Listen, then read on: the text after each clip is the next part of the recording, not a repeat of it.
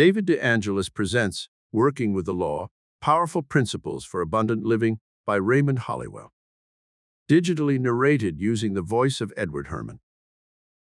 This book is lovingly dedicated to all humanity and to you who have shared in any way to make it possible.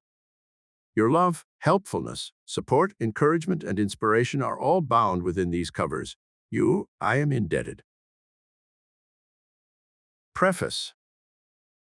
Students for many years have come to this school asking for a better understanding of God and desiring knowledge of the best way to get the most out of life. They have heard God spoken of as being afar off, when He is as close to us as the breath we breathe, closer than our hands and feet. They have heard Him spoken of as love, divine mind, divine intelligence, Jehovah, God, Lord, first cause, primal substance, and other names.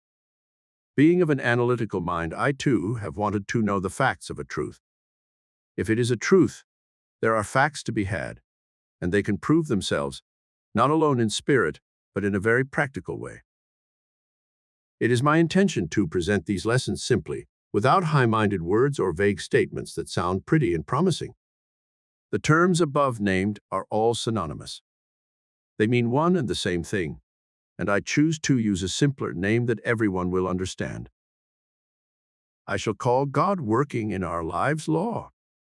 Interpreting the law in several ways should bring it more clearly into our way of thinking. Then, as we strive to work with the law, we are living closer to God, and such living brings a better understanding. As you grow in knowledge and are able to form better opinions, do not hesitate to change your views. Remember, the wise man changes his mind, the fool never. There can be no progress without change, no growth without renewal. There must be a constant stream of new thought, better thought, and truer thought to ensure progression in life. As soon as you perceive the better, let go of the old, grasp the new. To continue to hold on to the old and inferior when the new and superior is at hand is to retard growth, and to this one cause may be traced many of the ills of man. Proceed to use your thinking faculty, and take care that it does not use you. Master your mind and guide it intelligently, that is, exercise discrimination in all your thinking. Learn to think as you ought to think. Give your mental life to the matters that are absolutely essential to your welfare, and the balance of your thought to themes of beauty, truth, and progress. In other words, live with the ideal, but do not neglect the practical. Aim to adjust the two, and to strive to be on the outside what you idealize on the inside. Your thoughts make you, and your ideals, principles, or ruling desires will determine your destiny. Learn to use your powers unless you wish to be used by them. Make a daily effort to use the knowledge you have gained. Try to improve upon all your opinions. Endeavor to obtain a truer and larger conception of each of your personal views. This process entails effort, but all such mental discipline is highly constructive. It leads to a steady increase of mind power, and it is the mind that matters most among life's actualities. You may occasionally blunder. We are all inclined to do this, more so in the earlier stages of our mental development.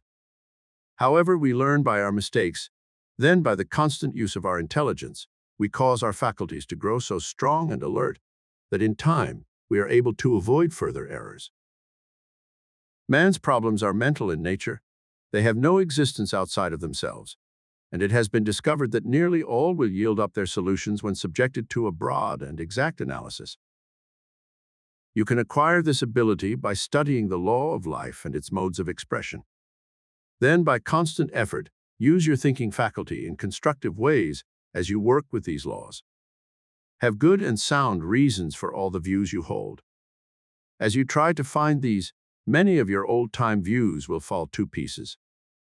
Form clear and definite ideas regarding your convictions as to why you do as you do, and as to why you think as you think. Such practice is like conducting a mental house cleaning. The practice of clear thinking tends to clarify the mind, tones up the faculties, sharpens the perceptions, and gives one a stronger and better grasp of the basic essentials for a larger and richer life. Clear and exact thinking is a very great necessity.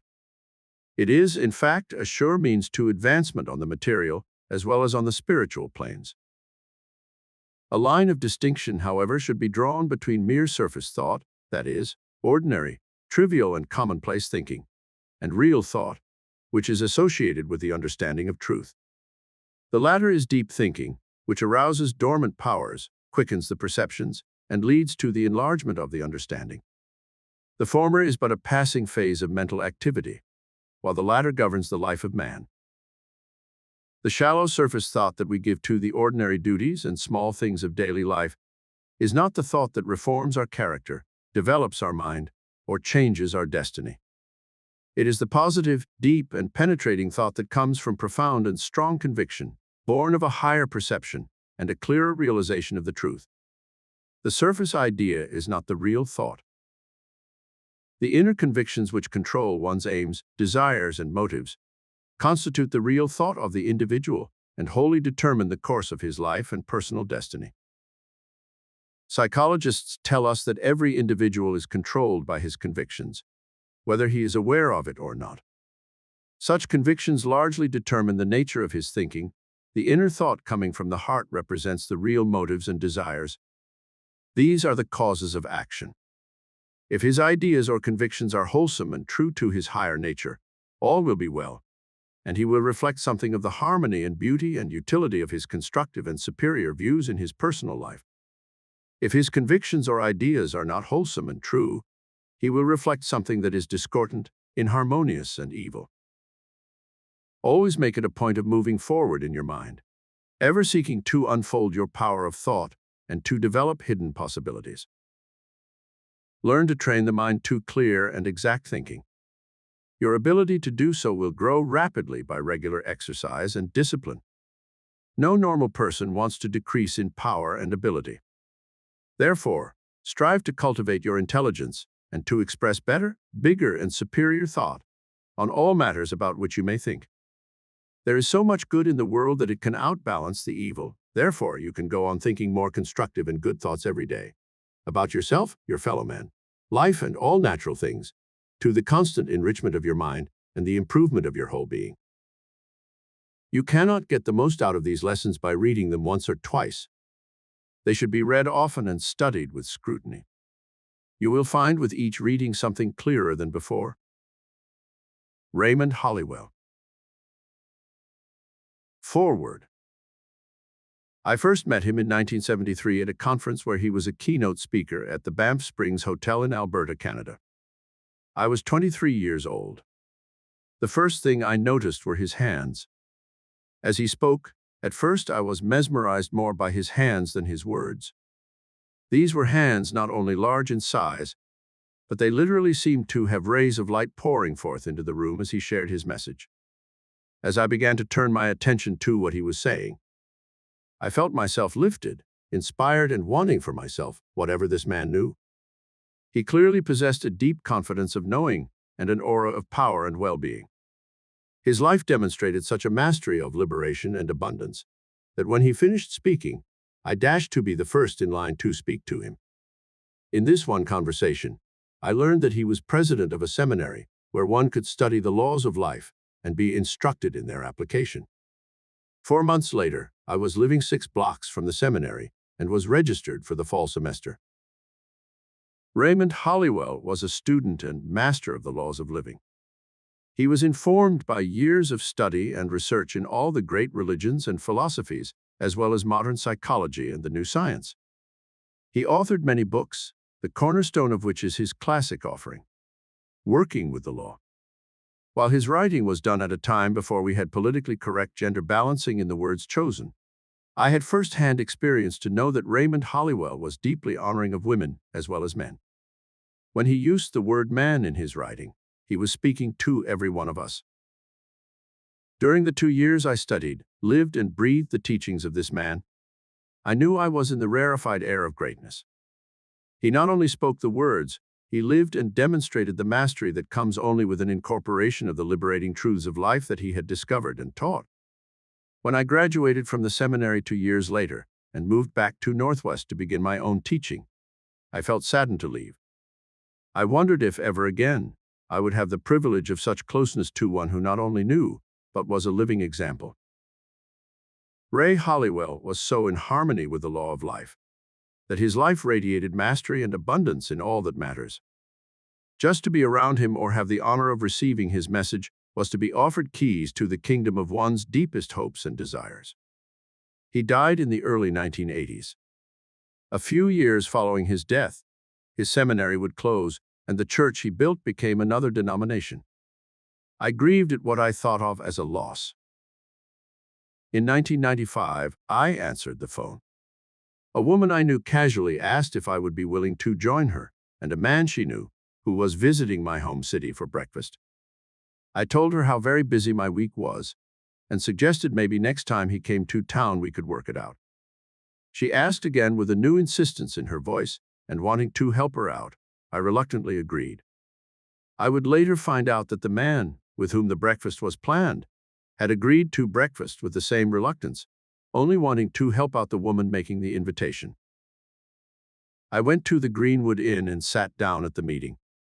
Within a few minutes, I felt a kind of exhilaration. A remembrance of how I had felt when I first met Raymond Halliwell began to dawn in my awareness. It was the knowing that I was in presence of the kind of greatness of being that one rarely, if ever, is gifted to experience. The man I was sitting with had spent his life studying the great laws of life and devoting his efforts to assisting others in incorporating the freedom, abundance, and well-being that is the natural result of living in harmony with these laws. As we discussed our individual exploration into these laws, he mentioned that he had often turned for inspiration to a great book of understanding, Working with the Law, by Raymond Halliwell. My jaw dropped and my heart opened. Clearly, the universe had more in mind for this meeting than a casual breakfast that would soon be forgotten. The man with whom I was sitting would become one of the great teachers and best friends of my life. His name, Bob Proctor. For many years, Bob and I talked about creating an opportunity for others to have access to the power and freedom that studying, working with the law, offers. You are now holding that opportunity in your hands. Mary Manning Morrissey. Working the Law. The Lord God made the earth and the heavens and every plant of the field before it was in the earth, and every herb of the field before it grew. Genesis 2, 4-5. The question uppermost in the world of thought today is whether a man has the capacity, equipment, and power to control his life, whether he can be what he wants to be, or whether he is a drop in the great ocean of life. Millions are affected by unemployment, poverty, and want. Can they help it? Where we have thousands of homes broken on the rocks of matrimony, can such a breach be repaired? Millions complain of sickness and disorder in countless forms. All this gives rise to the belief that we are victims of circumstance over which we have no control. Such belief makes of us fatalists and karmic addicts instead of masters and controllers of our destinies. A fatalistic belief is contagious, and when man submits to its influence, believing that the circumstances around him are stronger than the power within him, that man is defeated before the race is run. In the history of the race and the biography of man, there is a long list of evidences of man overcoming circumstances and meeting his problems of life. Evolution and anthropology alike furnish the truth that man is responsible for what he is. He has power to control his circumstances, and by using this power, he has created other circumstances more necessary in his upward climb. Yet some, not sure that we create our circumstances, are rather prone to think that they are caused by heredity, karma, environment, or numerous other external things. These are the real reasons, they think, for our failures. They believe in the natural limitations of life. They live in the conviction that as we are, so we must remain. They are sure that what is to be will be. The scientist, on the other hand, searching into the mysteries of human life, reveals to us a wonderful world of power, possibility, and promise. He tells us that the mind is the creative cause of all that transpires in the life of man, that the personal conditions are the results of man's action, that all the actions of man are the direct outcome of his ideas, that we never make a move of any kind until we first form some image or plan in the mind. These plans or ideas are powerful, potent.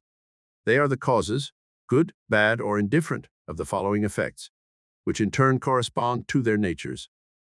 He tells us that these ideas liberate a tremendous energy. Hence, when we learn to employ our minds constructively, we use correctly these hidden powers, forces, and faculties. This, the scientist tells us, is the key to success in living life. There is a marvelous inner world that exists within man, and the revelation of such a world enables man to do, to attain, and to achieve anything he desires within the bounds or limits of nature. I believe the reason the famous English literary genius William Shakespeare is the leading dramatist of the world lies in this realm. The great Greek dramatists, with their noted insight, always saw the causes in some external fate or destiny that brought about the downfall of their characters, but Shakespeare saw something within the man as the cause of his failure or success. The fault, dear Brutus, is not in our stars, but in ourselves that we are underlings. We see Hamlet wrestling with his reluctant, indecisive soul. Macbeth is being pulled and driven by his ambition. Othello is torn and discomfited by his jealousy. Always the characters were battling with their inner selves, as though the dramatist were saying, "You are the master of your circumstance. Call forth your power, initiative, and ingenuity, and be the master. Fate is in your hands, determine it." If every man has the power and privilege to determine his fortune, what is that power? How can we recognize it? If all conditions are the result of our actions, and all actions are the outcome or the fruit of our ideas, then our ideas must determine the conditions in our daily lives. An idea is a thought or a group of thoughts. An idea is an image or a picture in the mind. There must have been an idea, a mental picture, back of every well-known achievement and invention. From the beginning, this is the creative plan. We read in the first book of the Bible that the great architect, God, saw a finished pattern or idea before it grew. There was a mental picture established within the mind of the Creator before it became a reality on the without, in some form of a creature. The Lord God made the earth and the heavens and every plant of the field, before it was in the earth, and every herb of the field before it grew. Every architect and builder follows the same plan, whether he is building or planning a house, a bridge, an institution, or his own life. Every man is his own designer and builder. Like the Creator, he makes his creations within before they materialize on the outside. All fears of sickness, poverty, and old age are impressions, ideas, and mental pictures, long before they become painful realities. Every idea and mental picture must produce after its own kind, whether the picture is good or bad.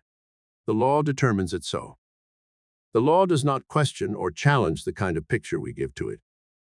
It only knows that it must take what is offered or planted and then proceed to materialize it into a visible form.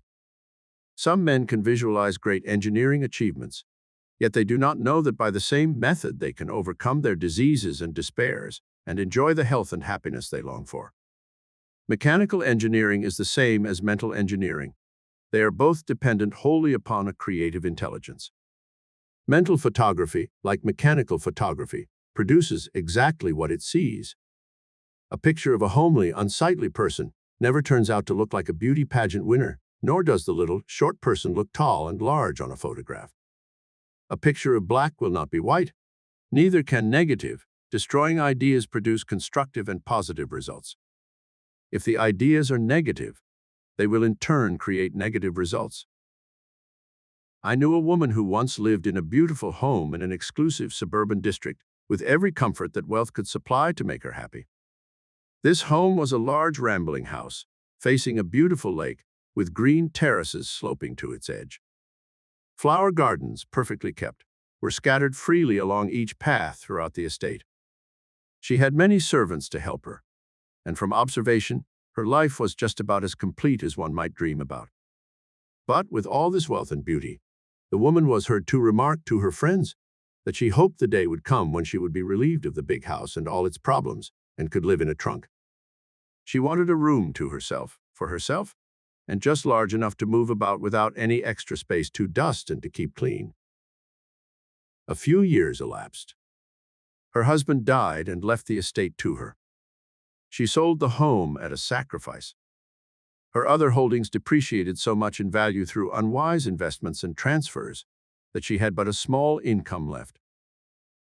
She went to live with a sister, and true to her wish, she now has a small room on the third floor and practically lives in a trunk. Whether she is happier now than before, I do not know, but I doubt it. One thing I do know, that is, she gradually led herself to the small room and privations when her consciousness began to grow small and limited. She unconsciously touched the creative principle and supplied it with ideas of smallness and privacy and limitation, which materialized within a few years' time.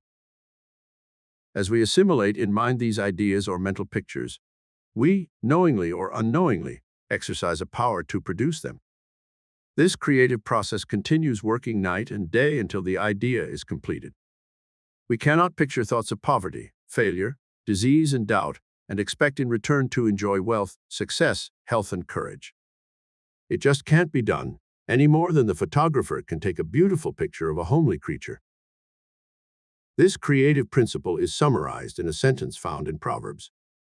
It reads, "As a man thinketh in his heart, so is he." You may have read or heard the statement before. It has been taught and expounded by philosophers of every age. You may have tried to prove the statement by ridding from your memory all negative thoughts, but because it took determined and persistent effort, you wearied. Then you dropped back into the current of old conditions and ideas, and if anything, became worse off than before. Others, hearing the statement, were not impressed, for they could not accept the assertion that all inharmonies of life are the results of their own beliefs, or of their past thinking crystallized into beliefs. They preferred to blame this upon something or someone else. Even God is given a share of the blame. There are others who believe that in God's good time, all things will eventually work out to their satisfaction, but this is not so. These people are planning for a heaven to be gained at some future time, when it is actually a condition and state of mind that can be had now as well as hereafter. In fact, unless it is gained here and now, it can never be had in the future. At some time in a man's life, he is forced to reckon with this creative law. There is no alternative. Everyone is governed by the law, whether he knows it or not. Possibly it is the same idea that some have concerning prayer. They think it is God's fault, will, or desire when they do not get the answer they seek. They use God as their scapegoat and excuse when their prayers are unanswered, or when they are unable to explain some act of God or of nature. God's will be done is one of the most overworked and least understood statements in our day. Some use the idea as a crutch to lean upon, when in reality it is a powerful bridge over which man may cross the deepest chasms and mysteries. It is man's failure if his prayers are unanswered. The creative law is ever ready to answer and cannot fail to respond when approached rightly and wisely. At the moment that man is able to contact and to realize the law, he will at once enjoy the benefits. It is the realization of the law in action that determines manifestation. An electrician, for example, does not pray and wait for the electric energy to make up its mind to serve him. He learns firsthand the laws of conduction and transmission in order to know how to cooperate with the law that governs electric energy. After gaining this knowledge, he can go ahead and set up the machinery which provides the means to generate and direct the power. Then he can snap in a switch and operate giant machines, create heat, set in motion countless other devices, or flood a room with light. He can do this, not once or twice, but as many times as he chooses, so long as he does not disturb the mechanics or violate the law governing the energy. The same principle holds true in all other sciences, including the science of mind. There is a scientific way of thinking about everything, a true and a right way that prevents the needless waste of mental energy and produces the desired results on all occasions. As explained, all things and events, all experiences and conditions of life are results. All results, however, will vary in quality and in quantity in accordance with the degree of knowledge possessed and in the measure of the mind's activity. The quality of the results produced by the individual thinker may be good, bad, or indifferent, as may be determined by conscious direction and choice, or lack of such, some results being harmonious and favorable, while others are discordant and unfavorable, or there may be a medley of the whole.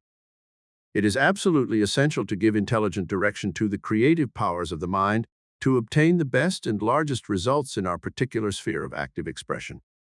In fact, it is highly important, from the standpoint of usefulness and common duty, that we should endeavor to understand the mind and its workings, and learn how to cultivate and develop those processes of thinking that will give us mastery over life and its conditions. Thinking is a perpetual process. It is a creative function of life that is ever going on. We are engaged in it and are producing results of some kind every hour and day that we live, registering within ourselves the exact effects of all our thinking. While we cannot stop thinking, we possess the supreme privilege of being able to determine the sort of results it is desired to experience by regulating the form and quality of our thought. How this is done in a simple and effective manner is explained throughout these lessons. Our main object is to arouse the individual to think for himself, to cultivate his own powers, and thereby to take the sure path of self-development and true culture. The great self-evident fact, which cannot be too often repeated, is that when we change our thinking for the better, we automatically change our lives for the better. Modern psychology has conclusively demonstrated that a change of thought must precede every change in the life and in the affairs of man.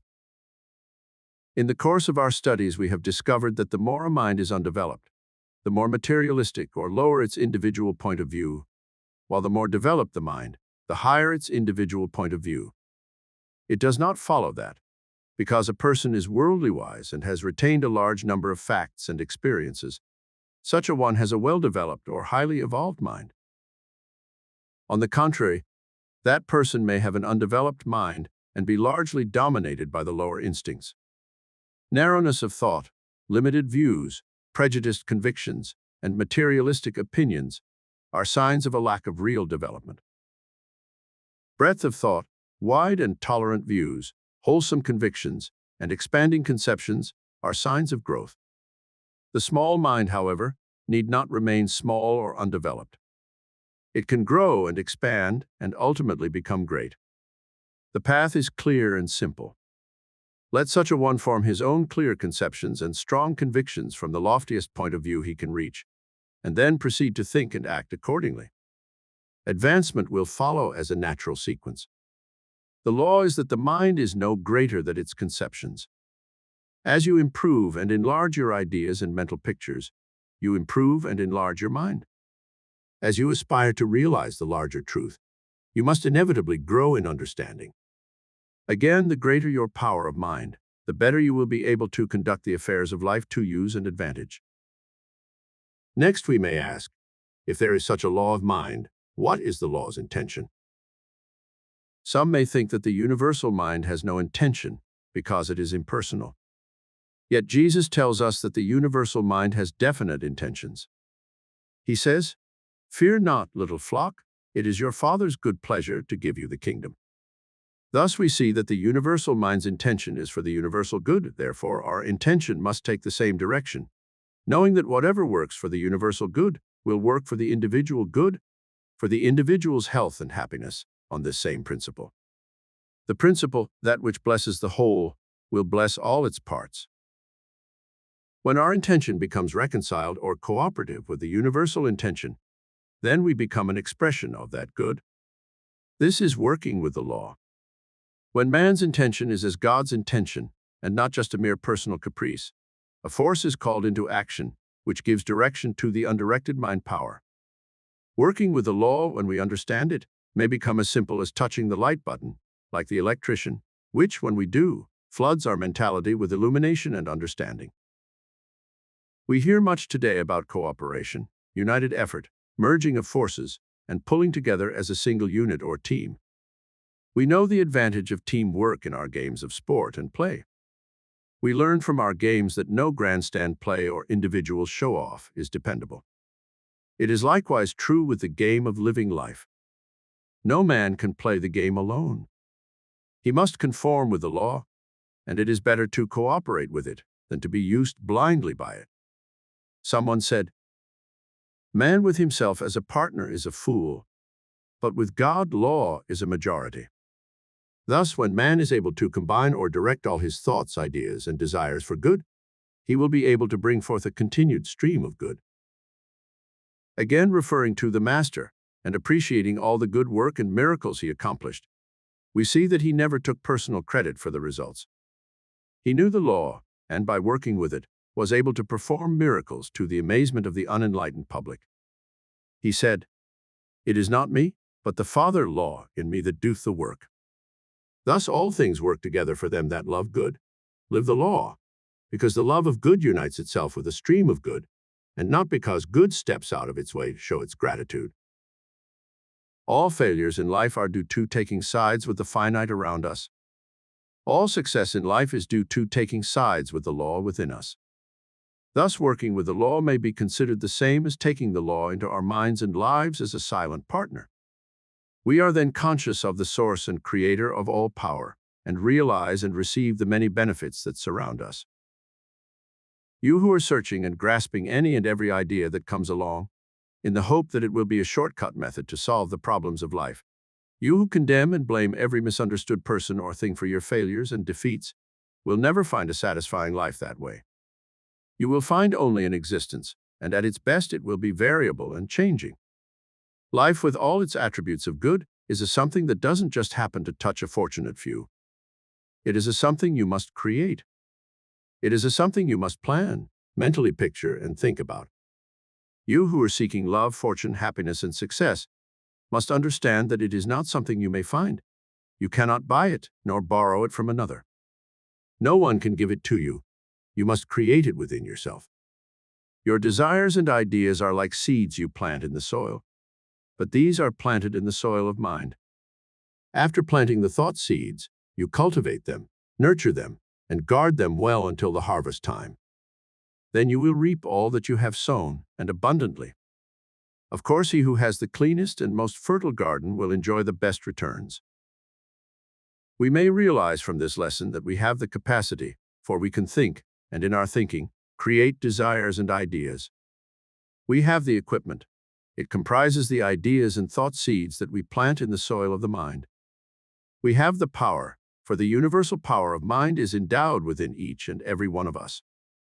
All that we may ever desire to have and to be is ours for the asking as we correctly apply the law of life, the law of mind. When a circumstance arises, we are not to come under it, to submit to it in servitude, but we are to surmount it, to overcome and master it, by exercising the creative law of thinking, and thus grow in wisdom and power. For, as Dr. John Murray so often said, we are according to our system of ideas. Law of thinking. As a man thinketh in his heart, so is he. Proverbs.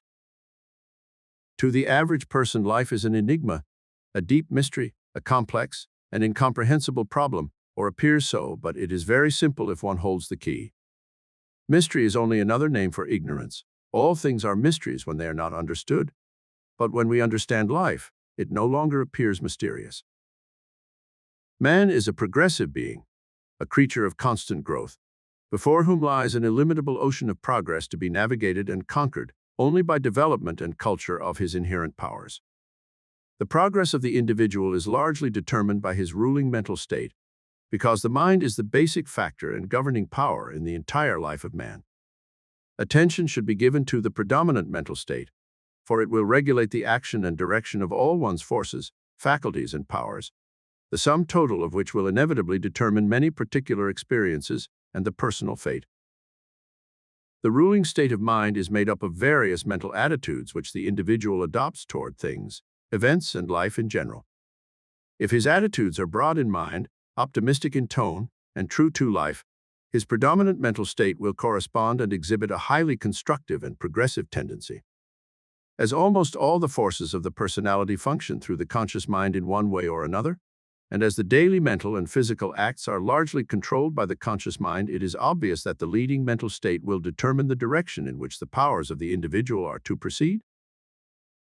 If his ruling mental state is upward bound, that is, aspiring, harmonious, and positive, all his forces will be directed into constructive channels, but if his state of mind is downward in tendency, that is, discordant and negative, then almost all his forces will be misdirected. It is evident, therefore, that of all the factors which regulate the life and experience of man, None perhaps exercise a greater influence than the ruling state of mind. Mental attitudes are the result of ideas, and these have their origin in points of view. Therefore, by seeking true and natural points of view, one may secure the best and most superior ideas, and these in turn will determine the predominating state of mind. We are prone to believe more than what we see. The evidences of the senses are the only facts that some accept. But now we shall realize more and more that it is what we believe that determines what we shall see. In other words, believing is seeing. More defeats and failures are due to mental blindness than to moral deviations. If one lived only by physical sight, his world would be very small. It is said of a bug that its world is only as large as the size of the leaf on which it lives, and many times it does not live long enough to consume the whole leaf. With man, if he lived according to the senses, the largest sense he possessed would be that of sight. Thus, our whole world would extend only as far as we could see. If we believed in the testimony of our eyes, we would accept many conditions that are not true. For example, if you look down a railroad track, you will observe that at a certain distance, the two tracks converge at one point. This is not true. Have you ever stood on the boardwalk and watched a ship slowly sink into the sea as it sailed away? That ship wasn't sinking. Our eyes tell us falsely. When you are worried over some obstacle or problem, just remind yourself that it may be purely an illusion of the senses, that it may not be true at all, according to the law. Did you know that you don't even see with your eyes? Your eyes are like a pair of windows. At the back of the window there is a reflector, and this reflector, in turn, forms an image of what you see and sets up a wave current. This wave current follows along thin wires called nerves. This relays the image back to the brain. Here at the brain, it is referred to the memory center. If the picture is a common one, our memory accepts it readily. But if we are looking upon some new picture, some new scene, our memory does not recognize it, and then we must repeat the picture over and over many times until it makes a lasting impression. Therefore, we do not see with our eyes, we see with our mind. Thought is a subtle element. Although it is invisible to the physical sight, it is an actual force or substance, as real as electricity, light, heat, water, or even stone. We are surrounded by a vast ocean of thought stuff through which our thoughts pass like currents of electricity, or tiny streaks of light or musical waves. You can flash your thoughts from pole to pole, completely around the world many times in less than a single second. Scientists tell us that thought is compared with the speed of light. They tell us our thoughts travel at the rate of 186,000 miles per second. Our thought travels 930,000 times faster than the sound of our voice. No other force or power in the universe yet known is as great or as quick. It is a proven fact, scientifically, that the mind is a battery of force, the greatest of any known element. It is an unlimited force. Your power to think is inexhaustible, yet there is not one in 1,000 who may be fully aware of the possibilities of his thought power. We are mere babes in handling it. As we grow in understanding and in the right use of thought, we will learn to banish our ills, to establish good in every form we may desire. It is our power to think that determines our state of living. As one is able to think, he generates a power that travels far and near, and this power sets up a radiation which becomes individual as he determines it. Our thoughts affect our welfare and often affect others we think of. The kind of thoughts we register on our memories or habitually think attracts the same kind of conditions. If we take the thought of success and keep it in mind, the thought elements will be attracted, for, like attracts like, we are mentally drawn to the universal thought currents of success, and these thought currents of success are existent all around us. We will psychically contact minds who think along the same lines, and later such minds will be brought into our lives. Therefore, successful-minded people help success come to them. That is how successful living is founded. The law of mind is in perpetual operation, and it works both ways. Persons who dwell on thoughts of failure or poverty will gravitate toward like conditions. They, in turn, will draw to them people who accept failure and poverty. On the other hand, we can think on positive conditions, on success and plenty, and in the same manner, enjoy full and plenty. What the mind holds within takes its form in the outer world. Some think that we must deal with two forces. That is, to attract the good, we must do away with the bad. But this is not true. For example, if we are cold, we do not work with cold and heat alike in order to get warm. We build a fire, and as we gather around that fire, we enjoy the heat that is extended from it and become warm. As we build up warmth, the cold disappears, for cold is the absence of heat. To be warm, we give our whole thought to those things which tend to create warmth. We ignore the cold in thinking of heat and bring forth heat. Prosperity and poverty are not two things. They are merely two sides of one and the same thing. They are but one power, rightly or wrongly used. We cannot think of plenty and then worry about the unfavorable conditions that may seem apparent. We think about plenty, and as we think of it, lack, its opposite, will become absorbed or disappear. All our thoughts must be directed to that one thing which we desire in order that our desire may be fulfilled. Our method is not manipulating two powers, not dealing with good and evil, right and wrong, prosperity and poverty. But as we follow the law of good and dwell upon that which is good, we shall bring to pass all good things. The mind force is creating continually like fertile soil.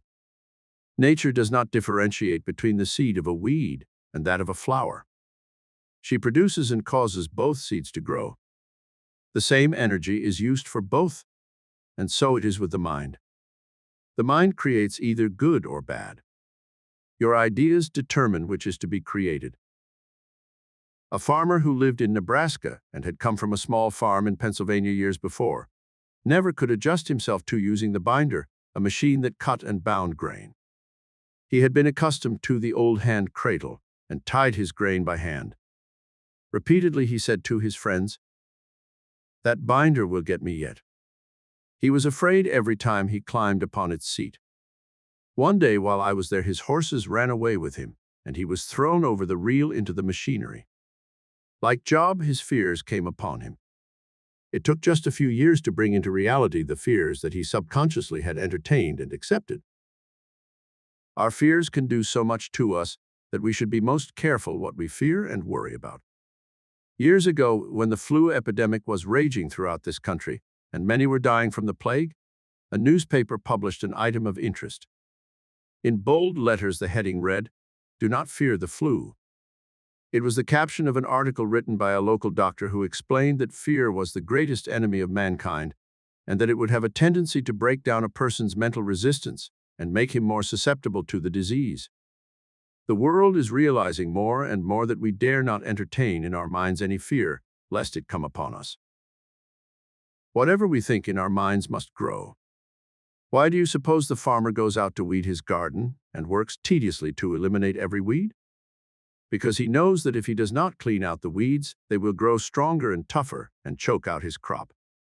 If some condition handicaps us, perhaps a weed that must be plucked out, it is important to know that the condition is the effect that we see. It is not the true cause that we see. Dig down deep into the mental storehouse and find out what is that cause. If we cannot discern it, there are others who can. Then weed out the cause by replacing it with the right kind of thought. That is, if it is fear, replace it with courage. If it is a diseased thought, replace it with a healthy thought. If it is a limited thought, think thoughts of plenty. For some issue whereby we alter or change the trend of the thought. Then, as we replace the thoughts that are as weeds, they will die of their natural selves. For such weeds die from lack of cultivation. As long as we allow things to seem real to us, we are putting our energy into it. We are nurturing it. We are feeding it. We are keeping it alive. We are putting our faith into that thing, whether we like it or not. And it must naturally grow, for the law of growth is ever working to produce whatever seed we plant. In my college days, I remember how a number of us were taken on a hazing party. It was purely a fraternal affair, so we were to be initiated and branded. When they came to my chum, they told him to peel off his shirt. He was blindfolded, and they were going to brand him with the initials of the order. They branded him with hot tallow from a burning candle. Now you know that tallow dropping from a candle would not burn. At least, it never did burn me.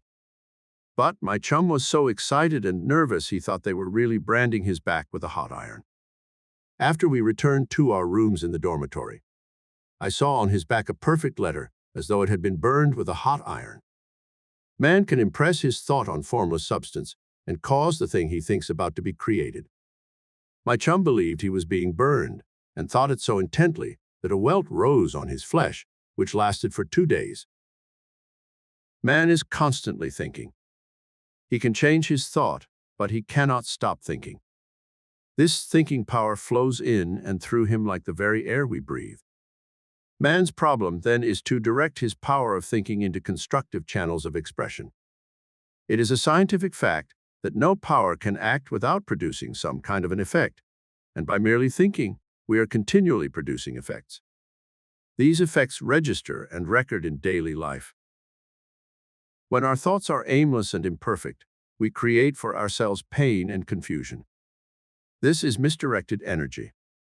Now, electric energy, when it is misdirected and uncontrolled, develops lightning, a most destructive agent. Yet that same power of lightning can be harnessed to become a most obedient and useful servant for good. The first question in our self-development is, are we controlled by our thoughts, or are we controlling our thoughts? Are we using our thoughts for gain? Are our thoughts using us for a continued loss? Jesus said, "Seek ye first the kingdom of heaven, and all things will be added." He also said, "The kingdom is within you." Heaven is a state of mind. Therefore, heaven is an orderly, disciplined, constructive state of thinking. To gain all things, we must first gain a disciplined, orderly, constructive state of mind. Have you a disciplined mind? Have you any dominating appetite? Are you emotional? Do you vent your feelings through impatience, temper, malice, hate, pride, envy, conceit, lies, dishonesty, and the like? Any of the negations as named, if controlling your thoughts, will delay good from coming to you.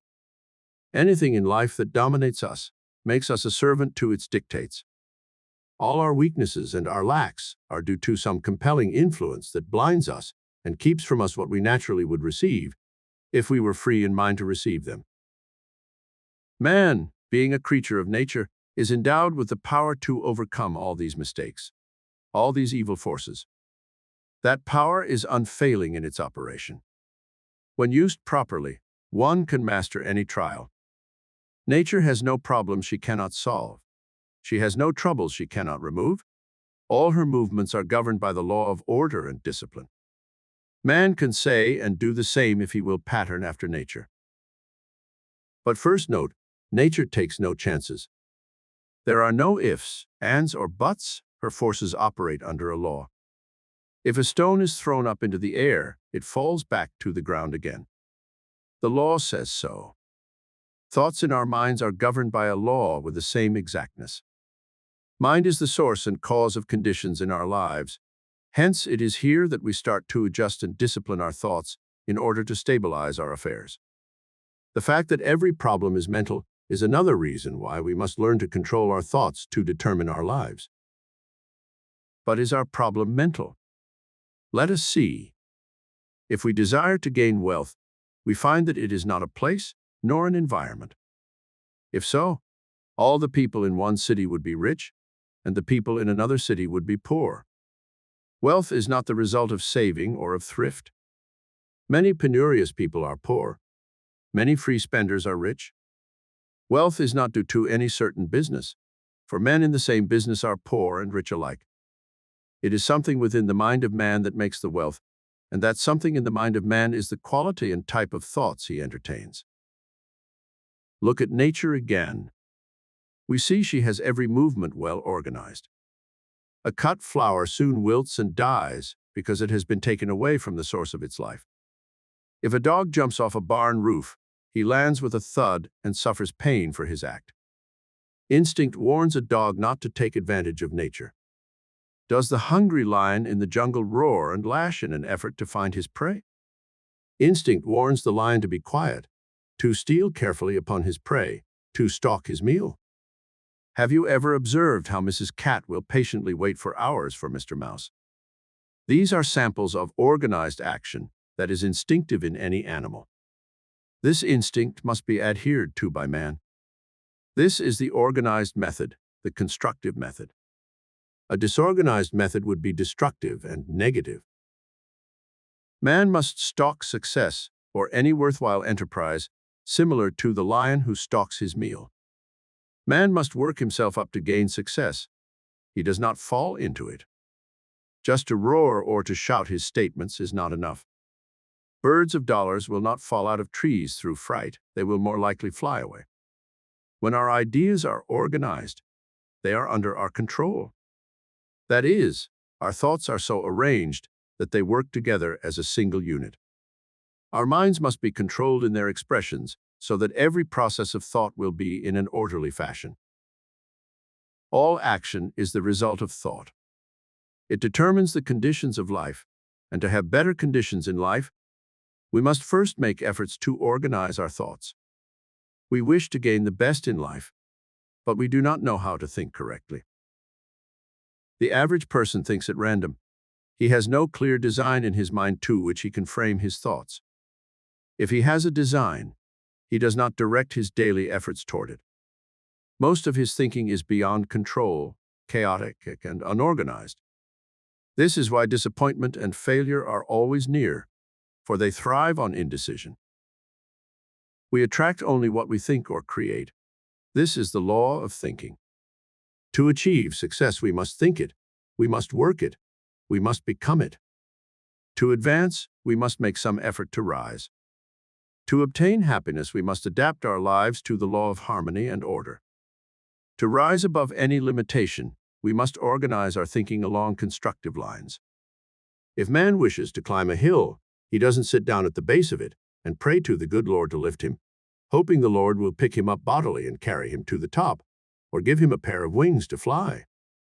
The natural thing he does first is to organize his thought. He decides he is going to climb the hill, and then he starts to climb. He climbs steadily, keeping his eye ever on the top. He may find another, picking out a better trail. He may wind around. He may slip back a step or two. He may even fall.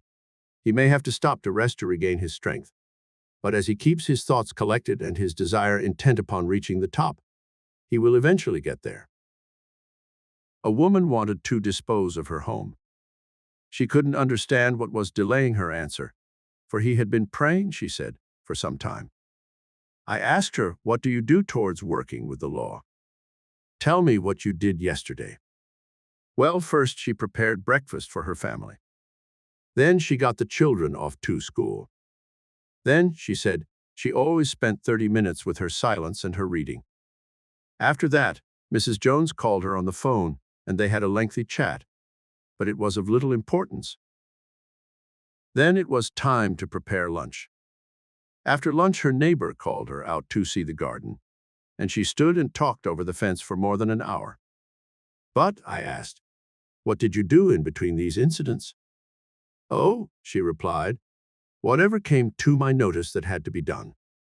I was busy all the time, but somehow, she added, I have never liked housework. Where did she fail?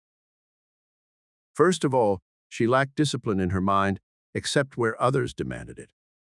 Her husband demanded it, the school demanded it, so she got the breakfast and the children off to school on time. You didn't make any effort towards selling your house, I stated. You thought 30 minutes silence would do it. Instead of organizing your time and work, you did just whatever came along. Her housework controlled her.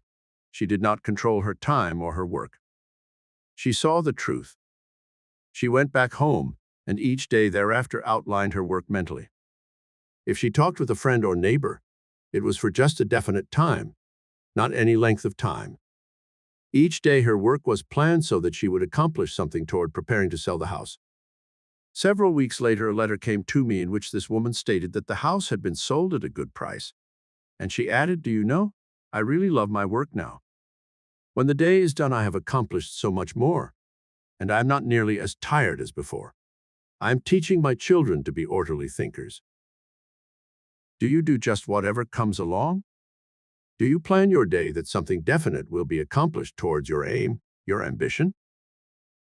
One type of people we call drifters, the latter type we call builders. A president of an automobile company whose output of cars was 76,000 last year put out more than 1.5 million. How did he do it?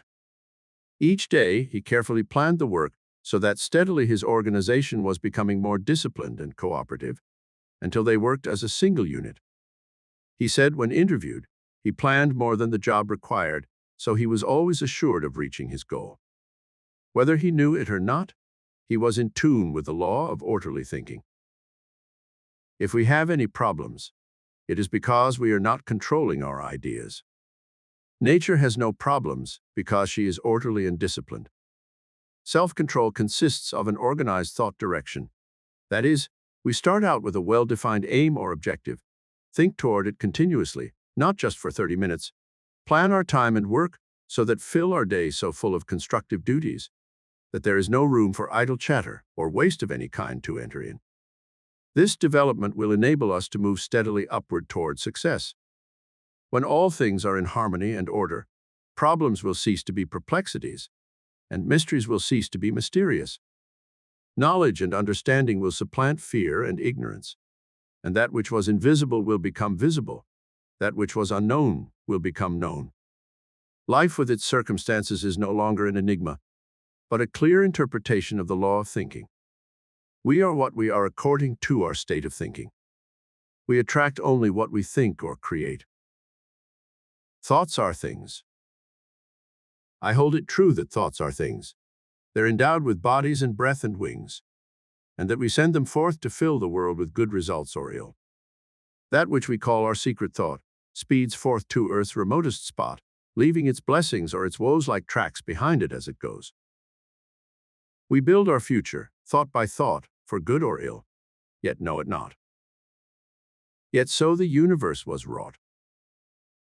Thought is another name for fate. Choose then thy destiny and wait. For love brings love and hate brings hate. Henry Van Dyke. Law of supply. Ask, and it shall be given you. Seek, and ye shall find.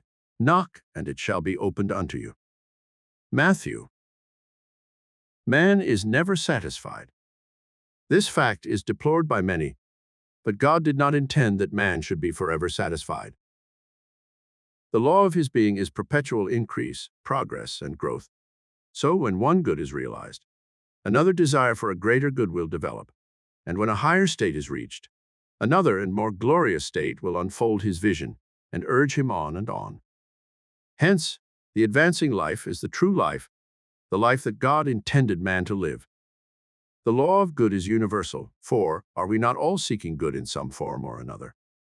Science and logic alike declare that the universe is filled with the essential substance of every imaginable good that man can image, and that he is entitled to a full and ever-increasing supply of any and every good he may need or desire. We believe, therefore, that it is right and good for man to seek to gratify all pure desires and ambitions. Here is the key to the law as Jesus gave it. What things soever ye desire when ye pray, believe that ye receive them, and ye shall have them. Every person, consciously or unconsciously, is operating this law in one or more of its phases. It works universally and on every plane of life's expression. We are all daily drawing into our lives the things we most desire and expect, and whether we attract good things or bad things, the principle operated is the same. But as we want more of the good things in life and less of the bad, it will be necessary to understand the law more perfectly, and so be able to adapt our thinking to it in a more direct fashion. Thus we secure the greater benefits that accrue from a conscious, intelligent use of its power. We affirm repeatedly that God is our supply. And if we would think a moment and trace our supply back to its source, we would agree that the statement is true. The difficulty with some is that they can more easily look to creature for the source of their substance than to the Creator. We don't really believe that God is the source of our substance. We try to think it true and may theoretically accept it, yet there is an uncertainty. It is hard for some to believe in something they do not see. It is so much easier to believe in what we see. Now, if we can see plenty all about us, we are willing to believe it and enjoy it. But later, as we are able to believe in the abundance of good, we shall then see it and enjoy it. Thus, at the outset, the question is, which comes first, seeing or believing? As we study the facts, we shall learn that the latter comes first, and the law is founded on our belief, which in turn determines our sight. People at one time believed in magic. Once they thought material things could appear right out of the air from nothing and from nowhere. They also believed that things could be made to disappear into nothing. Science has long since refuted this idea and proven such magic to be impossible, except when it is done through some trick in chemistry, a sleight of hand, or an optical illusion. Nothing can ever become something, nor can something ever become nothing. Substance can be converted, transmuted, and changed in a million ways, but it can never be destroyed. For example, if we plant an acorn in the soil, it will sprout forth a tree. Each year the tree will bring forth leaves in the spring and shed them in the fall. The leaves drop to earth and become a part of the fertile soil. The tree lives for 100 years, dies, falls to the earth, and decays. This decomposed timber slowly becomes part of the earth and is hardened into peat and coal. The coal is mined and brought into the home as fuel. Here it is consumed with fire and burned into ashes, and the heat units thrown off are used to warm the home. The ashes are again cast upon the earth, supplying food to the soil, which finally nurtures another seed and causes it to sprout forth and become in time another great tree. Following the cycle of the substance of a tree, we find it changing form many times. We see it giving off gases, heat units, chemicals of many kinds, and yet, if it were possible to be measured accurately, we would find that not one tiny part has been lost. All the supply there ever was, still is, and ever shall be, for nothing can ever be wasted or lost. There can never be a shortage in supply. Because some people do not see an abundance around them and do not enjoy plenty, is evidence that they do not understand or do not apply the law. In their blindness, they say that plenty does not exist, and so far as they can see, they may be right. But when they learn to see with their mind's eye, they will realize differently. There is a phase of the law known as demand and supply, which is found in every department of life. Years ago, Thomas Edison resorted to its use when he invented the first electric light. When his carbon lamp was brought to the people as a new kind of lighting, far superior to any method then known, did they readily accept it? Many thought it ridiculous and too expensive. They were using candles, oil lamps, and a small percentage of gas lamps. Such light was plenty good enough. Hence, quite some time elapsed before the public was educated to the advantages of electricity over the old ways of light, heat, and power. Not until the people were convinced of the advantages of this new power did they invest in its future, build powerhouses, set up poles, and string wires all over the town to factories and homes. How was all this accomplished? When there was a demand for the need of electric power, the supply was forthcoming. Where did it all come from? Out of the earth, out of the air, from water power, steam power, gas, oil, and 1,001 other sources. It comes directly from nature, whose foresight created these materials in the earth. Once our forefathers were in style when they rode the stage, a hack or a carriage. It has not been so long since one was the talk of the town if he owned a fast team of horses and a rubber-tired Victoria or gig. Where are they now? Gone and almost forgotten. The automobile has supplanted them. How did it all happen? When people demanded a means of traveling with more speed, greater comfort, and luxury, necessity gave man an idea. He thought of building a horseless carriage. He worked on the plan, slowly developed it, and slowly educated the public to accept the modern mode of transportation. One outstanding man dreamed of the world rolling on wheels and set out to build a car that the poor man could afford. Today, the automobile has become such an important factor in man's life that we wonder how he could have ever progressed without it. You see, whenever man has needed a certain thing in life, an idea has been first given him in mind. He was inspired to develop the idea and then materialize it by converting a piece of mud or metal into a usable form. Why did people live so long content with the horse and carriage and not enjoy the automobile? Because they could not imagine it. Their minds were not trained to demand such a thing. Was the supply available to build such a machine? There was as much supply at hand then as now. In fact, the supply has always been there since the beginning. Thus, it was not God's fault that the auto was so late in coming to man's need. It was man's fault because he had been so long realizing the need. Where there is no demand, there will be no evidence of supply.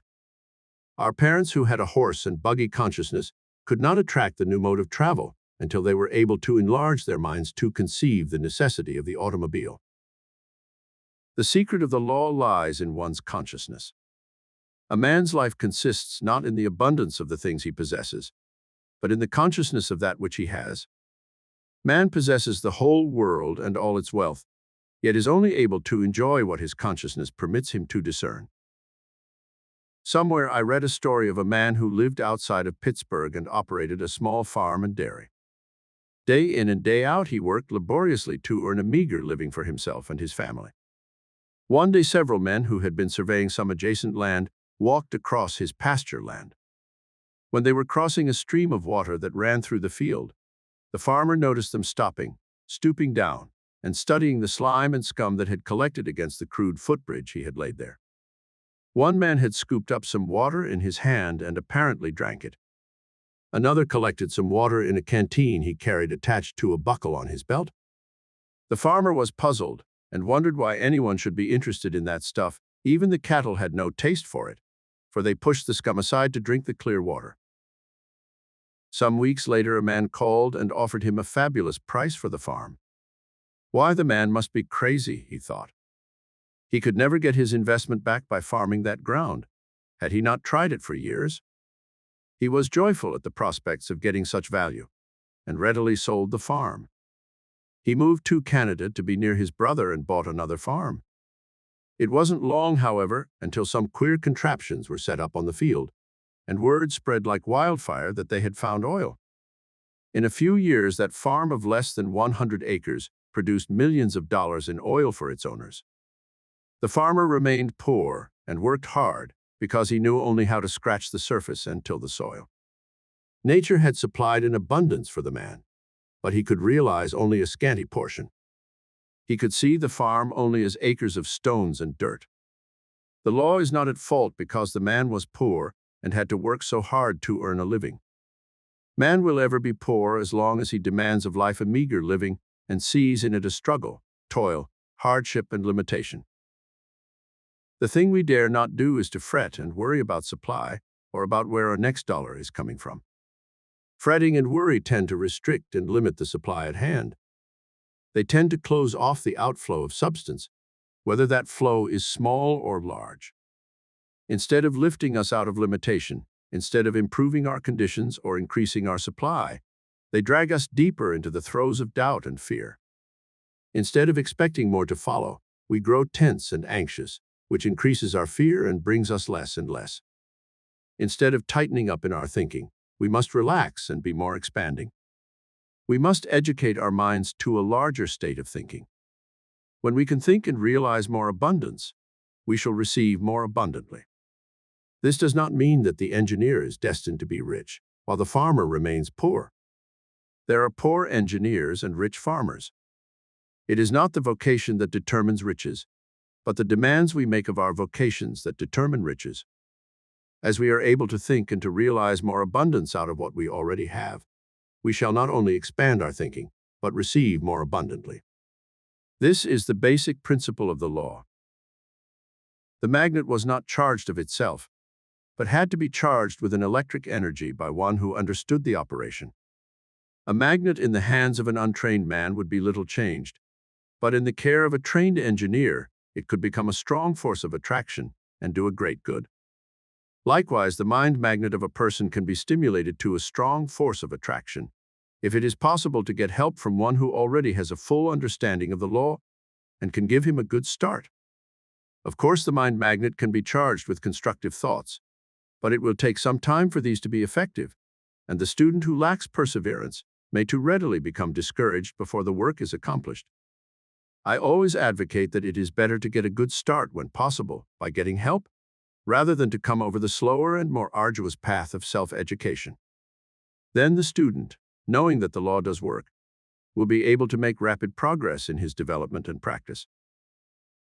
All the poverty in the world arises from a poverty consciousness, whether it be collective or individual.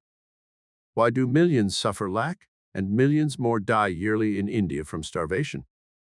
I am told that many of them have never in a whole lifetime enjoyed a full meal. Surely it is not because nature has underestimated the need for so great a people. Surely it is not because there is not enough food to go around. It is because the vision of the people has been limited to such poverty. Ask the farmer about his crops.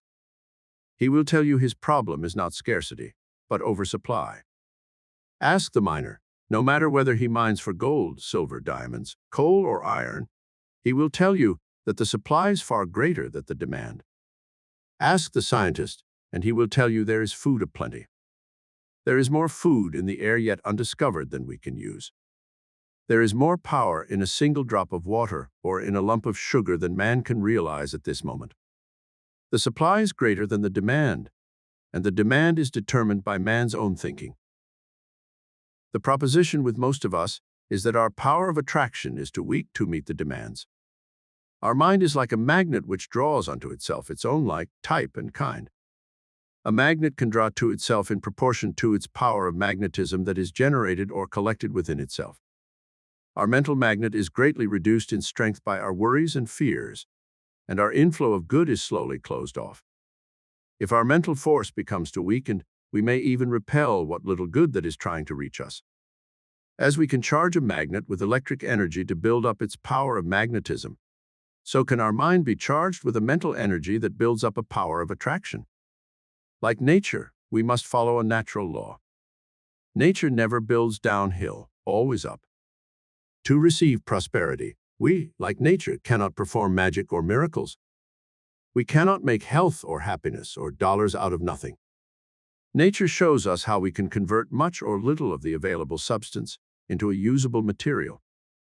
The available substance is our thought, and we charge our minds with constructive thoughts. Like nature, to accomplish good, our thoughts must always be building upward, must be constructive. If, for example, a drone bee in a hive has decided to lay down on its brothers and only do a half job, does Mother Nature agree and find a part-time work for the special bee? She does not. She impresses the other bees, who are working hard to collect the honey and fill the hive, to send their soldiers after the drone. It is politely marched outside and stung to death. Nature destroys a lazy bee. If thoughts enter our minds that are not full strength, are not wholly positive, like nature, we must comply with the law and destroy them. We dare not entertain a half-truth or a lazy thought without weakening our power of attraction and reception. Right here is an excellent place for us to begin with an inventory. We law should sieve our thoughts carefully to separate the strong thoughts from the drone thoughts. The drones must be cast out and destroyed by refusal to accept them any longer. Then we must carefully guard every thought so that another weak one cannot unconsciously or consciously slip through to play destruction with others that are trying to do good. A man came to me one day late in the fall and expressed his fears pertaining to his job. He had been employed for many years in a hotel that for the first time had felt the effects of a dull season. It was rumored, he said, that the management was going to close down the house and let out the employees until spring. He said, "I feel these folks know there will be a shutdown. They are in the office of the manager. What do you think I can do about it?" "There is only one thing you can do," I answered. "Go back to your work and realize the law. If the law determines your supply and position, then no one but the law can change it for you. If you will realize this and keep it constantly in mind, I shall help you keep the law at work. If the law has another position for you, there will be a door open before this one can close. Go back to your work and ignore the rumors. Let the others fear and fret, but don't let yourself come under their thought. To prove your faith or confidence in the law, prepare to enter another year's business on your books. Get ready to carry on and expect your work to increase and improve. He went back and did as he was told. When rumors grew to realities, he held firmly to the thoughts of increased work and business. Thus, he was retained during the slack times. He was kept in the office to handle the business, and because of the increased work and responsibility placed upon him, he was given an increase in salary. If he had been allowed to entertain the fears and thoughts of loss and lack, he would have suffered with the rest who were laid off. This is according to the law, and the law is no respecter of persons. If he had allowed his thoughts for good to become adulterated with thoughts of lack, he would have weakened his mental magnet. He could not have attracted any more than his mind was able to receive. It matters not how much we pray or how loud we pray. Our prayers can only be answered as we work the law. The law will serve us in proportion to how well we serve it. Robert Collier, in one of his books, tells of an incident that happened in Chicago. A young man, while in the elevator of a large business house, was asked the question, "What is your religion?" He promptly answered, to the surprise of others, that his religion was Sears, Roebuck and Company. That young man is one of the executives of the same company today. Why? He touched the law of supply in that he thought solely in terms of his interests. His firm's success was his success. His concerted interest enabled him to become a part of the firm. Today he has a tufted seat, a handsome office, and a fine salary. If your need is supply, then your religion is the same. Like the young man, your single thought must be abundance. As abundance and supply are one, then to use the law, you must think supply, talk supply, and live supply with every thought. Keep your thoughts so occupied with ideas of plenty that any and all the drone thoughts of lack or loss will be destroyed. Remember not to confuse money with supply. Money is but one of the numerous means of supply. Money is not the root of evil, but the love of money is. If you concentrate upon money alone and use every means to gather it and hoard it, you're forcing the law to close out other good. If you concentrate on a part and not the whole, you get only a small part. If you concentrate on the whole, you enjoy all its parts. If you love money, use the law solely to amass riches. You may gain riches, but you will also lose so much more that is good that your life will be quite empty and lonely. I knew a man who determined early in his life to concentrate on accumulating money. He attained his ambition and became an influential power in his town. He confided in a friend before he died, saying, "I did everything I knew to become rich. I gained riches, but I lost the love and companionship of my wife and the joy of being a father to our children. I lost my health and am spending my wealth to regain my health, but somehow it doesn't respond. Yes, I learned how to get rich, but I never learned how to live." If we love the law, use the law to gain supply and use it wisely, we will satisfy every desire. We will learn how to live wholesomely, freely, and wisely, and there will be no losses. Our lives will be as complete as God, the law, designed them to be. There may be many of you who are trying to follow the truth ideas and who have earnestly affirmed in thought statements for supply, but somehow it has only come in small amounts or not at all. This may be largely due to the fact that your senses are yet too strong for your mind to control. You must see first before you can believe. That is, you are so used to seeing just so much supply or money that in spite of your statements, you believe more in what you see than in what you are trying to think. To you, it is necessary first to train your senses to come under the control of the thoughts which you know you must think to conform with the law. Florence Shinn gives a clear example of this in her book, The Game of Life. She tells of a man who was seeking a new position and, having a limited amount of money, was debating in his mind whether to buy a new coat or to hold tight to the money in case he was long in getting employment. He was advised to buy the coat, and it was an expensive fur coat. This reduced his bank account considerably, but it increased his confidence and stimulated his faith to such a degree that his prospective employer caught the spirit of it and gave him a splendid job. The coat served to enable him to feel prosperous, and the venture strengthened his courage and confidence, so the law proceeded to satisfy the demand. If such a condition arises, wherein one feels better for seeing some evidence of prosperity, then it is wise to do that which makes it easier for the person to draw prosperity to him. Certainly, it is not helpful to work for prosperity and see a stack of bills before you or a condition of limitation and squalor around you. It is better to come away from such a sight and go where the view is more in keeping with the desire of the mind. When I desire to work for prosperity for myself or others, I try to stay in an environment where there is plenty and beauty, and where the people around me are not in limited straits. It follows, therefore, that you can steadily draw into your life any and every form of good you may truly desire, as it is the will of God that you should enjoy every good that will promote happiness and progress. All desire is an expression of the will, while to expect good is to demand good, so that both are necessary to attract supply. Therefore, seek to adjust your desire with God's plan, the law, and expect that every good and only good can reach you. Then nothing but good can come. An abundance of all needed good is the natural heritage of every man, woman, and child. That is a vital truth. It is wrong for one to dwell in poverty when there is plenty for all. It is wrong for one member of the human family to accumulate vast wealth at the expense of his fellow man, wrong for one to dwell in conditions of war and chaos when peace may prevail, wrong for the strong to take advantage of the weak, wrong to lack in good of any kind that may be essential to promote the welfare and happiness of the individual. So, whatever falls short of giving satisfaction, harmony, growth, and increase is abnormal. Nature originally intended that the real needs of man should be adequately supplied, not his surface wants, which are often impulses, but the normal specific needs of the individual, which would be abundantly satisfied, were man to live in closer harmony with the fundamental law of supply.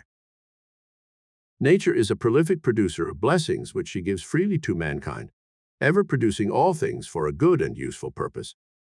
Every individual, therefore, has a natural right to a full supply of every good that he can use or enjoy.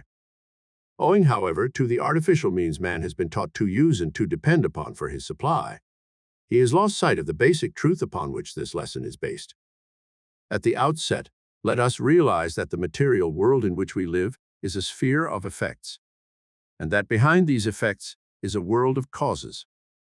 Then recognize that when you desire any particular effect, it is because that specific good is already in existence in the sphere of causes.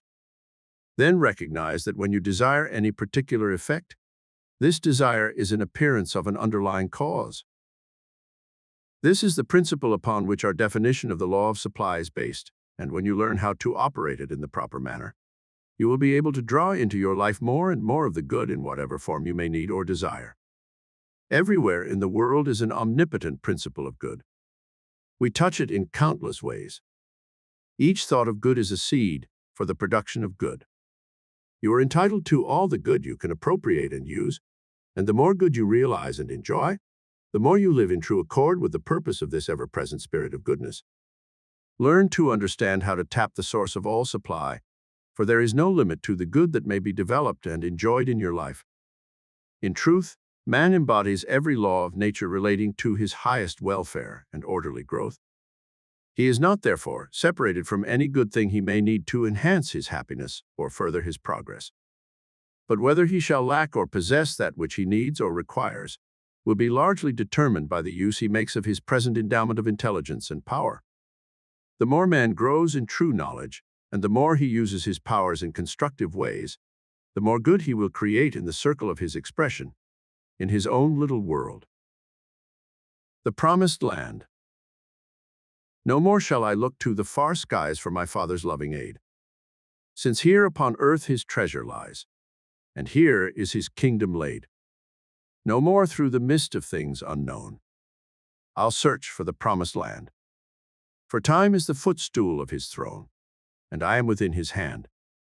The wealth that is more than finest gold is here, if I shall but ask, and wisdom unguessed and power untold are here for every task.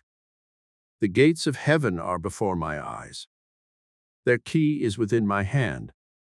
No more shall I look to the far skies, for here is the Promised Land. Alva Romanes. Law of Attraction. To desire is to expect. To expect is to achieve. The underlying law that regulates supply in the world of effects has two important phases. One is desire, and the other expectation. These mental attitudes represent lines of attractive force, the former being the positive phase of the law, and the latter the negative phase, while phases must be complied with to obtain the best and greatest results. The first phase of desire embraces a positive process of attraction, that is, when an individual earnestly desires a thing, he sets up a line of force that connects him with the invisible side of the good desired. Should he weaken or change in his desire, that particular line of force is disconnected or misses its goal. But if he remains constant in his desire or ambition, the good demanded is sooner or later realized in part or in entirety. The principle involved is that you cannot long or yearn for anything unless it already exists, if not in form, then in substance. And desire is the motive power for calling it forth into visible appearance or physical effect. It is no use to desire a thing unless you expect to get it, either in part or in full. Desire without expectation is idle wishing or dreaming. You simply waste much valuable mental energy in doing this.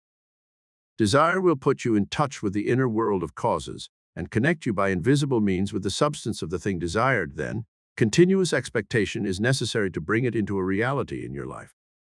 Much like the pull of gravitation in the physical realm, expectation is a drawing force of the mind which acts in the invisible realm. We all know that many persons desire good things which they never expect nor make any real effort to grasp. They start out well and may get halfway, but not any further. When they learn to comply with the other half of the process involved and learn to expect what they desire, most of their dreams or wishes will steadily materialize. Again, we meet people who expect things they do not want, but which often come. This proves that expectation is a powerful attractive force. Never expect a thing you do not want, and never desire a thing you do not expect. When you expect something you do not want, you attract the undesirable, and when you desire a thing that is not expected, you simply dissipate valuable mental force. On the other hand, when you constantly expect that which you persistently desire, your ability to attract becomes irresistible. Desire connects you with the thing desired, and expectation draws it into your life. This is the law. Should you be oppressed by poverty, hardship, limitation, or lack of any kind, begin now to operate this law of mind and gradually command more and more of the good in the form of better things and improved conditions. It is your right to be happy and free. We should seek, therefore, to learn more of the unseen laws of mental creation and the marvelous possibilities dormant within our beings. Nature does not deprive us of any good and desirable thing, but has provided us with the mental equipment and inner power to acquire and enjoy all the essential good to ensure a happy and worthwhile existence. Application is the test of adequacy, as knowledge is of little or no value unless it can be used to practical ends. Here is a simple method in the beginning for using the power of mind to increase the amount of good in our lives in conformity with the law. Form a clear and well-defined mental picture of what you want. Do not specify its particular form or how it shall come, but simply desire firmly and gently the greatest amount of good in that direction. Avoid a tensed state of mind or any condition of strain or anxiety. It is better to do your mind picturing in odd moments when in quiet and restful conditions. Let the idea or plan of good unfold into a vivid mental picture, much the same as though it were a moving picture upon a screen.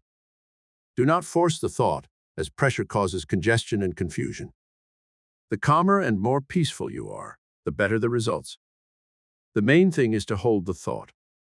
Then proceed to nourish your desire or want with a calm, confident conviction that what you seek will come. As you persist in this state of mind, the good desired will tend to gravitate towards you. It may come almost at once as in respect to little things of less consequence, like an invitation, a book, or meeting a friend on the street, or it may come by degrees over a period of time, according to the clearness and strength of your demand and the particular form of good desired. In the meantime, be reasonable and practical and do what you can to promote its coming. I have little confidence in the Lord answering the one who rocks in an easy chair and waits for the desired thing to be placed on his lap. Somewhere it says the Lord helps them that help themselves. Yes, action spells results. This supplements your mental creative process and provides the channel for its expression. Then leave the results to the law. As you do your part, the law will do the rest. How well or how accurately you cooperate with the law determines the duration of time apparently required to bring forth your supply. Time is a period created by man. Nature knows no time and always responds in the present, in the now. In some instances, results that seem almost magical will appear. Often where there has been a deep, longing desire for a particular good with no expectation of its realization, the addition of action will finish the process with the happiest results. In fact, you are always on the right side of the law when you combine the two essentials of desire and expectation. You operate a hidden intelligence that puts you in touch with the actual ways and means of materializing your desires. The principle underlying this process of attraction is as sound and as demonstrable as any principle in the science of mathematics. We all employ it every day, more or less, but usually unconsciously, and therefore imperfectly. Finally, do not desire or demand what rightfully belongs to another, in the sense that such a one would suffer by deprivation. Only desire that which will round out your life to make it fuller and happier, and also that which will enable you to help others into better and happier conditions. Aim to be normal in your demands, and use the intelligence with which God has endowed you in discriminating between rational and irrational demands. The innate desire of your being is for harmony, satisfaction, and plenty. These conditions will be obtained more and more in your life as you live in accordance with the law, and constantly expect a continuous increase of good as an evidence of your growing faith in the wisdom and all-sufficiency of the great source of all good. The mind is a magnet and attracts whatever corresponds to its ruling state. Whatever we image in mind, whatever we expect and think about, will tend to bring into our lives the things and conditions that are in harmony therewith. Science has convincingly proven the existence and constant operation of the law of mental attraction. For this reason, everyone should be doubly careful about how and what he thinks. Our predominant mental attitude is the primary cause of most everything that comes into our lives, and the sooner we realize this truth, the sooner we shall begin to improve our lives and progress. We must seek to become imbued with the desire to advance, and give the law a chance to help us. Everything will then work toward our aid. Obstacles will strengthen our resolve to win. Discouragement from others will only serve to strengthen and to arouse us to a stronger activity. We will see more clearly and understand more fully that every difficulty is an opportunity to advance, every stumbling block is a stepping stone to success. Our so-called burdens will lose their heaviness because the spirit within us is unconquerable, and when invoked by desire and aspiration, will unfailingly come forth in greater power and richer intelligence. This will guide our thoughts and actions into those pathways that lead to the heights of conquest. The law of mental attraction acts along the same lines as the law of gravity. It is as definite and as accurate. You have heard the law expressed in such statements as, birds of a feather flock together, or like attracts like, or things equal to the same thing are equal to each other. The thoughts and the actions of people draw to them people of their own type and kind. It is difficult to tell one just where he may fail to attract his needs, as no two people think alike, and therefore no two people make the same mistakes. However, I shall name and explain the 3 steps one can use to build up realities. By following closely these suggestions, he can note where he may have failed. Interest. The first step to take is called interest. Interest is paying special attention to some object or thing. It is being definitely concerned about someone or something. Interest is tending to see in the outer world what is already existent in one's mind. Things you think of that give you joy, pleasure, wisdom, and satisfaction are interests. I recall one woman telling me that she invariably could see cripples in a crowd quicker than anyone else. They seemed to draw her attention to them and excite her sympathy. It was because she had once been injured and was wheeled about for several months packed in a cast, and the memory of the experience was fresh in her mind and created the interest. Our interests are largely individual because we do not think alike. One person may find interest in some things that another would fail to see. Recently, my wife and I went out exploring along a dried-up riverbed on the desert. She was especially interested in collecting bright stones containing gold, silver, copper, and iron that are commonly found in this country. I, in turn, was looking for gourds that I knew would grow wild, where there had been moisture. I was interested in gathering the kind that the native Indians used in their hogans, and particularly the kind they selected for their ceremonial dances. There we were together, she walking about picking up these rare stones, and I looking around for the vines that held the gourds. I didn't even see the stones, and I am sure she didn't see many of the gourds. Both walking together, yet we were seeing differently because we were looking for different things. We see in life that which interests us the most, and pass blindly by that which is of little or no interest. It is here in this simple practice that many of us may be making our mistakes.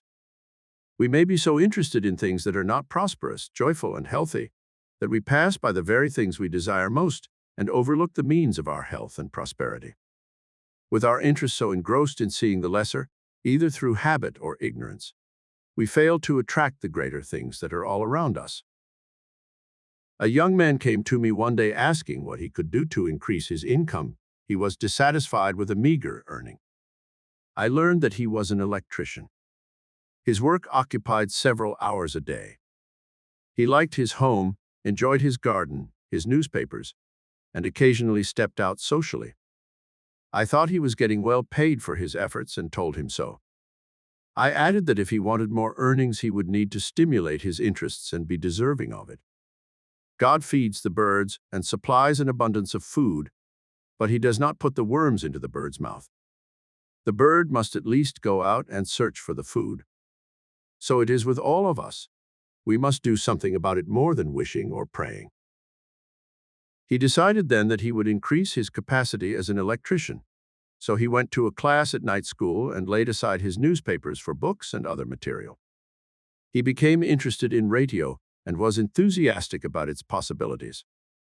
This interest drew him into new circles and landed him a position with a growing radio company. In a very short time, he had found a new pleasure and tripled his meager earnings.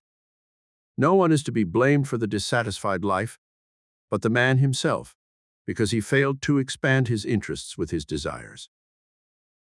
It is so easy for people to allow themselves to get into a rut, and it is always a mental rut before it becomes a material one.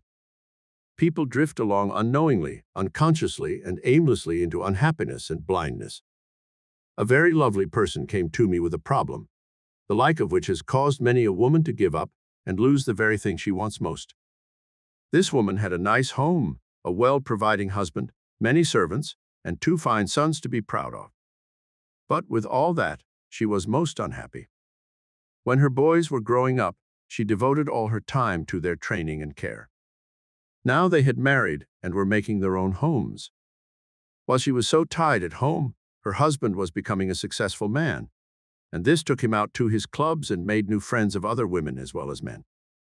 He was quite occupied with his interests. He came home at nights, but most of his weekends were spent elsewhere. Here she was with a big house and servants, plenty of money, but no love or happiness. She realized the breach was widening, and knowing that soon her husband would want a divorce, she was forced to seek a way out. After a lengthy analysis, I learned that she had a spark of interest left in art and literature, so recommended that she take a trip abroad for the summer to see new sights and to plan a busy winter with new studies. She returned feeling refreshed and anxious to begin the work. She joined a literary club and liked it. Gradually, she worked into some small dramatic parts until one day her interest burst out into a flaming desire to go further with the work. Home, servants, loneliness, all receded with the new ambition. In short, she advanced into radio work and has been very successful. Her sons are proud of her achievement. Her husband has become almost jealous with his attentions, and her happiness is supreme. You see, one must keep up some interest. One must keep his mind active and keen in order to avoid losing one's attractiveness and satisfaction. Our highest interests should govern our thoughts and not the material things.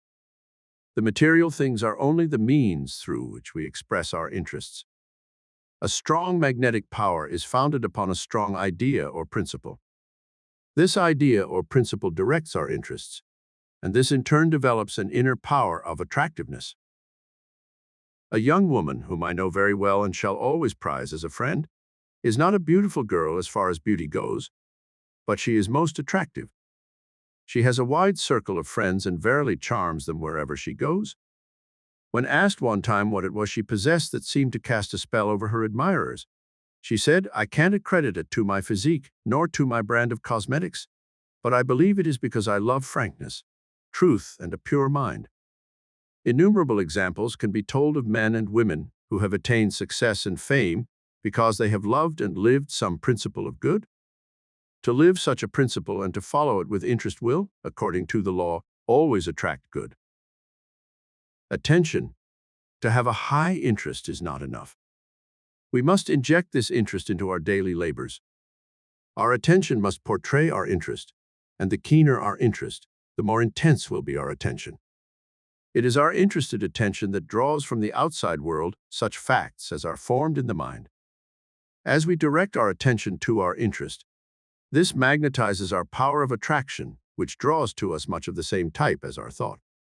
When much of our interest is taken up with our full attention, we shall find that most of our petty and selfish leanings will be absorbed by our higher interests, and we will steadily progress.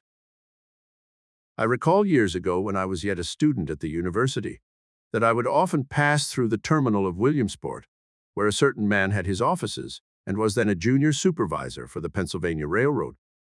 Often it would be after working hours when I passed the building, and frequently it would be late in the evening, yet I would see his office lighted and find that he was busily engaged in finishing up some important work.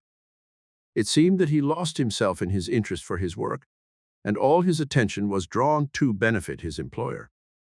Years passed, and the day came when I met that man, and knew then why he had been steadily promoted from one position to a better one.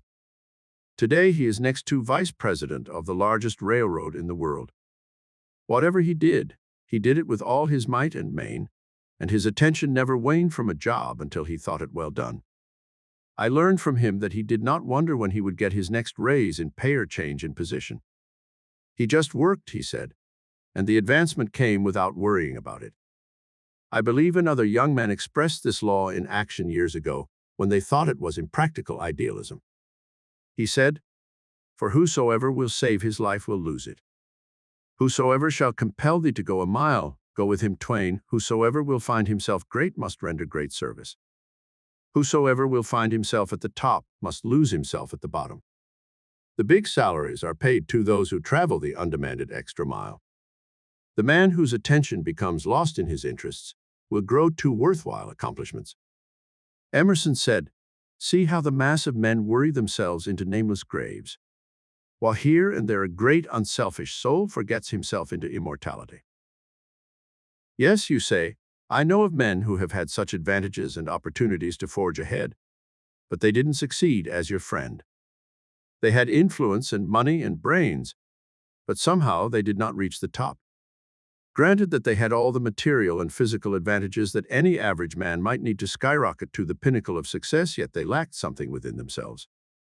The source and cause of all successes lies hidden deep within the mind, and one must give one's attention and interest first to principle and then to fact. What do I mean? If you believe in honesty, then you support the principle of honesty with all your attention. You direct this attention to do and think all things in an honest manner. If you should have an opportunity to cheat or steal from another, you adhere to your principle and refuse to take advantage of what may seem a trivial thing. They always seem trivial in the beginning, but that is only the beginning. Such trivials grow with a cancerous rapidity. You rarely see the surface record for remaining loyal to your standard, but in time you will not only see but feel its satisfaction. As you watch closely your dealings and force every issue to comply with your principle, you are charging your mind with honesty, and it becomes magnetic to attract honest endeavor and permanent success. Next, take truth and follow it along until you have worked it the same way. There are so many ways that truth may be challenged that you need not expect to accomplish your work in a week or two. It becomes a growth. After a time, you will find your interest and attention so taken up with truth in all its forms that you will no longer attract deceit or dishonesty to you or in your affairs. I remember a statement I heard when I was young in this work. The owner of a store spoke of a little lady who often came in to buy cards and gifts for her family. It had been suggested that she pass off some inferior articles on the little lady. But the woman replied, "Oh no, she is too honest to be cheated." I wondered then why she had made the remark, but I understand it now. Such can be said of all of us when we earn what that little lady had earned. A president of an Eastern college came into our chapel one day while Mrs. Hollywell was at the bookcases. He said he had read a few of the books that were on display in the window and was especially impressed by one book called The Game of Life and How to Play It by Florence Shinn. He thought the title very attractive and of interest to anyone. "Do you know," he said, "I learned to look upon life as a game, and I started out as a poor boy with few advantages. But I played the game. I did not have the help that so many of these books may offer. I succeeded, and now I am telling thousands of boys and girls how I played the game. I built my success on 3 common principles: truth, honesty, and sobriety. I measured my living with these standards, and I have won a happy life." Set up a standard or a measurement for yourself if you have not already done so. Take one thing or one thought at a time and build upon it. As you strive to give your attention to some constructive interest, you will cease giving so much attention to a lesser one. You do not have to work over the things as some folks may do. They go about treating against dishonesty and the like when they should adjust their minds to be free from thinking and fearing dishonesty. The law requires us to make the correction within ourselves, and if we do our work there, it will proceed to work for us outwardly. It is our thought which stimulates interest and directs our attention. Therefore, let us not wander away from the source and cause of attracting the things we do not want. Expectation. The last step we take is expectation. This is an active form of attention.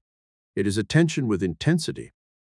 It may be likened to the actions of a cat that waits patiently at the mouse hole. The cat expects to catch its prize at any moment. He expects to get the mouse because he believes he will get it eventually. If the cat did not believe and expect to catch the mouse, his interest and attention would lack that intensity which is now present. His energies would not be so actively called forth. When you believe in the probability of success in your undertaking, you experience the keenest interest in your work. This interest is intensified with expectation and anticipation. Through this, you will draw to you the success you are working for. Your expectation must be built up with your interest and attention. When the widow came to Elisha and asked his help to meet a problem of finance that meant the freedom or slavery of her 2 sons, who were to be held for her husband's debt, Elisha promptly asked her what she had that could be converted into money. She had nothing more than a pot of oil, but that was something. So Elisha told the widow to collect other vessels from her friends and go into her home and there pour out what oil she had. She poured the oil until all the borrowed vessels were filled, and when she had filled the last one, the oil stayed. There was not a drop left over. They followed the routine of our lesson, and as she reached the last vessel and the end of her expectation, she found the supply shut off. She was able to receive only as much oil as she had expected, and her expectation was measured by the number of vessels she had collected. Elisha had set the law to work, but she had determined how far it would go by her thought of expectancy. She might have hoped for much more, but she got only what was expected. If you are working for success, health, or happiness, you may wish for a lot, but you will only enjoy as much as you are able to expect. If in your heart you doubt or fear that your need will be met only in part or not at all, you can know that you will receive that much and no more. When you pray for one thing and then fear and doubt that you will receive it, you diffuse your mental forces and can attract only what the lesser thoughts believe and expect. A prominent doctor was asked why it was that he was able at times to reach cases that others had failed to reach. He said, "I never expect a patient to be too far gone not to survive. I fish around in my mind for some idea of what to treat, and sometimes those ideas are very simple or strange. But the moment something inside me clicks, I accept it and use it." He said he had never failed to help a patient when he firmly expected his recovery. When we charge our thoughts so firmly with the idea that there are no failures, then we expect success. Our mind becomes strengthened with our conviction and, like a magnet, draws to us through the principle upheld whatever desire is uppermost at the time. To desire is to expect, and to expect is to achieve. Law of receiving. Give and it shall be given unto you, good measure running over. Luke 6:38. Understanding reduces the greatest to simplicity, and lack of it causes the least to take on the magnitude of complexity. In order to make Christianity practical, we must understand Christianity and obey the law on which it is founded. The teaching of Christ shows the way back from wrong results of selfish living to the love, intelligence, and power of God. By a man's words, deeds, and actions, he reveals whether he has as yet found the way. God exists in man as man's highest concept of perfection, and comes forth through man's faith and works as a redeeming love, intelligence, and power. He who seeks a greater life, with getting as his objective, does not seek life in trueness of spirit. To the extent, and so long as any material object remains between the mind of the seeker and the law of God, the two are held apart and do not become one. In the same degree that a man holds to personal opinion and desire, he is limited in knowing and experiencing the limitless authority and power endowed him by his Creator. In a state of limited understanding, we reason that we must get before we can give, and then we turn and walk in the same mental rut as before by reasoning that we must give before we can get, but in our lack of understanding, we continue to leave the getting idea foremost in our thought, and we shut out the spirit of giving. Giving, which is the first or fundamental law of life, is the first law of all creation. The attitude of getting is the law of life in a congested state or in repressed action. As long as getting dominates a mind, that mind is in a paralyzed condition, being limited in its action in accord with the fundamental law of creation. The radio has aided greatly in explaining the process of the law of giving and receiving, or prayer and blessing. The principles involved are very similar. In fact, they are the same, except that one is mechanical and the other mental. When the operator projects a program, he stirs up a vibration in the air that goes forth to accomplish what it will. He has nothing more to do with it after it has been projected.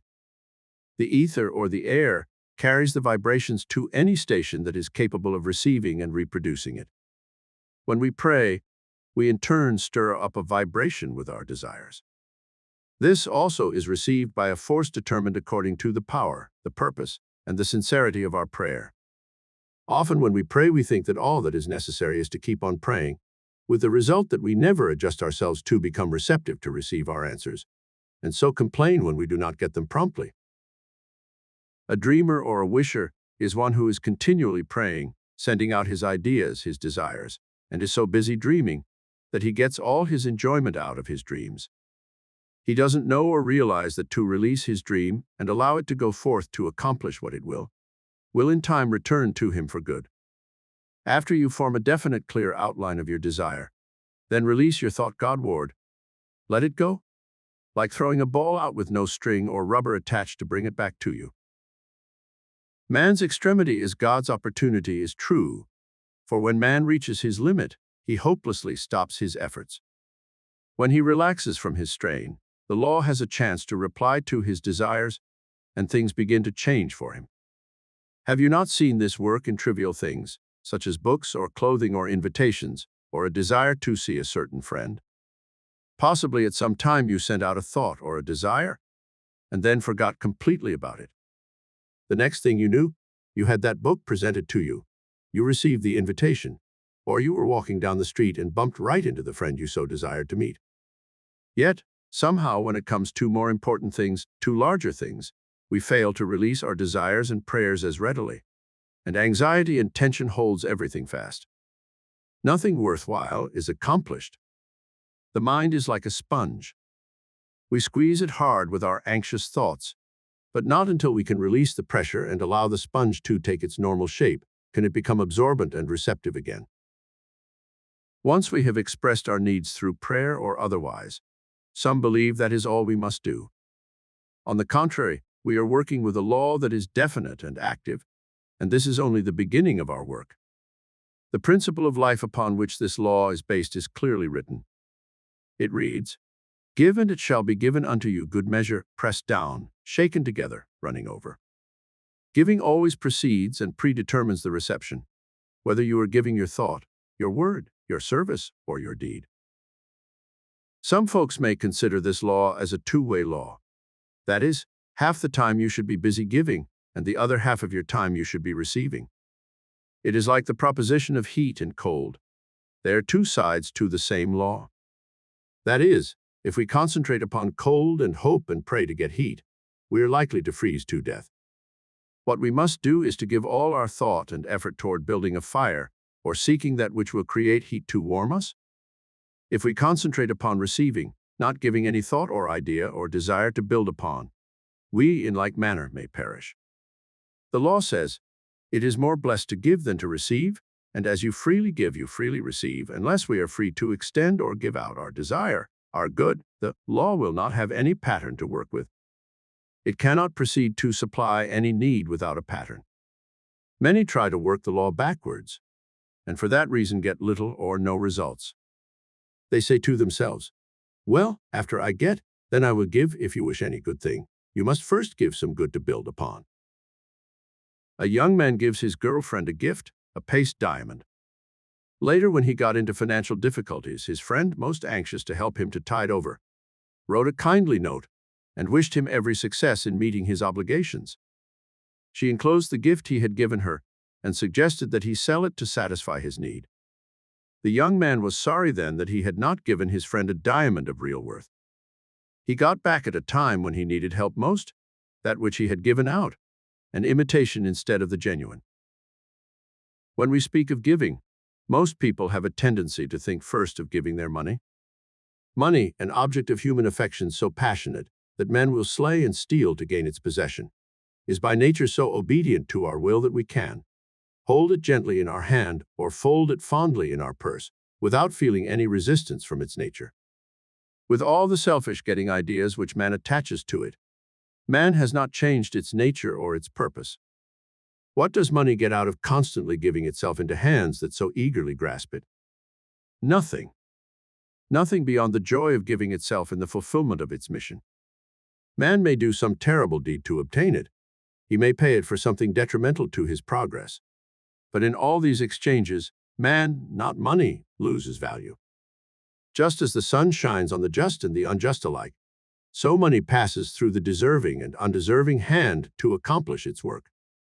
Its purpose is exchange without discrimination, leaving the latter to the mind that is using it. Money goes merrily on its way, losing nothing in self-value, in giving itself. Money came into form to fill the need for exchange, and on that purpose, it is all intent. Let our attitude toward it be what it may. Money will remain true to its nature as long as it is needed by its master, man. If we fail to pay full value in an exchange, we fail to understand the prospering law back of the idea. Money represents the law of services. Its value is the estimation of worth placed upon it by the mind of man, while its form is designed to ensure the easiest exchange.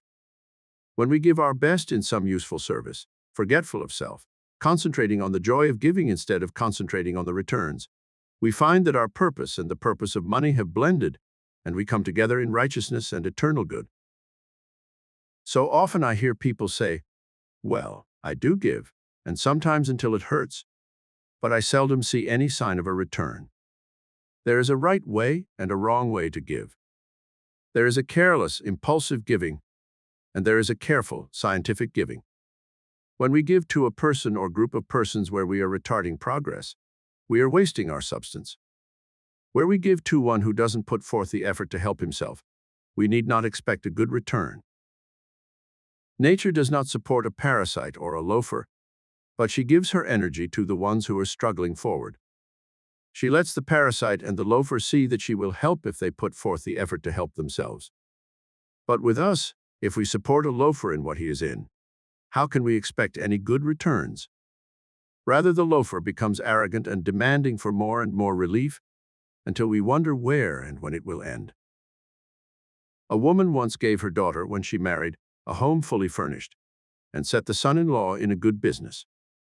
The business from year to year was always needing more funds to carry it over, and she continued giving her money to him until it was almost exhausted. When she had gotten down to a small income and living in one room, she wanted to know why she was not blessed for her generosity. She gave as she thought best, but it paid in losses and bitter words. The son-in-law demanded more help until she had no more to give. Then she was unwelcome in their home and invited to leave. Her mistake was in her judgment.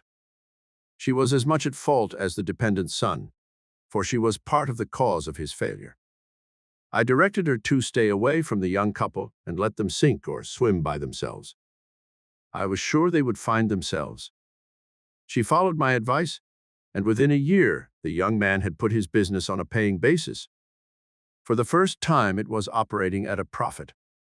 The home life was restored to a normal state, and all were happier because their efforts were being directed into right channels.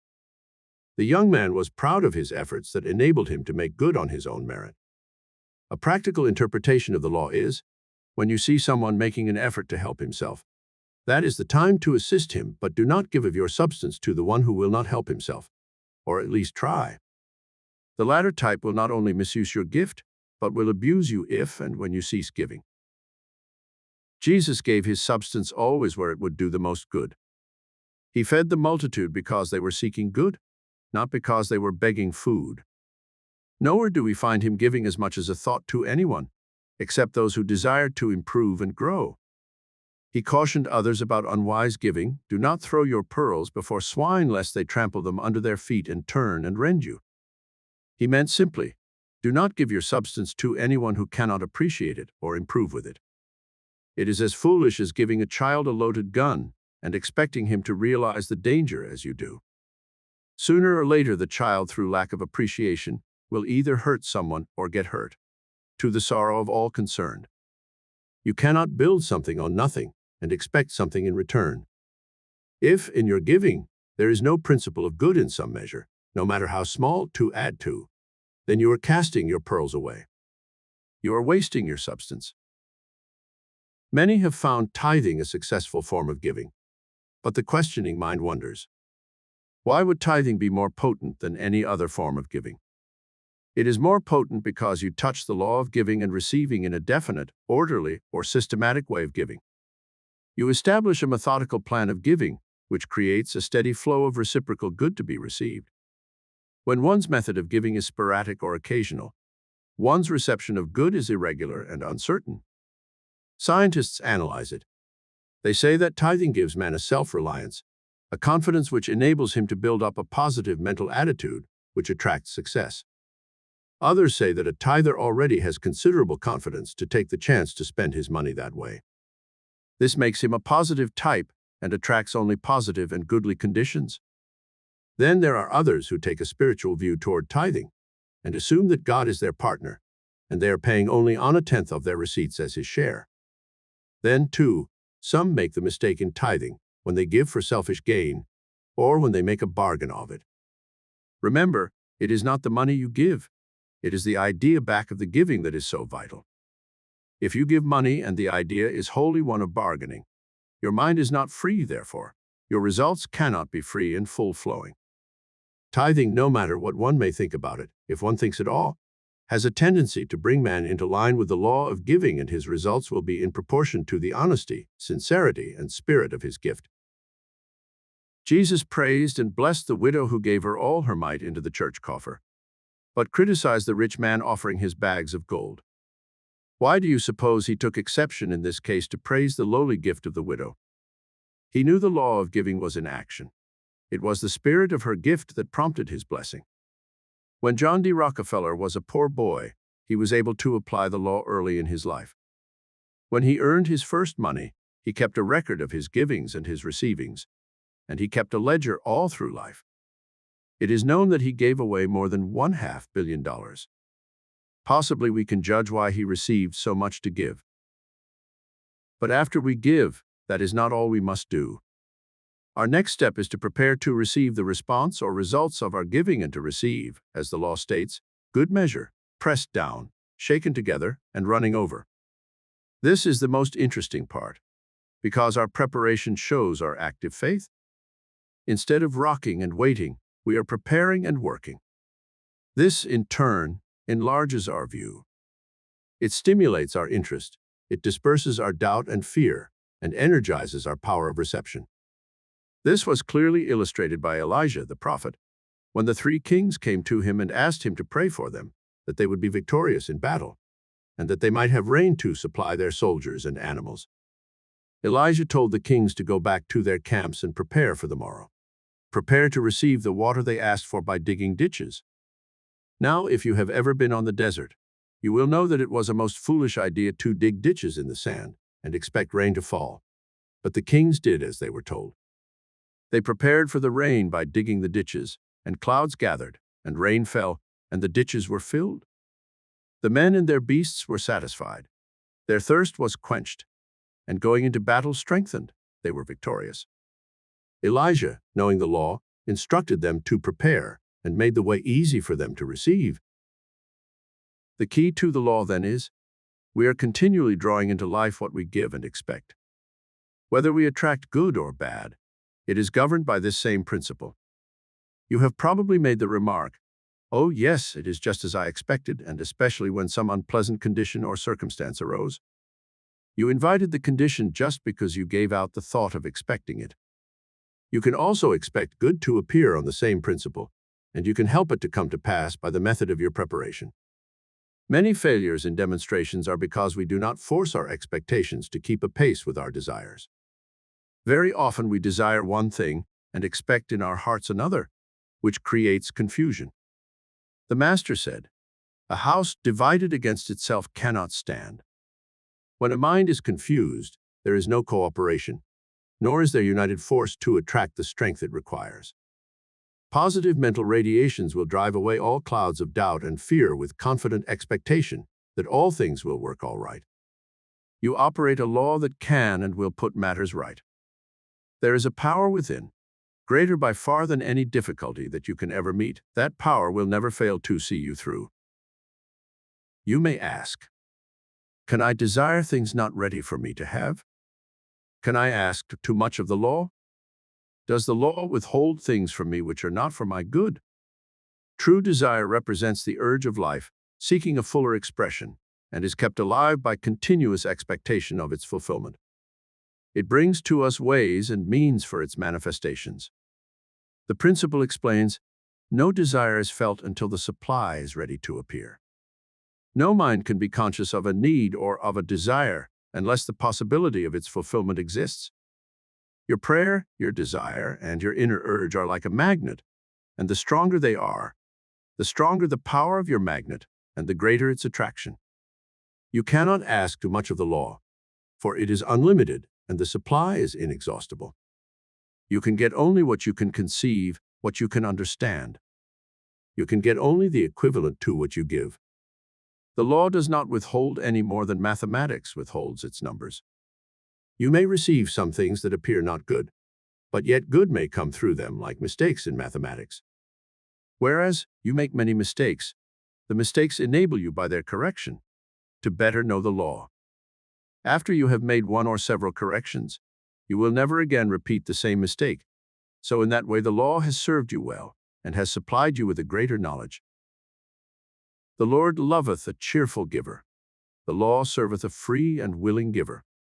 Whatever you give, give it with a free and willing spirit. Give it out with no obligations or dictations attached. Then it will come back to you unburdened with obligations or restrictions of any form. He who gives much receives much. To give your best is to receive the best in ratio to the degree of your giving. The reason why so many people receive little is because they give out so little. They are poverty-stricken because they refuse to give. Whatever the nature of your possessions, give and give abundantly. You are to give of your life, interest, energy, thought, ability, love, appreciation, and helpfulness. In giving of your life, thought, and love, in doing gladly and well whatever you may be called upon to do, you express your best, and the more you give, the more you receive. This does not mean that you are to give to the selfish and thoughtless, but to so order your life as to make a full and proper use of your energies, faculties, and talents in useful living. If today your abilities are small and your powers insignificant, begin now to make a more thorough use of them, and they will grow. Recall the story of the master and his servants to whom he gave each a talent, some 2, some 3, and others more, and from whom he expected a harvest according to their respective endowments. There was greater joy in heaven over him, who had but 1 talent, and used it well, than over him, who had many talents but failed to employ them in useful service. Hence the servant with 1 talent took the higher place. In other words, the individual who makes full use of what he has shall be blessed with more and more. For in what measure ye mete, it shall be measured unto thee again. That is the path of increase. That is the secret of the law of receiving. If the business world accepts the giving of service as the basis of success and progress, can we not accept the same truth in our business of living life? This is not a religious plea. This is good logic or plain common sense. For if the law works in one department, it surely will work in every department wherever we choose to apply it. Whatever you desire in the way of health, success, happiness, riches, or power, start toward it. Start it on its way by this procedure. The law works. The results are sure because a natural principle is involved. You may proceed without doubt or fear to desire, and to expect all the good you can realize, use, and enjoy. When the mind of man becomes unselfish to the point of yielding to the law, man has been born anew, for his attitude toward the law himself and his fellow men has changed, and his affairs take on the character of his newness of thought. Giving. To get he had tried, yet his store was still meager. To a wise man he cried, in a voice keen and eager, "Pray tell me how I may successfully live." And the wise man replied, "To get you must give." As to giving, he said, "What have I to give? I've scarce enough bread, and of course one must live. But I would partake of life's bountiful store." Came the wise man's response, "Then you must give more." The lesson he learned, to get, was forgotten. Toward mankind he turned with a love new begotten. As he gave of himself in unselfish living, then joy crowned his days, for he grew rich in giving. Arthur William Beer. Law of Increase. Let everything that hath breath praise the law. Lord. Praise ye the Lord. Psalm 150. Without exception, I believe everyone has read or heard the delightful story of Aladdin and his magic lamp, how a poor boy had stumbled upon the little genie who led him to find a dusty old lamp. It was a magic lamp, and when he rubbed it briskly, a little man appeared out of a cloud before him and asked to fill his wishes. We, as children, have always dreamed of fairies and of the beautiful things in life that we wished we might have. Yet many of our dreams remained as such because we could do nothing about them. In truth, we may not believe in fairies, but we know there is a principle equivalent to the magic lamp. No, it is not something material that we can carry about and rub at will to find a little genie to do our bidding. It is an understanding which enables us to use the law more clearly, and in using it, we stimulate our good and bring about much for our pleasure and happiness that seems like magic or miracles. This understanding is the act of praising God, the law, for that which we desire, and invariably the fulfillment of that desire is speeded up to almost magic proportion. This method is, of course, not new. It has been used throughout the Bible from beginning to end. Praise has ever been a common method used to employ the attention, favor, and blessing of God, however one believed in it. In early history, we learn that the people would bring their sacrifices and place them on the altar to gain the favor of Jehovah. Following this act, they would render their praise in song and ceremony, believing that by so doing they would be favored. Their prayers would be granted. Read the Song of Moses and note its structure. Read of the fall of Jericho and note the process used by the people, who marched about the city walls until they crumbled and fell, and who became conquerors. Read the last Psalm of David, and in doing so remember that it has been used by the Hebrews for ages and has proven most effective throughout the centuries. The singing of songs or the blowing of trumpets does not bring the results you pray for, nor do you suddenly gain favor with God because of it. The effect of your efforts does not influence God in any sense, but it does influence you. It enables you to be lifted up and unconsciously touch the law and gain its blessing. What has been an unconscious act or an accidental method can become a known fact and a regular means of stimulating your good. If one learns the simple method of praise, that alone will stimulate and increase his good. Jesus once said, "If one has faith as a grain of mustard seed, he can move mountains. If one can realize the power of praise, he can do the same." Praise is complementary to faith. Whereas faith is wisdom and understanding, praise is the application of that understanding. Faith is the boiler that holds a substance of power, whereas praise is the fuel that generates that power into an active force. If you must constantly watch your boiler and care especially for the fuel that charges it, in order to get the most out of it, then the fuel is a very important part of the machinery. In like manner, faith without praise is but a cold boiler, an inert mass of machinery. It may be nice to look at or to talk about, but of no value more than that until it is put in motion and produces. Praise is a stimulant of the mind. It quickens prayer. It magnetizes all the good around you. It transforms that good into usable, visible substance. A woman was crying bitterly and praying tearfully to God for her release. The master, hearing her, silenced her and asked, "Is your God a God of tears, of grief and anguish and pain?" "Ah, no. God is a giver of joy and peace and happiness and love. You want peace and joy, yet you pray to your Father with tears. If you want black, do you ask for white? If you ask for a fish, do you expect a serpent? If you ask for bread, do you expect a stone? You can only get what you expect, for the unchanging law is ever working to supply you. Prayer should not be one of supplication, pleading, begging, entreating, a sad state. It should be one of claiming, declaring, decreeing, praising, and a joyful thanksgiving. Praise is an avenue of prayer through which the spirit law expresses itself.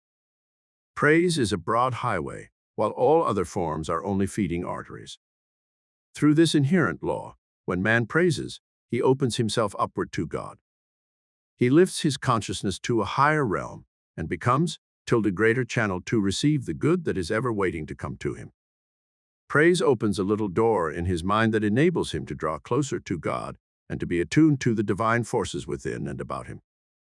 Praise is the shortest route to complete any demonstration and the quickest way to enjoy effectual prayer. Praise expands and opens the mind upward, while its opposite, condemnation, contracts and restricts. The whole creation responds to praise and is glad. You may have noted how a trainer, after each performance of his charges, would give them a satisfied pat or some morsel of food they especially liked. That man was wise in using the law in bringing out the best work from his charges, and thereby giving the best performance. You have noticed perhaps how children will glow with gladness and joy when they receive commendation and praise. Those who have trouble with their servants or helpers can learn much by using this method, and will find a great difference in the quality and quantity of work produced. You have experienced at some time, I am sure, this law in your affairs. Have you ever had someone to condemn or criticize your efforts when you were trying to please? Did you not feel like folding up within yourself? Perhaps you even felt like quitting the job and letting someone else worry about it. Least of all, such an experience suppressed your interest and zeal, and you did not desire to do better. That is how one reacts when the law is reversed. Whereas when someone praises you for your efforts, you feel like expanding and doing better, trying harder to be more perfect. Your interest becomes greater because of that pleasure, and with your happiness you bring happiness into your work and all around you. It is a well-known fact that even plant life is responsive to praise, for I have seen flowers praise to longer life and beauty. When we are praised or praise ourselves, there is a physical response within our bodies. Doctors tell us that the cells of our body respond to the law. They seem to know and to expand in strength, in capacity, and even in intelligence. Of course, we know that it is the mind working through every cell that causes the expansion. All thoughts act through an invisible ether. As water expands into power when it is heated and retards into a solid mass of ice when it is chilled, the law of spirit is reflected in the law of physics. Though we may not sense it or fully understand it, our thoughts are moving continually in this invisible ether. and they are either increasing or diminishing in power and intelligence. When we praise the richness and opulence of God, the law, our thoughts are greatly increased in the mental atmosphere. This increase affects our being in that it reflects in everything our mind and hands may touch. If we are contracting our thoughts through fear, criticism, and complaint, we reflect that contraction and our results are delayed or frozen. It has been proven that a failing business can be praised into success. Suppose lost friends have returned their affections when the law of praise was used. One man told me that while out driving he heard a clicking noise develop in the rear of his car. He talked to his machine and praised it to get him home safely and without delay. He drove some 30 miles and rolled into the driveway safely. When he tried to move the car further, he discovered a broken axle. A woman wrote me stating that she was weary looking at an old carpet that had seen better days and had given good service. She tried the praise method and began to speak kindly to the old rug. Within a few days, she had word that a brand new carpet was on its way from Colorado, and that same week she received 3 smaller rugs equally as new. Her husband, upon seeing the contrast with the new floor covering, decided hurriedly that they must have a new suite of furniture.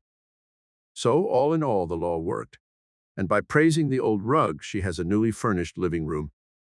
Whether the changes are in inanimate things or in individuals, it matters not so long as the desired results are obtained.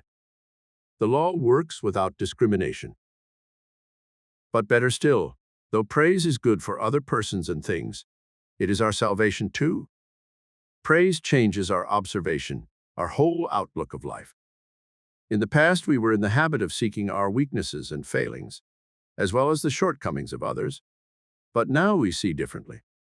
We look for the accomplishments, the good, and the beauty that is worthy of our praise. This, in turn, has a dual effect. It enriches our human self, and we are able to radiate praise, joy, courage, and happiness to all who are affected by our influence. It affects our inner self in such a way that our memory begins to retain all praiseworthy thoughts sent to it. This sets up a new system of thinking, and gradually the old thoughts that were destroying become absorbed in the new ones. Thus it becomes habitual to think praises, and our life takes on the likeness of all good that is worth praising. Praise with the heart is far more vital and effectual than praise with the head or praise from the lips. Praise does not flatter nor influence God, as it does some humans who are turned by superficial praise and applause. Praise is not intended for God. It is intended only for man, and is an aid to enable man to lift himself upwards to become attuned with the law or God. It raises his state of consciousness that he may become more receptive to the good about him, and lifts him above the lack of it. Praise raises man's vibration, speeds up his activity, stimulates his faith, and contacts a higher realm of thought. We copy from the Israelites a practice that falls annually. Each year we have a Thanksgiving service, and many think it is for us to express our gratitude for the year past. If you think a moment, you can readily see that this is a reversal of the law of praise. Such a service should not be a review, it should be a preview. That is, a true Thanksgiving service should be an expression of our faith, not in the past, but in the present and in the future to come. Many of us have gotten into a rut. We want our pay in advance. We offer praise after our barns are well filled. If all is going well, we are willing to pause to give thanks for our good fortune. Anyone can be grateful with the gift already in hand. If conditions are bad, our harvest lean, or trouble besets us, we are apt to forget to praise, and we storm at our failures and often blame God for his neglect. When one can sing praises in the face of adversity, the adversity will soon disappear. That is not a promise. That is a law. Learn to render praise, to be thankful for the good at hand, and you will have found the magic lamp of spirit. This attitude of mind not only brings forth our desires, but it also generates our confidence, strengthens our faith, builds up an assurance for the things to come. Thus, to be able to praise when things appear the darkest will invariably force the sunshine through. Our degree of faith in the law and God is measured before we receive, not afterwards. It is that degree of faith that determines what we shall be capable of receiving. This is what Jesus knew when he said, "What things soever ye desire when ye pray, believe that ye receive them, and ye shall have them." Praise is this belief in action, and that action is in the present tense. It is in the now. Samples of his work show us how he approached his problems. In one case, he turned to the patient and asked, "Do you believe?" To another, he questioned, "Do you perceive?" In one of his most trying tests, that of going to the tomb where his beloved friend Lazarus lay dead, we see his approach no different. He stood apart from the mourners, and his first words of prayer were, "Father, I thank thee that thou hast heard me." What could one be thankful for at a time like that? But the master knew he was grateful for the answer to his prayer, that Lazarus would be restored to life again. Directly he called out in a loud voice, "Lazarus, come forth." And the book reads that Lazarus stirred in his grave clothes and returned to his body again. At another time, 10 lepers called to the master asking to be healed. He directed them to go show themselves to the priests. Later, one of the men came back and expressed his gratitude to Jesus for having been cleansed. Jesus turned to him and asked, "Were there not 10 cleansed, but where are the 9? To the one who touched the law, he said, "Arise, go thy way. Thy faith hath made thee whole." 1 out of 10 showed his willingness to return with a grateful heart. He received a permanent healing. Many students fail to repeat their demonstrations because they take too much for granted, or they become careless with the law after they have enjoyed some blessing. One of the first requisites of the law is that we keep ever an attitude of praise and thanksgiving. If we hope to receive of God's outpouring good, we must keep ourselves receptive, and praise is one of the simplest means known to accomplish this. Be ever grateful for the very least of things, and the very most will come to you. We must keep our thoughts uplifted always, and praise is the means that will do this. If there is any ingratitude lurking in your mind and heart, begin at once to learn the Psalm of David. Praise ye the law, Lord. As we attune our thoughts to the law of God, that law serves us in proportion. This the late Russell Conwell of the Philadelphia Baptist Temple must have clearly understood when he called his people to attend a special service of praise in song and prayer. Anyone in his church who wished prayers for his problems was urged to come and bring his offerings, leave his name, and state his need. One man of meager means came and asked that his daughter's name be given out. She was a patient in a mental hospital and had to be put away for this reason. The week following the praise service, he called to see his daughter in the hospital and was amazed to have her brought down to him and pronounced healed. A woman brought her jewels and placed them on the altar as her offering. She was afflicted with a physical condition and suffered painfully. She was unable to walk without the aid of her crutches. When leaving the church after the service, she tripped and fell on the steps. As she was lifted to her feet, she realized she had been healed. Another woman, a widow, came with her mite and asked that she might keep her home, as it was mortgaged and the payments long past due. She went home, but shortly after that, it seemed that things were surely going against her. A leak broke out in a water pipe, and she was forced to call in a plumber to repair it. How she was ever going to pay him, only the Lord would know. When the plumber tore up some floorboards to repair the leak, he uncovered a can of money that her husband had hidden away, and the amount was more than enough to pay the mortgage and the plumber. These happenings are all true and can be repeated by anyone who will fulfill the law, as this believing minister has done. The law cannot fail us when we do not fail it. Learn to turn the law of praise upon anything you are praying for, and you will see action. Praise is faith in action. A faithful law faithfully observed will ever reward generously the observer. The law of praise will lift you from sickness to health. It will raise you from ignorance to intelligence, from poverty to affluence, from weakness to strength, from fear to courage.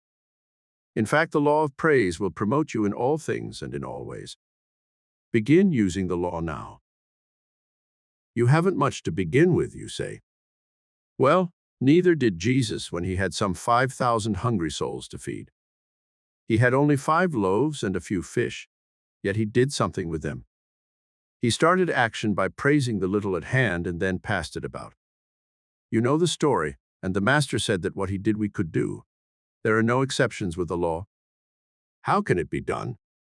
When you learn to take what you have and build upon it, not with scorn and condemnation, but with praise and gratitude, you are working the law and the law will give the increase.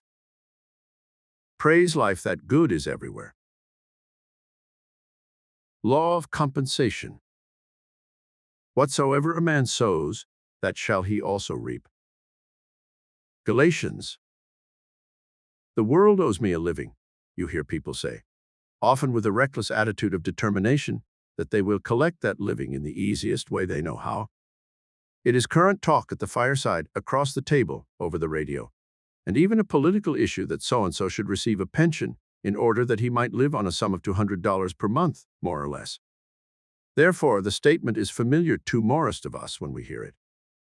I don't deserve this, or how unjustly life has dealt with me, are common expressions of defeat and failure. Why should that person have more than I? I'm just as good as he is. We hear these remarks again and again. The early religious teachings were that justice might be expected in another life. The rich and the powerful, assumed to be the wicked and the overbearing, were bound to receive their punishment in the end, while the poor unfortunate ones, the wretched ones, were to be devoted to their religion and their church. Then they were sure to be bountifully rewarded in the next life. The promise of heaven and all that glitters has ever been held over them as a hope of future attainment to make up for their shortcomings on this plane of life, but no such attitude is ever accepted from the viewpoint of truth when you know the law. Sooner or later we must come face to face with this law of compensation, and inevitably our own comes to us, and only what is our own. As we apply it to life and watch its certain results, do we find a balance for the effort of living? Are we satisfied with the good we are receiving? Are we getting fair returns for our efforts? Do we feel that our own has really come to us? Most people are dissatisfied. There are some who even go so far as to say that life is not worth living. The great majority declare that injustice is riotous in the world, and more especially in our own lives, that unhappiness, sickness, and poverty exist through our living. In the study of the laws of truth, we learn to apply them so that they will dissolve all our adverse thoughts and conditions. The mistakes of a school boy do not come through the wise operation of the law, they come through miscalculation. These mistakes will continue so long as he continues using the law without correction. These mistakes will continue until he changes his way of using the law. He cannot change the law to suit his mistakes, but he must change his use of the law to its correct application. The laws of successful living are the same as the laws of science. The supply and the possibility is ever the same and at hand, but it is our problem to change the use or application of the law in order to bring about conditions better than those we have had. The purpose of this lesson is to show you that you can use the law to lift yourself out of the place where you are to the place where you rightfully belong. Your right place is where you can enjoy success and plenty. This is natural, as the law intended. Your failure to realize these things is a miscalculation, a mistake. The law does not need to change. Success or prosperity does not need to be made, it always is. But you, in turn, must change. Then your affairs will follow the change. Where do you change? Well, the seat of all movement, the controller of all activity is your thought. The key to every man is his thought, says Emerson. Why do prisoners strive to get the warden's keys? That they may gain their freedom in the outer world, because there is no other way out. Neither can you be free of your bonds except through the key, through the right use of your thought. The key to successful living is the right adjustment of your thoughts. If your thoughts are constructive and proper, you cannot remain imprisoned. If you are dissatisfied and unhappy, you will be inspired for something better. If you want prosperity and success, but do not strive to change in any way, how can you expect things to be any different? A drunkard never becomes reformed until he decides to stop drinking. If some habit possesses or obsesses you, you're not the master of your life until you decide to change the habit. If you have been brought into the world amidst lack and limitation, you can never get above it until you change your ideas about it. There are many, many people who live and die and never know anything different from what has been handed down to them. Once you have changed your vision, you will change conditions. Only when we cease to recognize a condition do we cease to attract it. The only way we can cease to recognize things is to change our minds about them. Have you visited several homes and found them all different in some respect? They were neat, tidy, clean, orderly, bright, cheery, or dull, gloomy, disorderly, dusty, uninviting. The home is a reflection of the ruling mind. Its appearance speaks its keeper's mind. If you are working for success, look at the home. If order is the first law, then it must also be your first application. No, lack of money is no excuse for a disorderly home. It can be neat and clean even if you are using store boxes for furniture. If you wish a better home, a finer environment, nicer furnishings, you must alter your mind right where you are to receive better things. It is the little things that count, and many little things make a big thing. It is useless to pray for a new home if you cannot take care of your present one. A couple operated a fish store in our neighborhood. They neglected to keep the store tidy, were not always courteous in their dealings, nor prompt with deliveries. Becoming discouraged from repeated losses, they closed out, selling what equity remained. The couple who bought the failing business and the fixtures moved in, rolled up their sleeves, scrubbed the room clean, and dressed it up with tile boards, making it appear attractive and prosperous.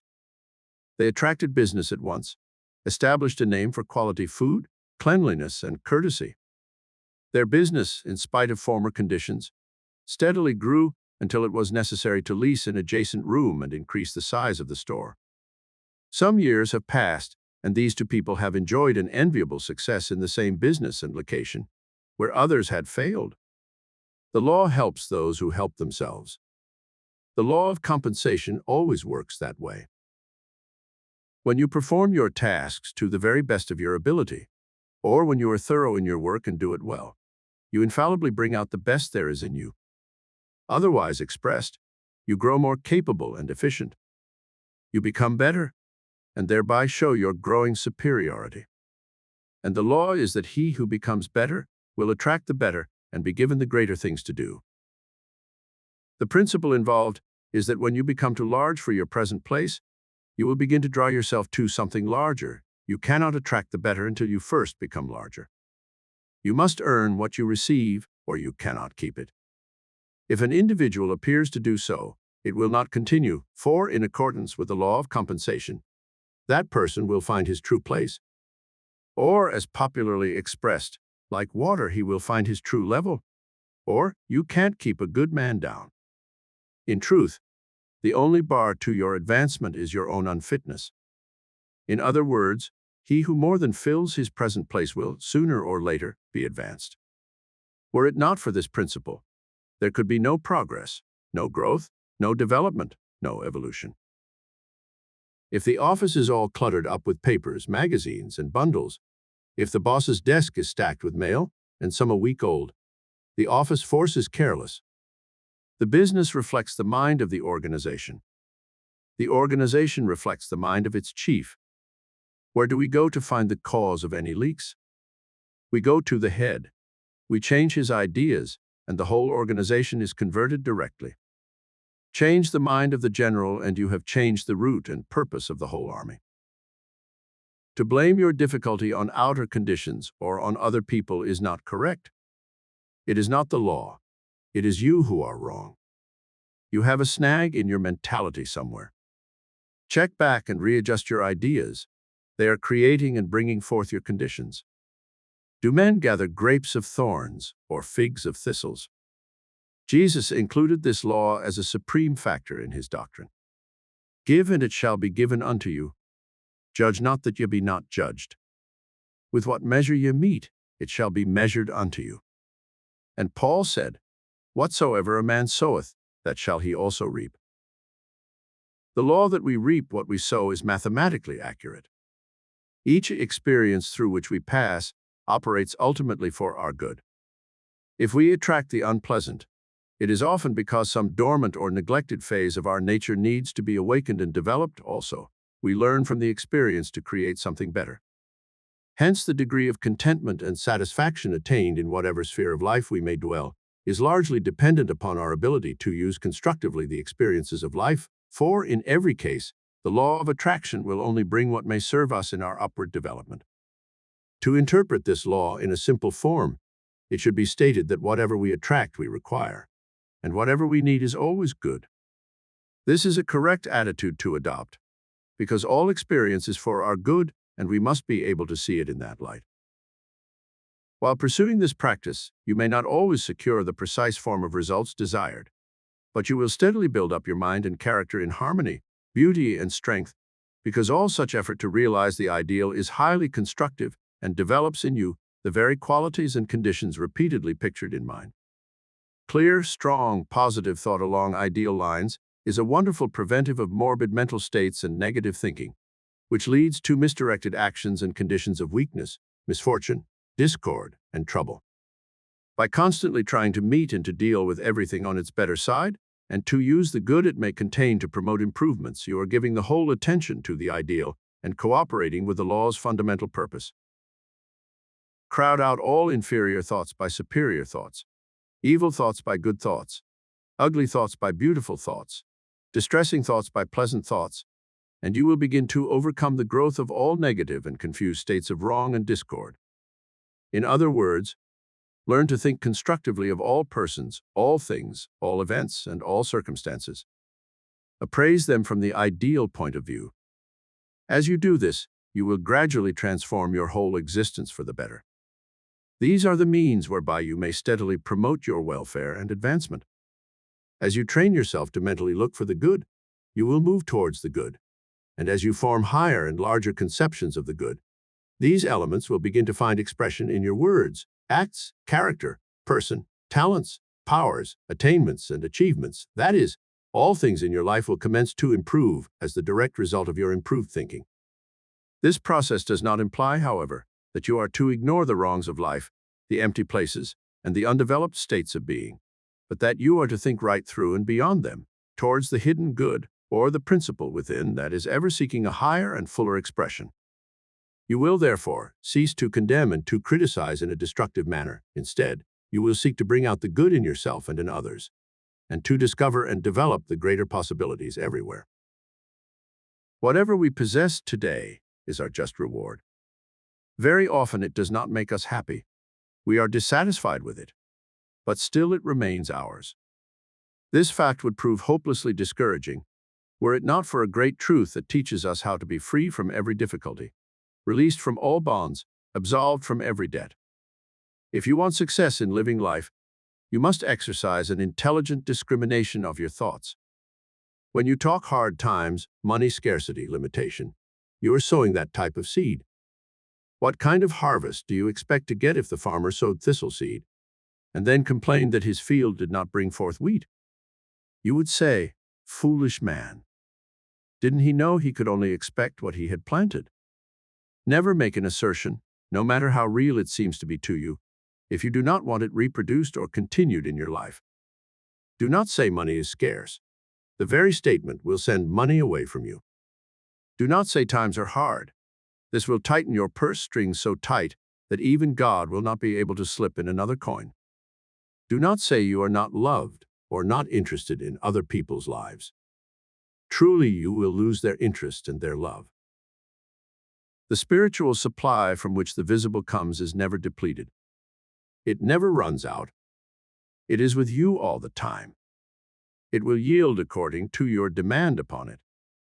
It is not affected by your ignorant or blind talk of lack or loss. Only you are the one affected, and you control your demonstration with your thought. The unfailing resource is willing to give. It has no choice in the matter. If you continue to pour out your thoughts into this substance, this will prosper you. Turn the energy of your mind upon ideas of plenty, love, happiness, joy, health, and they in turn will appear. If you want a better home, make the one you have as nice as you can. If you want new furnishings, new clothing, don't condemn or belittle what you have, but enjoy them to the fullest. If you want a position or a new one, get yourself in readiness to fill that position or improve the one where you are.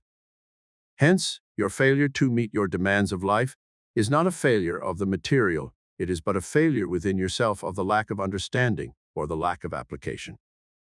No matter what your problem is, the law can work it out. But you must adjust your thinking to work with the law. Do not expect that in just a few moments or a few applications, you will realize a full consciousness of plenty. A builder does not erect a beautiful spire or dome to $1 million cathedral without foundation.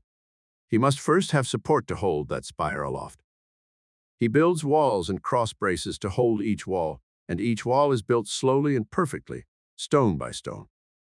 You must realize that by working and proving the law, you do so step by step, with each step bringing you closer to your goal. In Philadelphia, a man boasted that he was a success. He rose above his competitors. He drove them off the street, some of them out of business.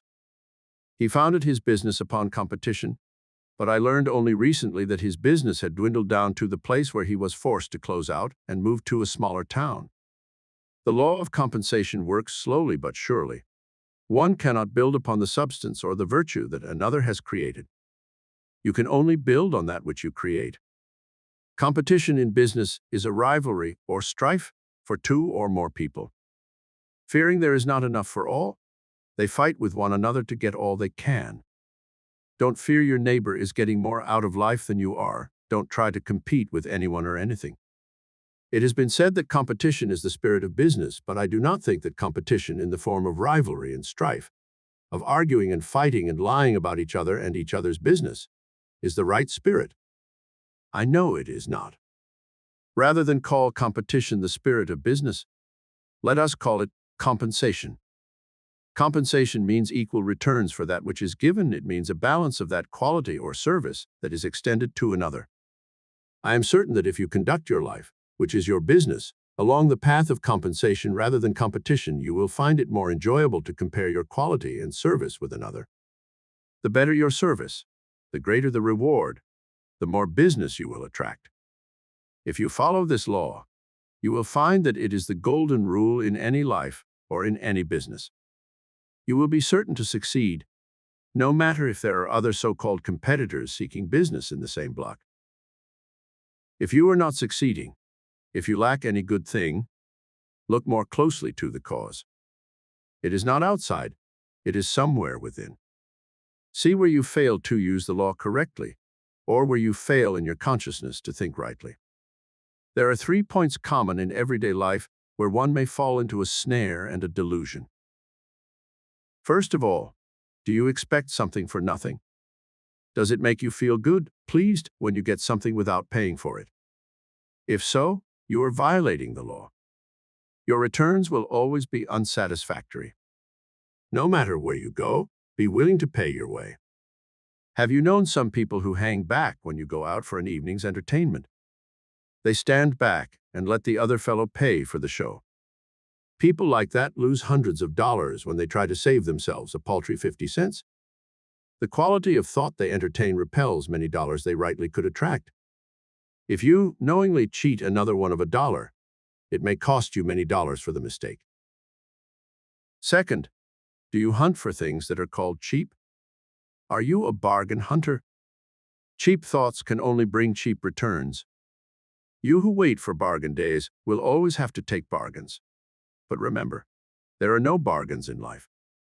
If you have gained monetarily, you may have lost in other ways. You place yourself in a vibration that lowers your present state. It forces you below your proper level. It limits your thought to a state where you support underselling, cutting, bankruptcy, and dishonesty on the part of the seller. He must lie or deceive or cheat somehow about the price of the bargain or some other article, because he is in business to make a fair profit. Thus, you become a party to the violation and come under its penalty. Third, do you begrudge spending money? Do you hate to pay your bills? Release your money cheerfully, even if it be the last dollar you have. Decide what your need is. If it is of more value than the dollar in your purse, then spend the dollar cheerfully. In this way, you comply with the law. Often when we get to a low level, we begin to tighten up on our purse strings. We begin to hold back. This is like closing the faucet, limiting the supply from pouring into you. I remember a man telling of a time when he had an urgent need for $1,000. He had but a $10 bill in his purse, and he was holding on to that bill like a drowning man to a straw. For days, he said, he carried it about with him, afraid to spend it for fear of being broke. Suddenly, it occurred to him that he was pinning his faith more on the $10 than he was on the true source of supply. He was closing his faucet with a mere $10 bill. It had grown to become a fearful obstruction. When he realized this truth, he sat down at once and mailed the bill to a nearby church. And following the release of the bill, supply began to flow into him. Before that week was out, he received his $1,000, enough to pay the month's obligations. He added, "Never since has supply failed to flow to me, for I learned my lesson." The law inevitably produces its own exactness as a rule of action. It is a divine law and tolerates no violation. It does not bring forth figs from thistles. If man misuses the laws of harmony, health, or supply, the law of compensation becomes manifest. We are free agents to choose the method of procedure in our life. The law is infinite, and through its expressions, all things are possible to us. Every time we choose a good thought, we make a good investment. What is life giving you today? Health, happiness and abundance, or sickness, misery and lack? Whatever it is your own. It belongs to no one else but you. You make your investments, and you are daily enjoying the profits or losses. If you are dissatisfied with your investment, it may be wise for you to note what you invested. Only your own can come to you, and be sure that all that is yours will become manifest. It is your responsibility. No other person may share it. Your own and all of your own will come to you. I rave no more against time or fate, for lo, my own shall come to me. John Burroughs. Law of non-resistance. But I say unto you, that you resist not evil. Matthew 5:39. Our interest in this law of truth is especially opportune at this time when, to many earnest students, there seems to be so much in the world to be met, which apparently cannot be met unless some resistance is set up. Sin and sickness seem to have multiplied despite all the efforts made to counteract them. Resistance as a means of securing peace and harmony is a mistaken and misleading idea. True harmony cannot come from inharmony, nor peace from discord. Resistance fails because it is not in accord with harmony and order, which is the law. The Master's doctrine that ye resist not evil seems a paradox to some of us. It seems contrary to the natural reactions of a body, for when we meet with opposition it seems natural to steel our energies, collect our wits, and use whatever means we have to outwit and break down the opposition. Yet, as contrary as it may seem in one sense, when it pertains to the more serious things in life, we are unconsciously using the law in the trivial and material things.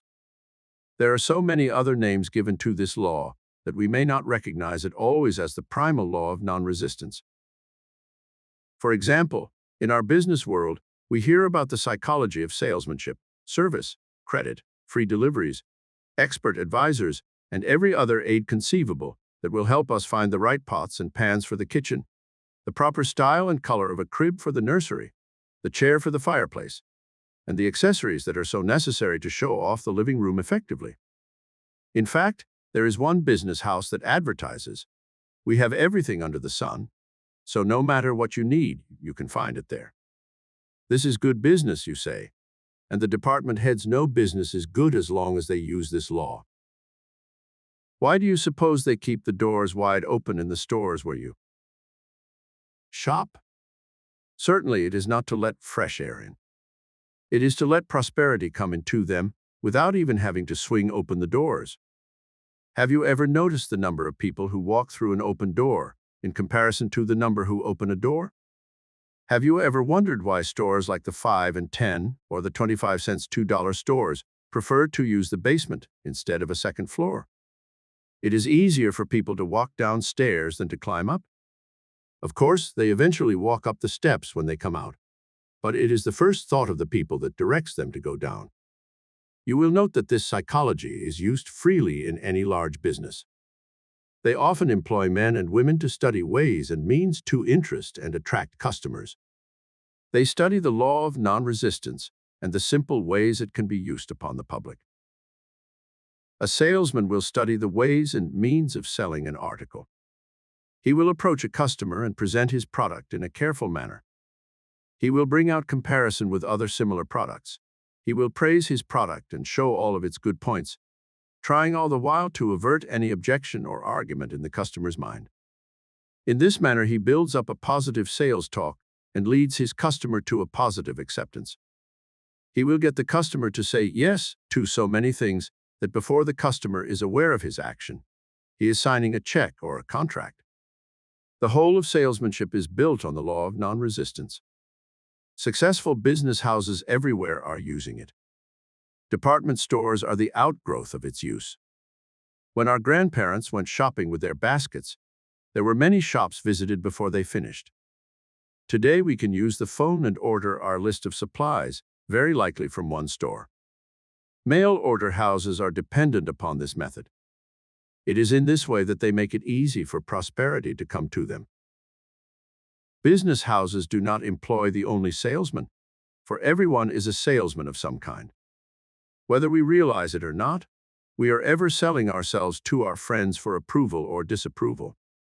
We are ever striving to put forth our best self, and inwardly want our friends to see us in that light. A young man wishing to meet that certain young lady will try every means to gain an introduction. Then he will put his best foot forward, act his best, make the most pleasing impression. Why all this extra effort, you ask? Because he wants to make it easy for the fair lady to like him and wish to know him better. He is trying to sell her the idea that he is her best choice for a companion and friend. He may be unconsciously using the law of non-resistance as far as he knows. Why does this young man put forth his best side? Oh, you say, that is only natural. It is a habit or a custom. That is true, yet we become so governed by habit and custom that there are times when we, in working for prosperity and good health, unconsciously put opposition in our path through this force of habit. There are some who may be working to gain success and to bring forth an increase of supply or material wealth, and yet have gotten into the habit of talking and fearing hard times. We may talk about our neighbor or criticize the method he used to get ahead. We may fear business conditions, and when we see the graph take a downward swing, we fear for our investments and our job. When we do these things, we are very foolish. In fact, as foolish as a merchant who advertised extensively that on a certain day he would inaugurate the biggest sale of the year. After getting his patrons all keyed up for the bargains promised, he barred the doors and closed everyone out. For such an act, the patrons thought he must have gone crazy, or else he did not want any business to come to him. Well, call him what you will, but some people are just as crazy at times when they want supply and prosperity to come to them, and then bar the way with their conversations of poverty and discord. I don't say they are crazy, but I know they haven't learned how to think right. Nor are they wise to the law when they choke off their influx of good with negative chatter. One student wrote me and said, "I am working hard over limitation, for I have had enough of it." My answer to her was, cease working over limitation and work only for prosperity. The law does not require us to work over or against the things we do not want, but it does require us to work with and for that which we do want. We dare not give our time, thought, and energy to that which is opposed to what we want. That is setting up a resistance contrary to the law and barring the way for our good to come in. How, then, shall we work for prosperity? By being non-resistant and in agreement with all that is prosperous and using every means at our command to make it easy for prosperity to come in. Water is very powerful, yet it is a perfect non-resistant element. We can see where it has worn away the hardest rock. We have seen it sweep everything before its torrential outburst. Bridges, buildings, trees, nothing can withstand its force. Yet, note how the great river begins. It starts with a small stream or brook high up in the mountains where the ice and snow feed it in the springtime. Note also that it is a very crooked little stream, nothing like the great river it finally flows into. You see the little stream of water run into a huge boulder, a fallen tree, or debris made up of bushes, decayed leaves, and the like. Does the little stream stop with the obstacle and wait for its force to build up so that it can push the opposition from its path? No, the little stream is not interested so much in the boulder or tree as it is in hurrying along and reaching a larger stream, a river, and then the mighty ocean. It does not waste any time with the obstacle, but quietly works its way around the interference and hurries on. It is urged to meet a river and then to be a part of the mighty ocean. Thus we see that little stream wind its way round and round many crooks and turns, but every turn takes it nearer its goal. Some people, unwise to nature's method, set up a different one. When they meet an obstacle, they stop their progress to collect their forces and put up a fight to remove it. This resistance they set up causes friction. Friction causes an irritation and an inflammation.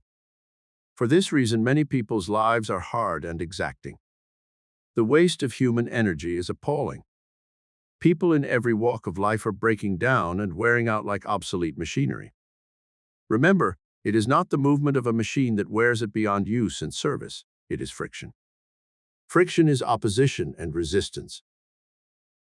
If we go through life fighting, opposing, resisting, arguing, we are bound to meet with many obstacles and likely become so occupied fighting them that we lose sight of our real objective. If we are always getting steeled for the next opposition or trouble, we can expect plenty of it.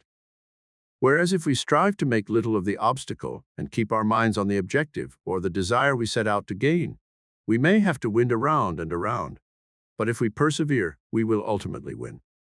We will reach the goal. Another lesson we may learn from the stream is that when it is small and struggling, it has the most difficult time. In the beginning, it will have so many obstacles across its path that it is ever winding around to avoid direct opposition. Silently, it uses the law to be non-resistant, and it grows stronger in force and volume. When it becomes a larger stream and then a river, its path is more direct, and the obstacles become less and less. Then it is not far from the mighty ocean. Students are like that. They have their hardest tests and delays while they are yet weak in power and understanding. As they strike out on a new path in truth, the obstacles and tests will be plentiful. The wise ones will not fight the obstacles, but bless them and go on. As they go on with faith and assurance, they grow stronger and become like a great stream and river. Their course becomes more direct, their understanding is of greater depth, and the mighty ocean, their ultimate objective, is not far from them. A woman recently asked for help to meet her problem. She explained that her home was mortgaged and it was near time for her to make a payment, but the funds were lacking. She had converted her home into a rooming house, hoping to get money enough to live on. But there was the difficulty. She could not keep her roomers because they were so quarrelsome and critical. The house was always in an uproar, no one was content, and she was ill in mind from the strain and anxiety. It was explained that she must use the law. She must not oppose the good, but strive to work with it. With all the friction and confusion in the home, she must go back and use the law of non-resistance. This she tried to do, but whereas she had been so exacting and unkind, she found it rather hard to be non-resistant. That evening, as she entered the dining room, she greeted her people with a smile. The folks were so startled at the sudden change that they could hardly eat for wondering. That smile was the first smile some had ever seen from her, and others declared it was the first time in months that they remembered. One man was heard to utter when she had gone to the kitchen to fix the dessert, "The old lady is going soft?" And more thought so later that evening, when they heard her greet one young man who had gotten back in his rent and who was trying to slip up to his room without being seen. She greeted him pleasantly and said she was sorry he had missed his dinner. After a few weeks of this new plan, the woman began to enjoy it. She had become changed within herself. She saw her folks in a different light. Instead of thinking them to be cheats, liars, and a quarrelsome lot, she saw good in them, and she grew to like them more and more as one big family. They too became different. The family gathering at the table was looked forward to as a happy time and had grown to its capacity. Others had asked to have a room if and when a vacancy occurred. Even the young man who had tried to dodge her because of his arrearage had entered into the spirit of the new home and was able to get a job and paid up in full. Needless to say, the payments on the mortgage were met and the home was saved for the widow. She did as she was instructed. She became non-resistant to the good. She made light of the many obstacles and confusion that appeared, and slowly worked around them. She held in mind her objective. This in turn melted down the hardness within herself, and then reached others. Though she appeared to be going soft to some, in doing so, she reached her goal and was victorious. In another verse, Jesus expressed the law more simply. He said, "I say unto you, love your enemies. Bless them that curse you. Do good to them that hate you. Pray for them that despitefully use you." In studying his statement, one might at first think the Master was favoring the enemies, the opponents. Not at all. Jesus was speaking to all who desire to use the law. To extend a loving thought to anyone or anything removes the opposition and enmity that once seemed there. This removal must first be in the person's consciousness. Once the thought of enmity is removed from your consciousness, you will not attract the same condition again. Do good to them that hate you, because in doing good you are raised above the thought of hate, and hate then cannot touch your life. Bless them that curse you, and pray for them that misuse you. Why? Blessing calls forth the highest good within you. The highest good within you can only attract the highest good from another. To attract such good, you are running around all opposition and abuse. Thus, to live the law with others about you does not especially favor the others so much as it favors you. It affects others in that it takes away from them their weapons of hate, malice, revenge, and the like, and their love and interest will be reciprocal with yours.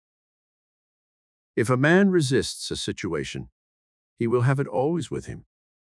If he tries to run away from it, like a shadow it follows him, and repeatedly he will meet it again. If he ignores the hardness of the condition and fearlessly works around it, he will find a time when that hard condition will have been absorbed and removed. Accept the condition as some evidence of good.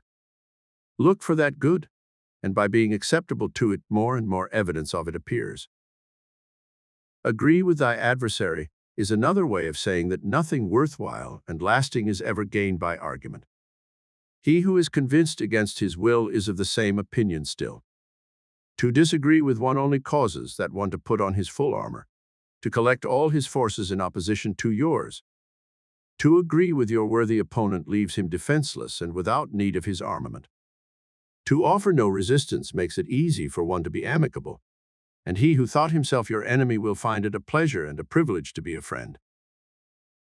Blessed are the meek may seem literally to support those kindly, timid souls who are an easy prey for their more aggressive brothers.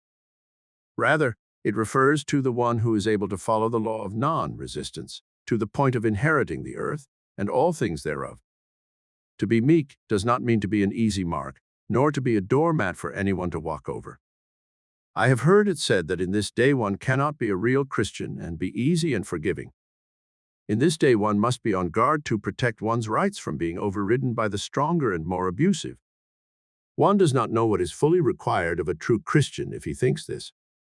We are not asked to be a martyr for our belief, nor is it unchristian to be able to speak out fearlessly and positively. We need not be an easy mark nor a doormat for anyone, for there is a greater power to be reckoned with, the power of the law when you use it. Yet this does not make us like a pugilist, but a master. This does not require us to be hard-boiled and boisterous in order that we may attain our rights. Our rights, when they are righteous, will uphold themselves.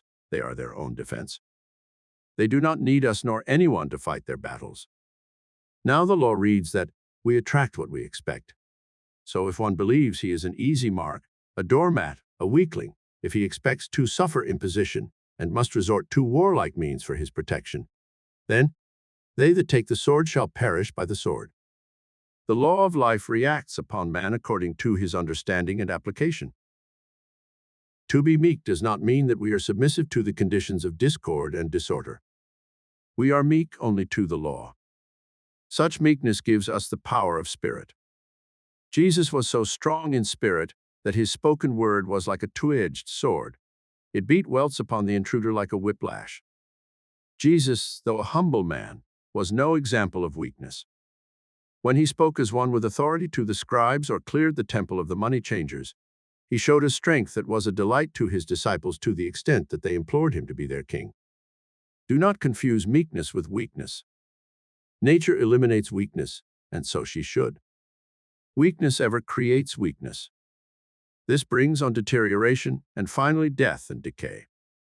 To live wisely, one must be strong and positive, though righteously meek. Such strength is not measured in physical brawn and muscle, but in mind and spirit.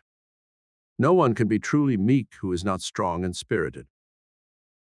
Meekness, then, is that strength appropriated when you do not argue, when you do not become angry or boastful and proud, when you do not insist upon having your rights in a quarrelsome manner. Meekness is the steel of one's nature. It is enduring.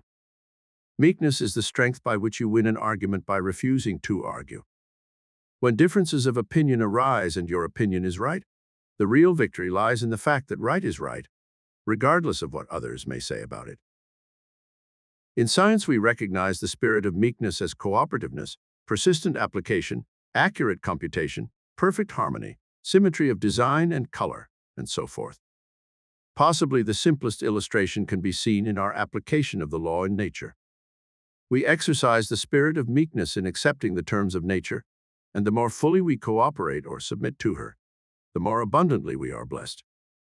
We carefully select the best seed and plant it in the right place at the proper time and in the most fertile soil. Careful are we to water and cultivate the growing plant to ensure a bountiful yield. Why are we so careful, so particular, so non-resistant to obey nature's law? Is it because we are weaklings, crave excessive work, and in general, simpletons because of the utmost care and attention we are obliged to give? Only he who does not meet the law with non-resistance is foolish. With whatever degree the wise one meets the law with meekness, non-resistance, so will he be benefited. Thus, as man applies the spirit of meekness to the principles of his daily life, not to the conditions, so will he be proportionately blessed. When perplexed, remember the little stream of water and how determined it is to reach the mighty ocean. Be that determined to reach and realize all the good that is awaiting you. Why delay its benefits by putting obstacles into your stream of prosperity? Let us come over the path of non-resistance. Every worried thought, every fear, doubt, complaint, argument, and angry thought are but so many boulders, large and small, that you cast into your stream. These tend to change your course and to lengthen the time for your goal to be reached. Unite your forces for good with the good that is seeking you. Remove and dissolve every obstacle by blessing it and being willing to understand it. Mark it no longer a stumbling block, but a stepping stone leading to your highest good. Law of forgiveness. Forgive, and you shall be forgiven. Luke 6:37. There are crucial things in life that call for great human qualities. Our present fear is that man will not be big enough to meet the demands of the day. A lack of large character equipment is a real peril at all times. It is here and now that the world needs the help of a master such as Jesus the Christ. Jesus taught bigness of character to his followers. With such bigness within himself, he was more than a preacher. He was a teacher supreme. He not only pointed the way, but he went forward and showed the way. In the hours of great stress, he showed himself mightier than Pilate, the governor of all Judea, or Caiaphas, the high priest and head of the church, or any and all of the accusing scribes and Pharisees.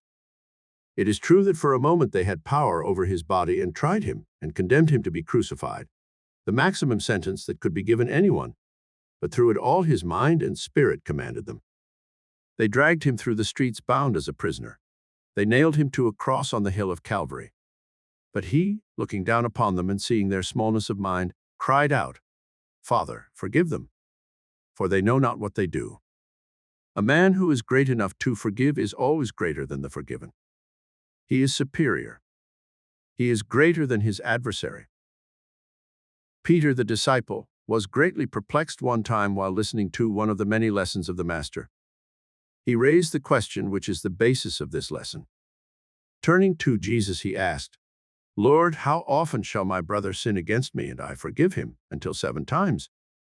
Now this was a generous gesture on his part, for the Jewish law which he had known allowed a man to be forgiven 3 times. This was more than twice the grace that the law allowed, So Peter must have felt the Lord would be pleased with his extension of forgiveness. But he found himself more perplexed when Jesus answered, I say not unto thee until 7 times, but until 70 times 7. Such a period would be indefinitely. So by that answer there are no limits or restrictions to the Spirit graces. The quality of forgiveness must be as limitless as faith, hope, and love. The teachings of Jesus in reference to man's power to forgive sins are, I believe, among the least understood of all the commands. As a rule, there is a separation made between sin and its many effects. When a man sins, we have been taught to think that this was a job for the minister, and so he is called to pray for the sinner. When a man becomes sick and distressed in mind and body from the effects of the sins he committed, we call for a doctor. The doctor in turn endeavors to treat or repair the body and arrest the suffering. This, at best, we know is but a temporary measure, for no real healing or permanent cure can be effected until the doctor and the minister work together. Jesus was the master physician in that he dealt with sin and sickness jointly. When they brought a man to him who had been sick with palsy, Jesus spoke of forgiving the man's sins in order to heal him. The people who had gathered around and heard him speak questioned his actions. They said, Who is this that speaks blasphemies? Who can forgive sins but God alone? They did not understand how he could consider sin as a cause of palsy. But there are some no further advanced today who still want to believe that such a disease is caused by a physical or an organic disorder, rather than to accept the possibility of it being a mental or spiritual laxity. Jesus plainly taught that if you forgive sin, the effect of such an act of forgiveness would become absorbed with natural and healthy ideas, much the same as the blackest of night is absorbed with the dawn of light.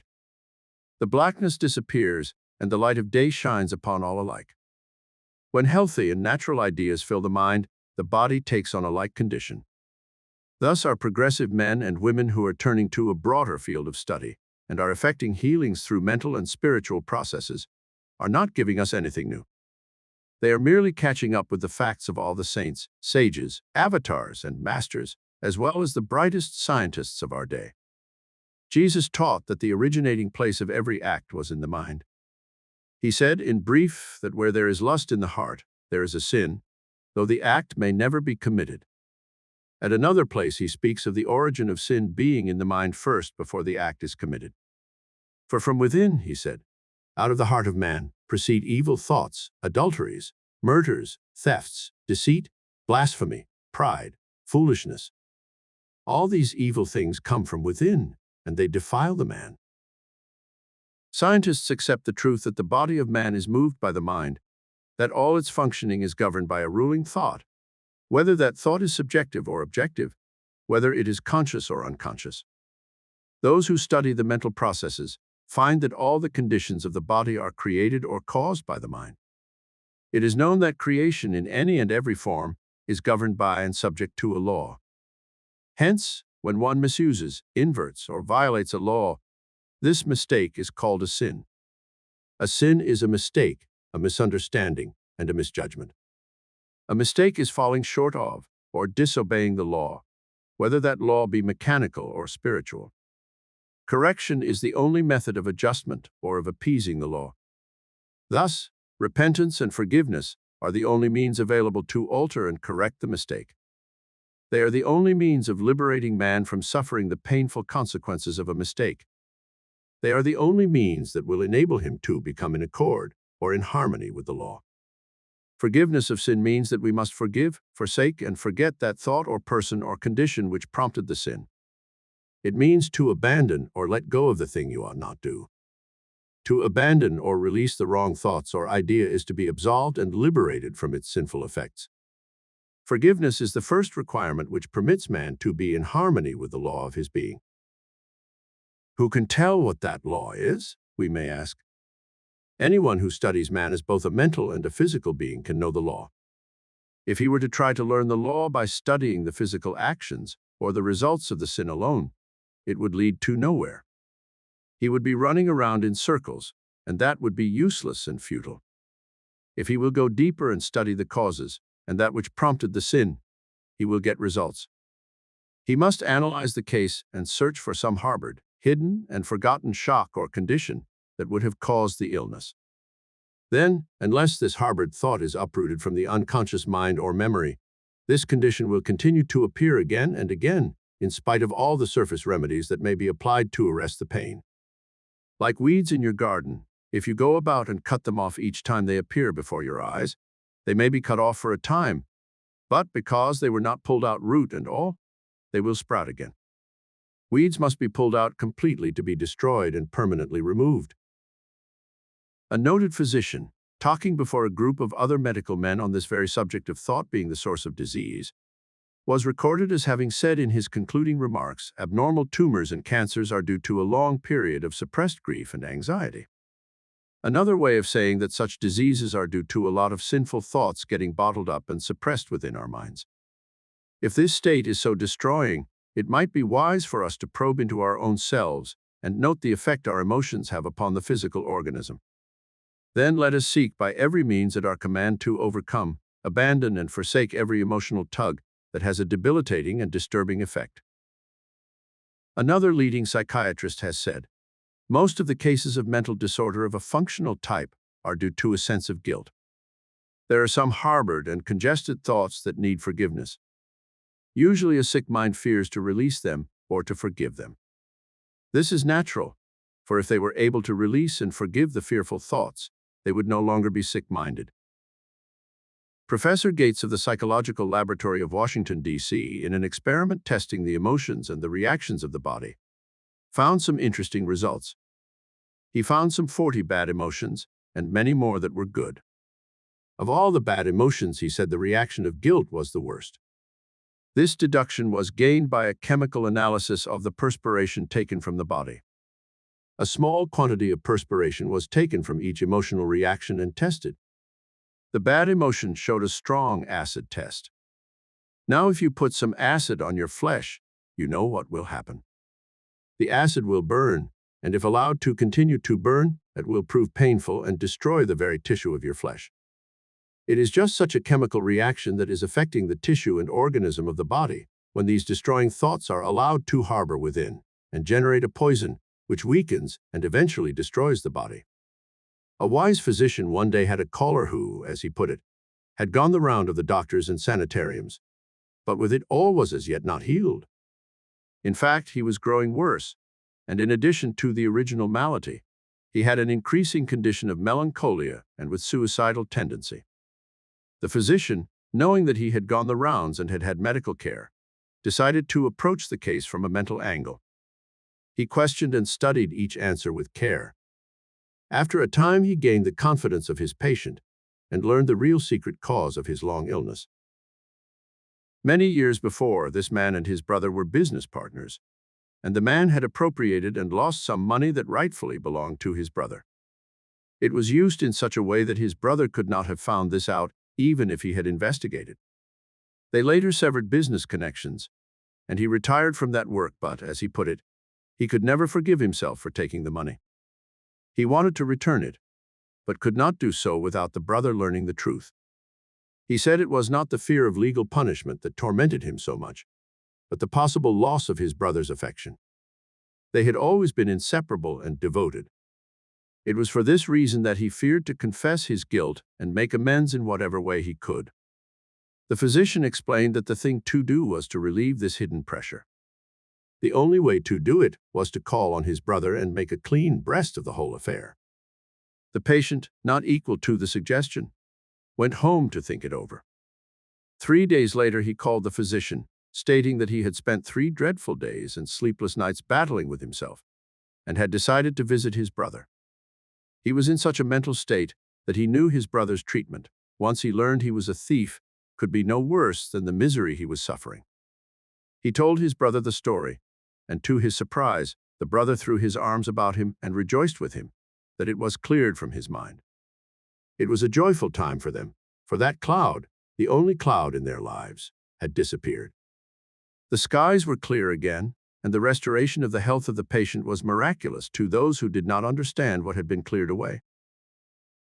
Through repentance and forgiveness, the man was able to do as Jesus had commanded the woman he was called upon to judge. Go thy way and sin no more. The rooted sorrow had been plucked from his memory. His mind was free to think on healthy, happy, and joyful thoughts. This allowed his body to be quickly healed. To some it may have seemed like a miracle, but not at all. It was a natural law operating in a natural, unrestricted way. Facing such indisputable facts, we can understand more fully why Jesus so often spoke of forgiving sin. He knew the law of forgiveness, and he knew how vitally important a part it played in every man's life. The more we study it, the more amazed we become at its simplicity and accuracy of fulfillment. We are to forsake, for as Solomon tells us, a sin forsaken is a sin forgiven. To forgive, to release some part of our disposition that is not an asset nor a pleasure to others around us. In turn, we are repairing the breach where we have missed the mark, made a mistake, or sinned. Weeds do not remove themselves in time. Instead, they will increase and grow stronger until they choke out the flower. The same thing is true of our sinful thoughts. In the garden of our memory, they must be plucked out, cast out, and destroyed so that only flowers of healthy and happy thoughts may grow. A man may have the habit of excessive drinking and is not only miserable within himself, but causes much unhappiness in his home. He desires to overcome the sinful habit. He is given every aid from his friends and loved ones to help him resist the desire and the craving for drink. Time after time he rises above the temptation, and then he fails. Repeatedly his family forgives him and encourages him to battle on. Finally he reaches the place when he no longer has the craving. Then he is able to forsake the desire for drink and overcome its sinful effects. Then he has forsaken, not the drink alone, but the desire for the drink. When man forsakes the idea that prompts the desire and brings about the physical action, then and not until then does the law forgive and lift him from its debilitating effect. A sin forsaken is a sin forgiven when the thought or idea that prompted the sin is corrected. James explains the truth clearly in saying, "Every man is tempted when he is drawn away of his own lust and enticed. Then when lust has conceived, it brings forth sin." Error, simply put, it means that every man, when he conceives an idea that is wrong, destructive, or evil, and dwells upon it, eventually causes it to become a fact. When he wishes to overcome a sinful condition, he does not waste time wrestling with the fact, but corrects, forsakes, forgets, forgives the idea that started it. This is the weed in the garden that must be pulled out, top, stalk, root, and all to be completely discarded. At another time, we find that Jesus repeated the law and with some explanation. In his prayer, he states, "Forgive us our debts as we forgive our debtors." This is a perfectly reasonable proposition. As we forgive those who transgress against us, so shall we be forgiven of our transgressions. This law has followed us down through time, and today we speak of it as though it were something new. We call it modern psychology.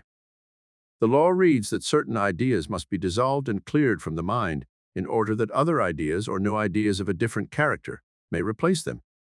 It may be explained as a bottle that is already full, which must be emptied before it can be refilled or added to.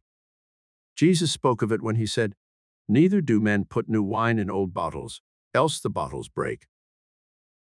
For example, if you hold in your mind that someone has wronged you or has treated you unjustly, you cannot be free from your wrongdoings or injustice so long as you hold that thought in your consciousness. Often people complain that they do not understand clearly or get the illumination of spirit as others have testified.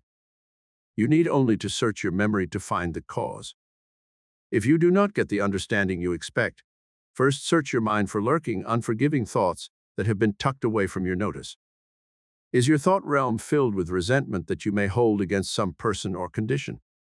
Have you a feeling that you have been slighted by this person or that one? The law reads, "If ye forgive not their trespasses, neither will your Father forgive your trespasses." We make the conditions for ourselves as we meet the demands of the law. Some people ask if we believe in canceling monetary obligations of those who owe us, or, literally, should we cancel the debts of our debtors? There were a number of people in the past months who have made the front page in the newspaper because they wrote off their books with receipts in full to all who owed them. Did this eliminate the debts? Well, the debtors were loud in their praises for such a generous soul, but they came right back to do more business with the grocer or the butcher. and asked them to charge it. In other words, they were glad to be relieved of the debt charged against them, but they knew no different than to return and open a new account. The answer is that so long as we believe in the necessity and reality of debt, such debt will continue to endure. So long as we believe in debts, we shall get into debt and continue to collect all the burdens and headaches that come with them. He who does not in his own thought release all men who owe him stands liable himself to fall into debt. If we send receipted bills to all who owe us, would that relieve us from the burden of debt? No, the signing of the receipts does not erase the idea of debt from our minds. First, we must erase from our minds the thought that anyone can owe us anything. This then will bring us into a clear atmosphere in which we sow seeds or ideas of abundance for those who are indebted to us. In this way, the debtors will find their minds more fertile soil to bring forth thoughts of abundance. When they catch the spirit of the free-flowing thought of plenty, they will be happy to pay their debts, and all that is justly ours will come to us cheerfully. In other words, when we free our minds from all thoughts of debt and try to realize more and more the presence of plenty, we shall soon be strong enough to reach out and realize abundance for our debtors. As they are lifted up from the thoughts of limitation and lack, they will attract more and more substance with which they can pay their bills. In this way, and only in this way, can debts be permanently canceled. Through applying the law of forgiveness, both parties concerned will be lifted from a debt consciousness to a prosperous consciousness, and prosperity and plenty shall abound. Everyone must at some time walk the path of forgiveness. We must learn to live this law. It must be important, for the Master taught that there was no hope of forgiveness for the unforgiving. Only as we forgive are we forgiven. We must put forth the first effort. Our willingness must open the way for our forgiveness. We dare not ask more of the law than we are able to extend to ourselves or to our brothers. Unless we prove this law by living it, we cannot hope to gain the bigness of character that life requires. As we ponder over this whole thought, we may wonder if the Master was looking forward to the essential part forgiveness must play in the order of the world events of today. The truth runs deep into everyday life. When we recall the rivalries that prevail in almost every shop and office, when we see the jealousies that divide the neighborhood, when we observe and feel the envies both scholastic and professional, when we have strife and discord in our own homes, we see the solemn, though simple teachings of forgiveness strike deeply into your life and mine. If we cannot forgive, we may know we have a small soul untouched by the teachings of the Master. These are our daily tests, for it is in the school of forgiveness that the lessons of life are learned. Forgive. That slight misdeed of yesterday, why should it march today? The thing he said, the thing you did, have long since passed away. For yesterday was but a trial, today you will succeed. And from mistakes of yesterday will come some noble deed. Forgive yourself for thoughtlessness, do not condemn the past. For it is gone with its mistakes. Their memory cannot last. Forget the failures and misdeeds, from such experience rise. Why should you let your head be bowed? Lift up your heart and eyes. Selected. Law of sacrifice. Strait is the gate, and narrow is the way, which leads unto life, and few there be that finds it. Matthew 7:14. Every man should have an ideal or a hero. If there is one who has none and desires none, do not trust him too far. A man who has no ideals does not wish to be any greater than he is, and will in time prove a detriment to others.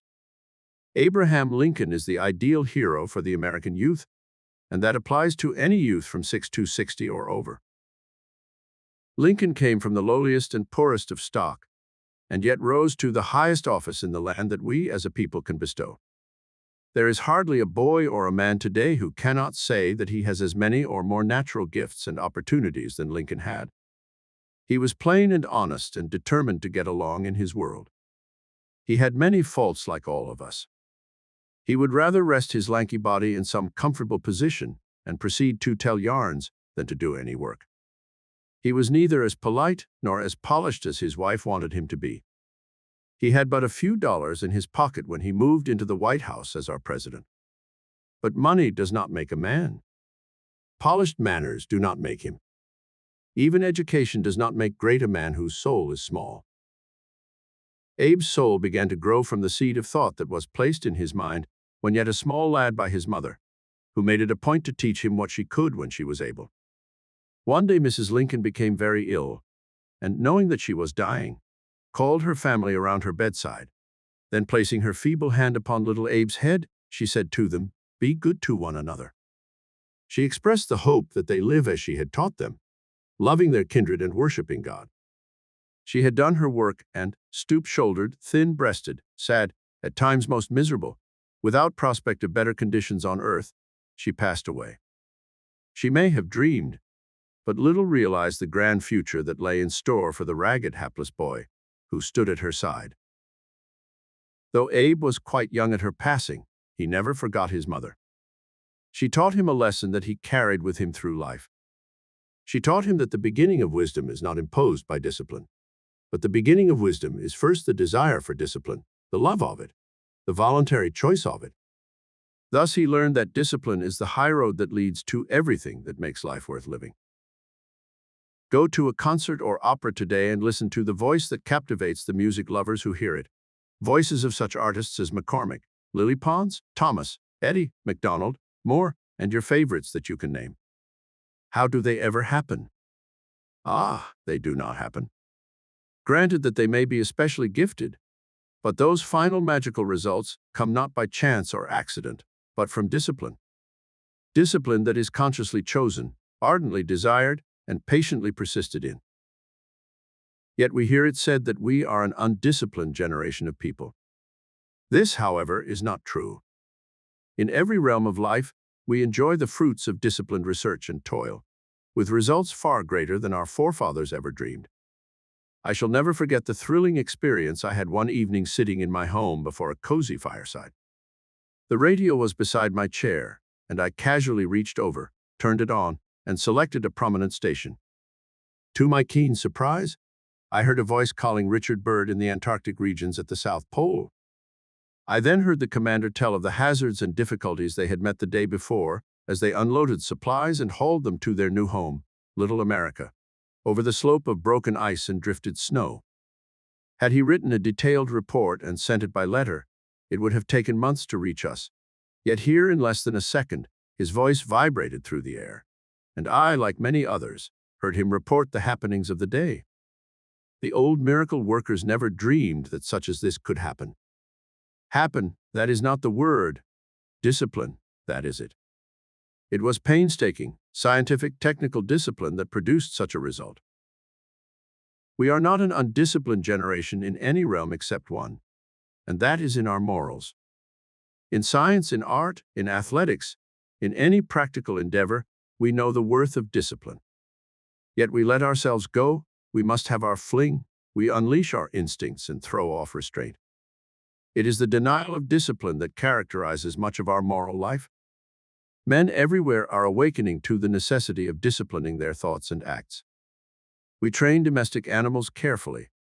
We harness the forces of nature to serve us regularly and well, and yet when it comes to ourselves, the most valued of all, we let our thoughts run wild.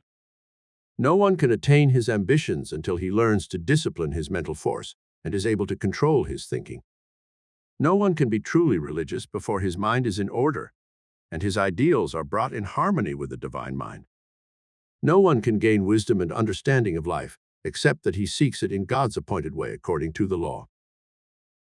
First, let us note one simple fact. Something always has to be sacrificed for something else. Everything in life has its own price and is ever up for sale. We have to purchase it at the price it demands. Day after day we go up to life's counter and say, "I will give you this if you will give me that." This bartering has another name more familiar perhaps. We call it sacrifice. Sacrifice, then, is not what our preachers have made it out to be. It is an inescapable necessity. It is a definite law that we must obey. We are sacrificing every day of our lives whether we want to or not, whether we know it or not. No matter what we want of life, we have to give up something in order to get it. From one of the master's sayings, the modern mind shrinks back and tries to avoid. Strait is the gate, and narrow is the way which leads unto life, and few there are that finds it. How we dislike to hear such words. We are through with narrowness, we say. We are more liberal today. We want the broad open ways. We claim our freedom and declare there is no need for us to be so narrow. We will not go through the small and narrow way. Yet there are few statements that Jesus uttered that are more accurate and complete than that one. No man will ever find the richness of life in any realm by loose and casual wandering. Always he will have to go down a narrow way and through a strait gate called discipline. Go hear Chrysler play his violin and listen to music that is almost divine. Watch the skilled surgeon at his delicate task of repairing a broken body, that it may hold its life a little longer for the soul to grow stronger. Consider the scientist in his laboratory with his scientific formulas. Remember George Eliot saying that she was a young woman when she began Romola, but an old one when she finished it. Or think of Admiral Byrd flying over the South Pole and talking to us about it by means of radio. Are such experiences life? Indeed they are. Liberated life of an attained achievement, the most satisfying sort of living man can ever know. But strait is the gate and narrow is the way of discipline that leads to such a life. When this law of sacrifice is carried over into the moral realm, it is commonly presented one-sided. We are taught that if we want to live a good life, we have to give up so many pleasures. How familiar that sounds to some of us. The result is that we rebel. And when we think of sacrifice, we think of the ones who have had to give up so much pleasure for goodness. Who are some of the great sacrificers in history? Well, there was Socrates who drank the hemlock. There was Jesus who was crucified on the cross. There was Paul who was beheaded. There was Peter who was crucified upside down. There was Luther and Wesley and Calvin, all religionists. There were Livingstone, Nightingale, and scores of others. But think for a moment, are they the ones who made the most terrific sacrifices? We speak of the supreme sacrifice of Jesus upon the cross.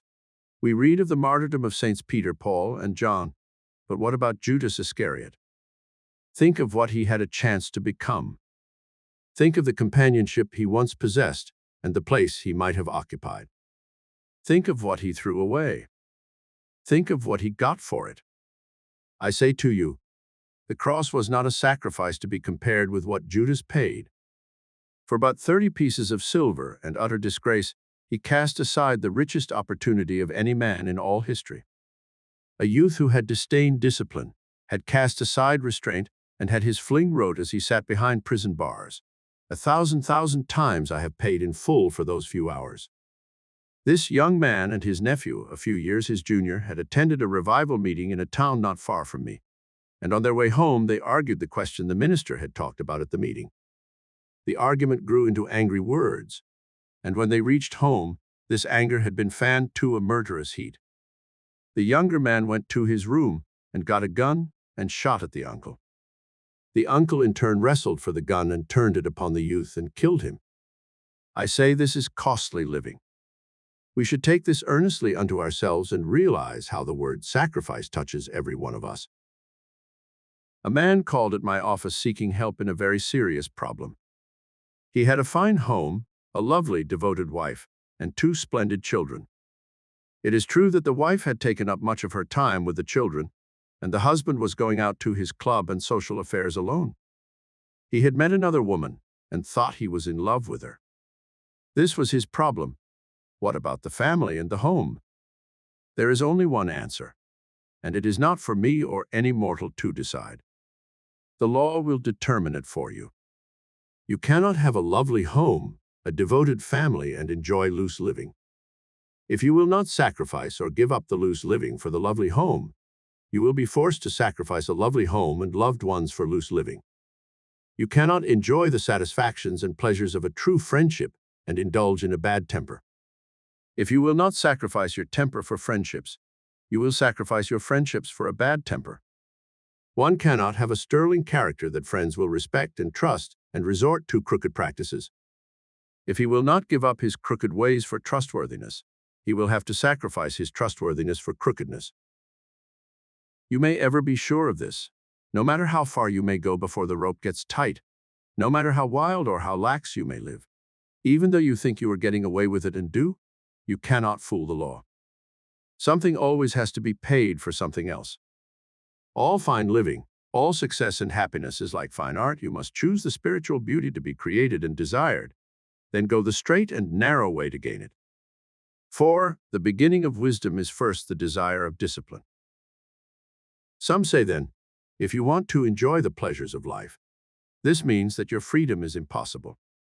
It means, on the contrary, that you, who think this, have not found what real freedom is. This reminds me of a drunkard who was giving a stump lecture to the amusement of a few on the subject of freedom. He declared he wanted his freedom, and that he had a right to drink all the liquor he wanted, and no government could stop him. He was having his freedom, and yet he was so drunk he did not know what he was saying or doing.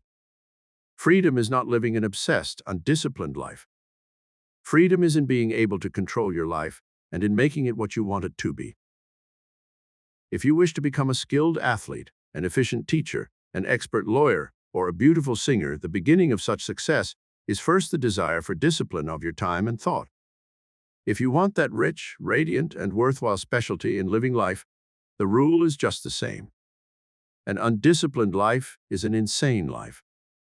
We must pull ourselves together around high ideals of clean, serviceable, and effective living under the highest leadership we know, or under the teachings and the example of a master. The highest example of a master is the Christ. In all his work and teachings, he proved that discipline, self-control, and self-mastery ever precede wisdom and achievement. Mrs. Lincoln had taught his words to little Abe, and it was because Abe grew into manhood and sacrificed his life of laziness, looseness, and careless meanderings for the straight and narrow way of a disciplined life of principle and honesty and justice that caused him to become a great soul. It was the law of sacrifice working through him that enabled him to become the president and savior of a great nation. Evidence of this greatness was seen in his work at Washington. During the war, a young Vermont boy, whose name was William Scott, was sentenced to face the firing squad for being found asleep at his post. Now it wasn't Scott's post, but that of his buddy, whom he had relieved when he became ill. Double duty was too much for Scott, so he fell asleep. He was so well liked by all that his captain and friends appealed his case to the president. Lincoln decided to go to Chain Bridge and handle the case in person. He went to the camp and talked to Scott. Scott said he was the kindest person he had ever met. He said the president had asked him about his home, the farm, his friends, and lastly, his mother. He said he was glad he could draw a picture of her out of the bosom of his shirt and show it to him. Mr. Lincoln told him how thankful he should be to have a mother, and how he should make her a proud mother, and that he should never cause her another sorrow or tear. Scott thought it very strange that he did not speak of his fate in the morning. Strange that he should advise not to cause his mother another sorrow or tear when he was about to die. Finally, he mustered up his courage and asked the president if he would grant one favor, namely, that he would not have to face his friends, that a firing squad be drawn from another company. Mr. Lincoln wheeled about and, facing Scott, said, "My boy, you are not going to be shot tomorrow. I'm going to trust you and send you back to your friends. As I have been put to considerable trouble to come up from Washington, how are you going to pay the bill?" The boy stammered his gratitude. He suggested he could send him his savings. He could borrow money by mortgaging the farm. His friends would help too, and there was all his army pay. Then Mr. Lincoln put his hands on the boy's shoulders, and looking sorrowfully into his face, he said, "My boy, my bill is a very large one. Your friends cannot pay it, nor your bounty, nor the farm, nor your comrades. There is only one man in all this world who can pay it, and his name is William Scott. If from this day William Scott does his duty so that if I were to be there when he comes to die, he can look me in the face as he is now doing and say, 'I have kept my promise,' then my debt will be fully paid." William Scott kept that promise. He had learned the secret that Mr. Lincoln's mother had taught him when a boy. It was this law of sacrifice, and that the beginning of such wisdom was first the desire and love of discipline, that it was the straight and narrow way that led to the high road of everything that makes life worth living. It was the road that led Mr. Lincoln to the White House. It was the road that leads back to the Vermont hills, to home, to happiness, and to mother. It is the road for all who persevere and find it. It is the road that Jesus followed to triumph and mastery. It is the road I recommend to you, for on it you will find the law of sacrifice ever working to bring to you the joys and the pleasures that result always from the wisdom and understanding that accompany it. Blessed is the man who endures temptation, for when he is tried he shall receive the crown of life, which the Lord Law has promised to them that love the Lord Law. Invictus. Out of the night that covers me, black as the pit from pole to pole, I thank whatever gods may be for my unconquerable soul. In the fell clutch of circumstance, I have not winced nor cried aloud. Under the bludgeonings of chance my head is bloody, but unbowed. Beyond this place of wrath and tears looms but the horror of the shade. And yet this menace of the years finds, and shall find me unafraid. It matters not how strait the gate, how charged with punishment the scroll. I am the master of my fate. I am the captain of my soul. W. E. Henley. Law of obedience. Obey my voice, and I will be your God, and you shall be my people. Jeremiah 7:23. To be ushered into turmoil, blindly toil a few years, and then go out into uncertainty, is surely not the purpose of man's existence. Life must mean more than this, and it does mean more. Man should be a builder, and to him is given all the materials out of which to construct the kind of life he desires to live. He builds in wisdom or in ignorance, according to his obedience, according to his understanding of a divine law and the use of it in his daily life. Many people, when they learn that the science of living is governed by exacting laws, immediately assume that to live rightly is to live the hard way. They are afraid of a law that is exacting in its demands when it touches their relationship with the finer things. Yet these same people would not be willing that the laws which govern human society should be modified in any way. They recognize that the laws which govern social conduct and activity must be properly enforced if organized society is to function harmoniously and safely. In other words, they recognize that government is for the good of mankind, and that without it human life and welfare would be in continual jeopardy. If this is true of human government and established by constitution and law, it is even more true of divine government. And the more exacting the law, the more certain the safety, prosperity, and happiness of him who fulfills the law's demands. In the realm of science, no laws are more exacting than those which govern the science of mathematics. An accountant, even when he fails immediately to solve a problem, knows it can be solved only by calling into operation the exacting laws that govern all mathematical calculations. Were those laws subject to change, the solution of mathematical problems would be utterly hopeless. Perhaps in no way has religion gone so far astray as in its conception or understanding of God, whether it be the God of the Christians or of the heathen. Instead of recognizing that the supreme intelligence is law, operating according to and as surely as the laws of nature, men have created in their ideas a God who is partial, subject to appeal from saint and sinner alike, a God who can be persuaded and bargained with, a God who gives life and takes it away, a God who heals sickness and causes it, a God who impoverishes and enriches, a God who rewards and punishes. And having accepted this wrong idea, it has made prayer largely a matter of doubts, lacking in that strong assurance that a thing will be so because it is according to the divine law. To many folks, this aspect of truth creates an illusion of a God for all, a God who is not interested in man's needs and problems, a God who is not a father to whom we can take our cares and with whom we can converse. "They have taken away my Lord," cried Mary. Sooner or later, however, they discover that this divine knowledge of the nature of God as law has given them their Lord in a sense so close and intimate that all doubt in claiming their good is ended, for once the law is understood, we hold the secret of eternal happiness, peace, and dominion or mastery over all the forces around us. The word obey means to submit to rule or to comply with orders or instructions. Obedience, then, is the governor of all movement, whether it be mechanical, literal, or spiritual. A giant machine without its governor would tear itself apart, would be utterly destroyed because it failed to obey its own laws of momentum or gravity. An intellectual giant who fails to comply with the laws of learning will become as an idiot. A student failing to comply with or to obey the instructions of Spirit, the law of God, will reverse that good and create evil. We are dependent entirely on obedience for our success or failure in this life. Our societies, cities, states, and nation are supported by it. Our properties and lives are dependent upon it. Because of our respect for obedience, we, as a whole, support it. But woe unto the man who tries to break through to pillage, to plunder for selfish gain. As we look into the home, we see the mother training her child into habits of discipline. Tomorrow we see a happy mother because her child has grown into youth and manhood and has earned success. A success because, back in the beginning of his life, the seed of obedience was placed there, which brought forth respect, obedience, and unselfish thought.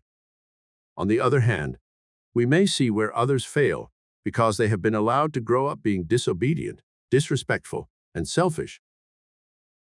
Business is founded upon obedience, and as each member obeys the laws of commerce, he will succeed.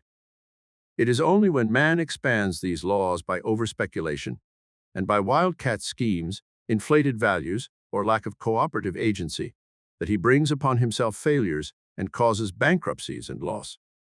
All our problems of life are due in some measure to our obedience to the law of thought and its creator, God. Our difficulties have been in knowing what to obey and what not to obey. We see in nature the answer. She has no troubles she cannot overcome. She has no problems she cannot solve. She has no burdens she cannot bear, no tasks she cannot perform. Why? All her operations are governed by the mighty law of harmony and order, which constantly removes every discord, which heals all diseases, which rights every wrong, which supplies every need. If, in the winter, a young sprout attempts to break through the soil before season, Mother Nature destroys that sprout, rills it off, or freezes it out. Yet, at the same time, the very snow and ice that freeze the little unruly sprout serve as a blanket of warmth and protection to the other seedlings complying with her laws. When man wishes to use nature in his work, such as farming or gardening, he must know how to comply with nature's law. In turn, as he obeys her laws, he derives the best results, and in the end, he will enjoy the greatest harvest. He who obeys the laws of nature and acts as her obedient servant later becomes the master and reaps a full harvest. Every student who obeys the law and is a true servant of good will become a greater soul and will reap the power to control his every condition and enjoy blessings galore. This is what the Master tried to tell us when he said, "He that is greatest among you shall be your servant. Whosoever shall exalt himself shall be humbled. Whosoever shall humble himself shall be exalted." Yet this does not picture for us a weakling, one who gives way to the stronger or is easily brushed aside by the more aggressive. For Paul says, "When I am weak, I am strong," meaning, of course, that when he is weak to obey the law of good, he is strong and spirited. Our mistakes are largely due to the fact that we have obeyed more readily the laws of earth than the laws of spirit. We have subjected our ideas to the outward appearances of things, rather than to the inner truths as the law teaches them.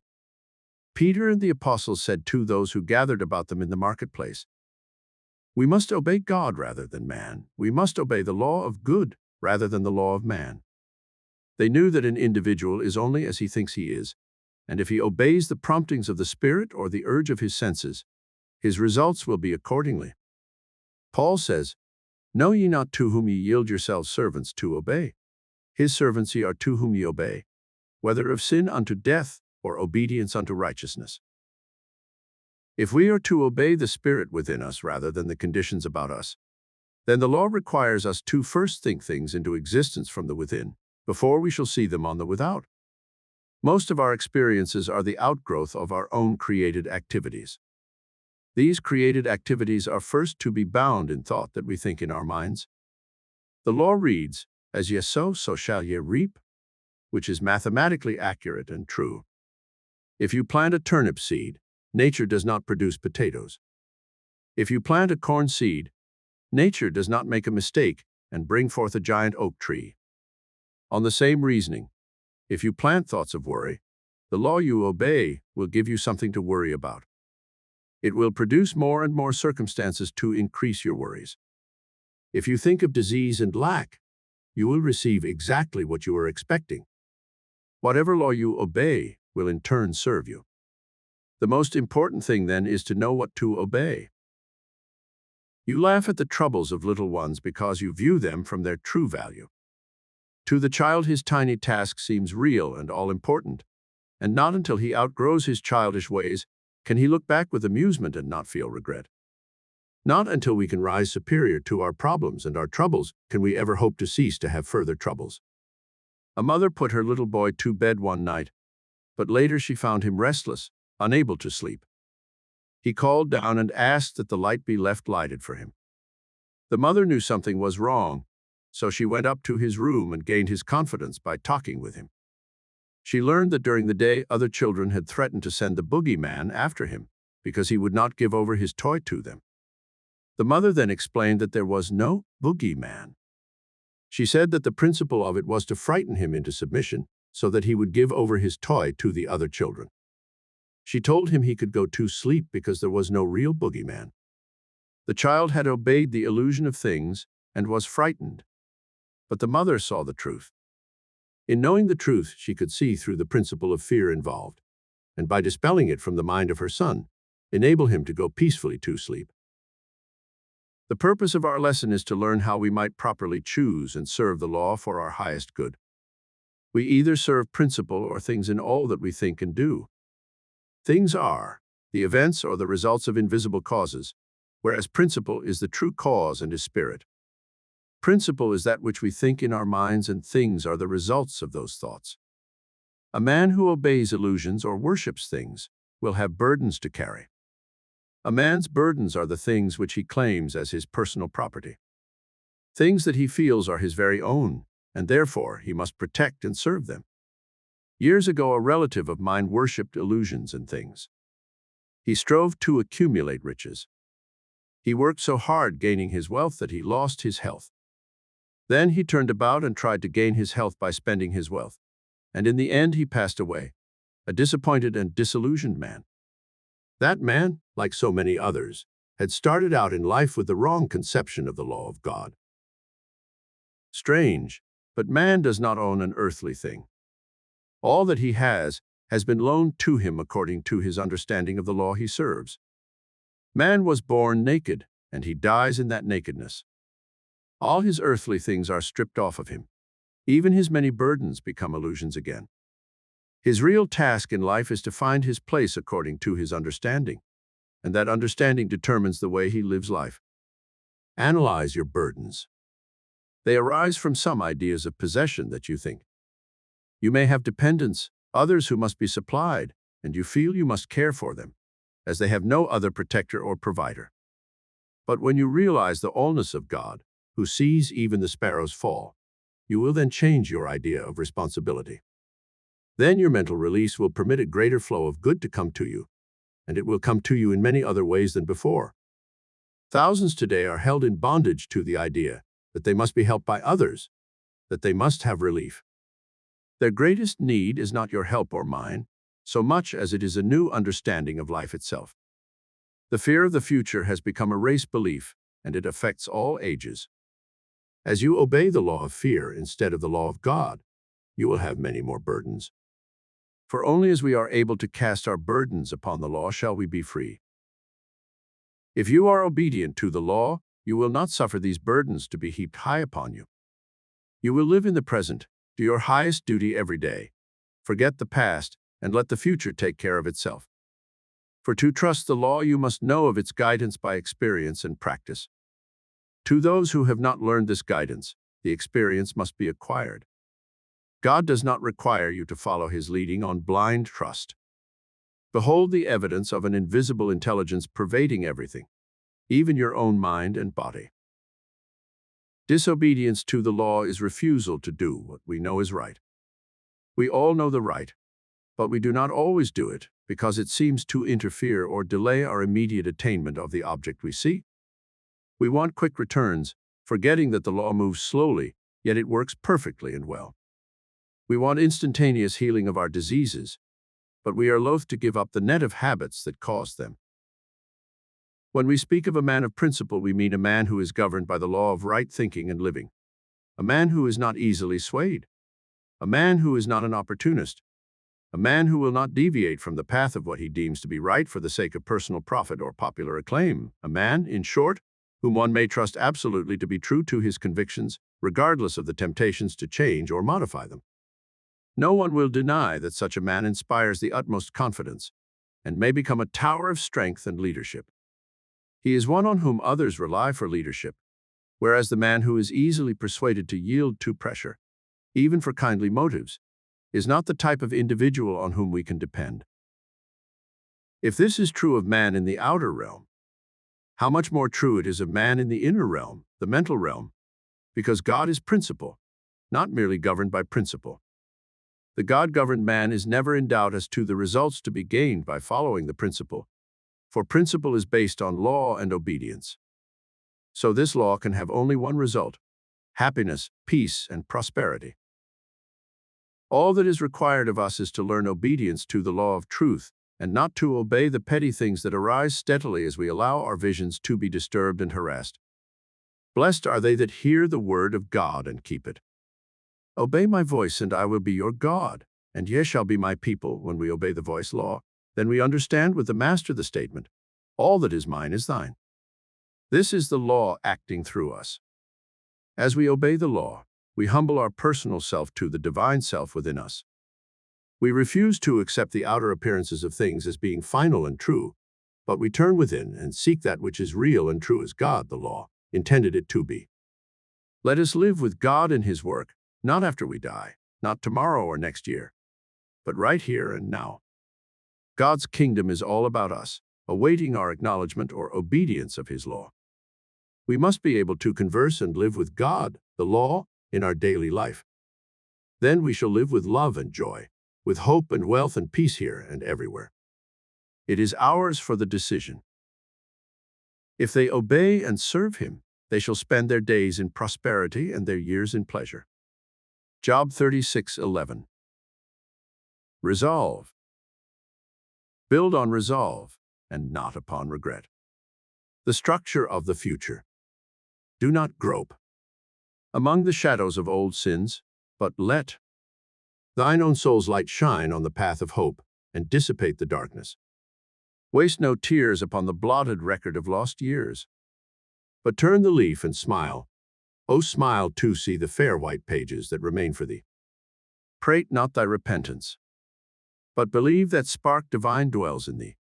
Let it grow. That which the uppreaching spirit can achieve, the grand and all creative forces know. They will assist and strengthen as the light lifts up the acorn to the oak tree's height. Thou hast but to resolve, and lo, God's whole great universe shall fortify thy soul. L.O. Wheeler Wilcox. Law of Success. He can who thinks he can. God intended every individual to succeed. It is God's purpose that man should become great. It is God's will that man should not only use, but enjoy every good in the universe. The law of God denies man nothing. Man is born to be rich. The powers inherent in him are inexhaustible. Each normal person is endowed with a complete set of faculties, which, if properly developed and scientifically applied, will ensure success, ever-growing success. Man is made for progress. Every man contains within himself the capacity for endless development. Advancement into all things is the law's great purpose. By learning to work with the law in promoting that aim, man may build himself into greater and greater success. All the processes of nature are successful. Nature knows no failures. She never plans anything but success. She aims at results in every form and manner. To succeed in the best and fullest sense of the term, we must, with nature as our model, copy her methods. In her principles and laws, we shall discover all the secrets of success. Infinite resources are at man's disposal. There are no limits to his possibilities. He focuses and individualizes the elements, forces, and principles of the whole world. He can develop a wonderful intelligence, Thus, all life's questions may be answered, all nature's secrets discovered, and all human problems solved. Nothing is impossible. Higher faculties, remarkable talents, superior insight, and greater power are dormant in all, and by special psychological methods, these exceptional elements can be developed to an extraordinary degree for actual and practical use. Every mind can develop greatness. It is simply a matter of knowing how. True self-help, self-discovery, self-knowledge, and the proper instruction in applying one's faculties and using one's forces will advance any person. Practice will ensure efficiency. Use will bring forth results. Success, therefore, is within the reach of every aspiring man. Do you wish to succeed? You can. You possess all the essentials within yourself. All you need is to gain a right understanding of the principles and laws upon which success is based and then to apply the right methods of operating these causes until success is earned. The law of success is as definite as the laws of any science. The exact use of this law will produce results every time.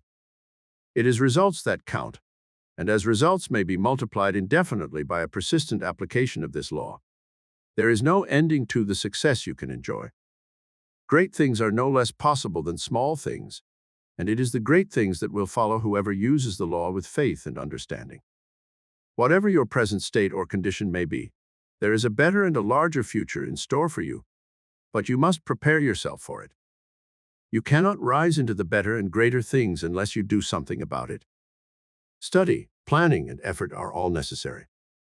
The young and the old alike are entitled to advance. To be true to yourself and to the law which governs you, you simply must advance, for advancement is success. It is the law's intention that you shall move forward. You can stand still, and you can go backward, thus retarding your normal progress for a while, perhaps as long as a lifetime, but in the end, you will be compelled to move forward, especially in the direction of soul's growth. Nature brooks no interferences with her purposes. This is often the reason why prods and pricks of adversity come when you fail to move forward. There is a new element abroad, the spirit of progress, and we must all keep pace with the times. You can achieve your ambition. Aim high and build well. What you imagine to yourself as success can be reached. The law never blunders. What she idealizes, she has the power to actualize. What she images in your mind, she has the power to produce materially. She ever seeks to build you up in your power and in success. That is her plan for you. The faculties possessed by all great and successful men are the same human faculties you possess. They gained some understanding of the right kind, and then they applied their faculties in the best way they knew for advancement, and so earned success. Some will ask, but in what does true success consist? Almost every other person will hold a different view as to what constitutes real success. To avoid confusion of ideas, let us define our meaning of the term. Most people consider success as being a high state of worldly prosperity. Others as the realization of personal hopes or fulfillment of heart's desires, still others as the achievement of their ambitions or the performance of great deeds. Real success, however, is something more than this. We do not define it in terms of money, position, fame, or wealth, although it may include all these. True, genuine success of the largest kind lies in the results obtained, harvest reaped and distributed, so that our fellow beings at large are benefited and the world enriched.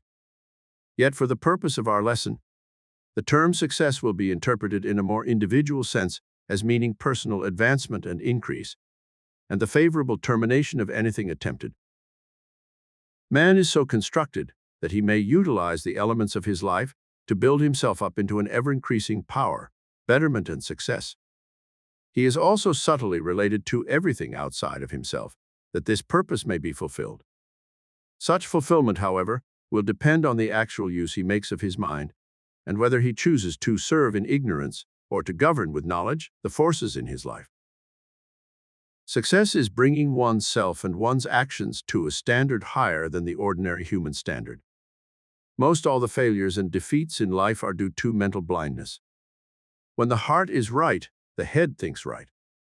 All our acts are judged by our inner motives, not by the outer accomplishments. Out of the heart are the issues of life. Moral cowardice, indecision at critical moments, a desire to have one's own way, inability to cooperate, have shattered the hopes of millions. They have wrecked their prospects of success. To eliminate these mental handicaps is the first move for all who wish to aim high. Success depends upon adopting a true course, upholding what is just and right in thought and action. Adherence to a principle is most essential. Success is not a creature of circumstance, nor a game of chance, nor luck, for not until the golden rule is the basis of commercial activity can we be in harmony with the principle. Religion and business are not two separate sciences. They are both as one. Lord Leverhulme said, "It is frequently stated that modern business cannot be conducted on the line of the Sermon on the Mount. I can only say that a business conducted on any other basis will never be permanently successful. Business is an expression of man's highest aim, man's religion. The fact that a man is honest and truthful and industrious does not ensure his success.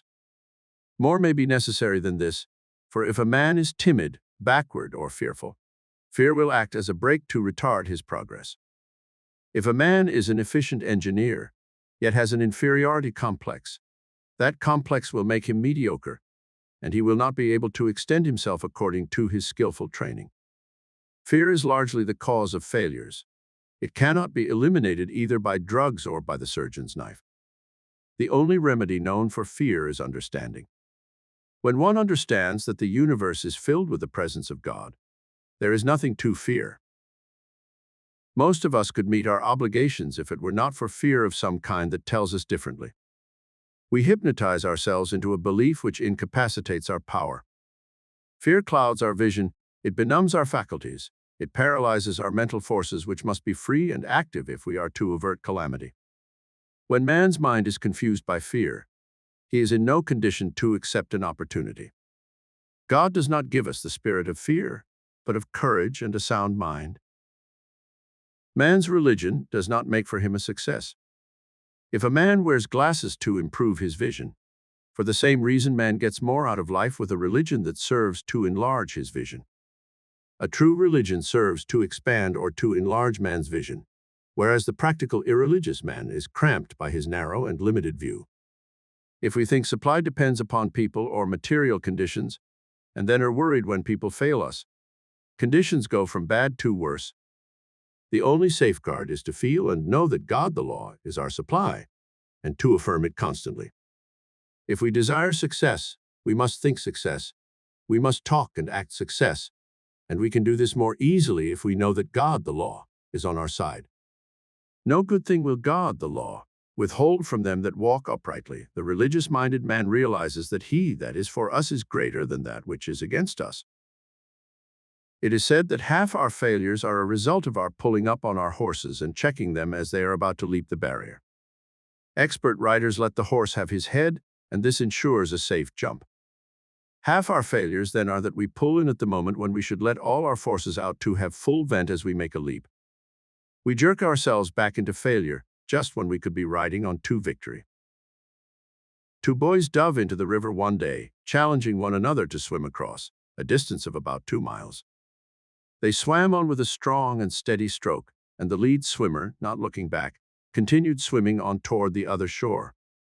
When he walked out on the bank of the river and had completed his swim, he looked back to note that his friend was nowhere near. He looked more carefully, and behold, there he stood back on the other shore from where they had started. When he met his friend, he said to him, "How was it that you did not follow me across the stream and reach the other shore?" The boy who turned back said, "Oh, after I got about halfway out, I looked back and saw how far I had come, and I was afraid I couldn't make it, so I turned back."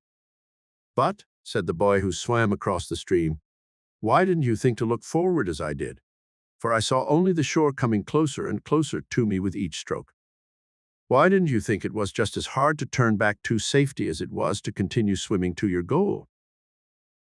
When Moses led the children of Israel out of Egypt to the Promised Land, they met with what seemed to be an impossible barrier, the Red Sea. Some wanted to turn back. Many murmured and complained because they had ventured so far from Egypt. Moses cried out, God, what shall I do? And word came back to him, Why criest thou unto me? Speak to thy children that they go forward.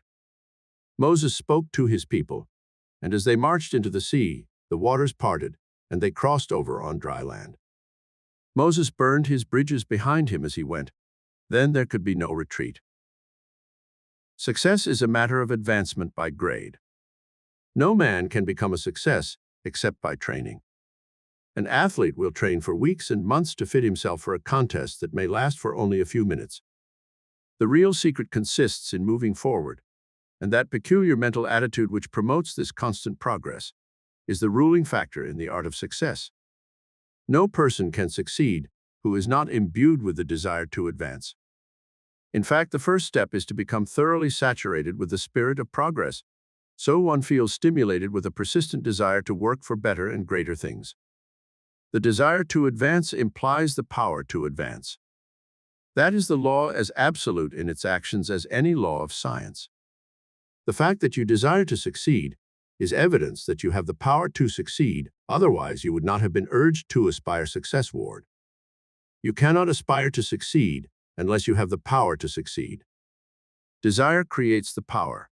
Power inspires the mind of the individual, and success is the result of that inspiration rightly applied. Investigating the lives of successful men, we find a very striking fact. We find a common quality that is responsible for their success, which consists of a constructive state of mind. Psychologists term this constructive state of mind as a successful attitude. Simple as it may seem, in most every case the difference which decides success or failure is the ruling mental attitude. It is at fault and is the cause of failure. The discovery of this remarkable fact by modern psychology probes to the very root of some deep practicable problems and indicates a way out of adversity and failure. In short, the positive mental attitude of the man who thinks he can, in contrast with the negative attitude of another who thinks he can't, is practically the only difference between the one who succeeds and the one who fails. The former learns the truth and discovers he can do things, and the idea liberates his sleeping energies, stirs them into activity, thrills him with the desire to advance, inspires him to get things done, so he moves into success. Some persons, however, live in the conviction that as they are, so they must remain. They believe that God had cast them into a fixed mold, and that the little ability or power which they possess is all they can hope or wish for in this life. Scientific research into the mysteries of the human mind reveals a wonderful world of power and possibility. The psychological truth is that what is possible to one mind is possible to another, and vastly more than we have ever dreamed. The same human faculties and cultivated powers of the great and the successful are possible in all minds. The only real difference is in the degree of development, not kind. Begin now to take a superior view of yourself, your life and circumstances, and of things and persons in general. As you mentally perceive the better and greater, you will consciously and unconsciously reach out for the better and the greater. In other words, your thoughts, desires, words, and mental actions will gradually become filled with the spirit of progress, and your faculties will grow stronger and your powers will increase. Catch the spirit of the words, I can, and you have the key to the successful attitude. Know you can succeed and proceed to think, live, and act in that strong conviction.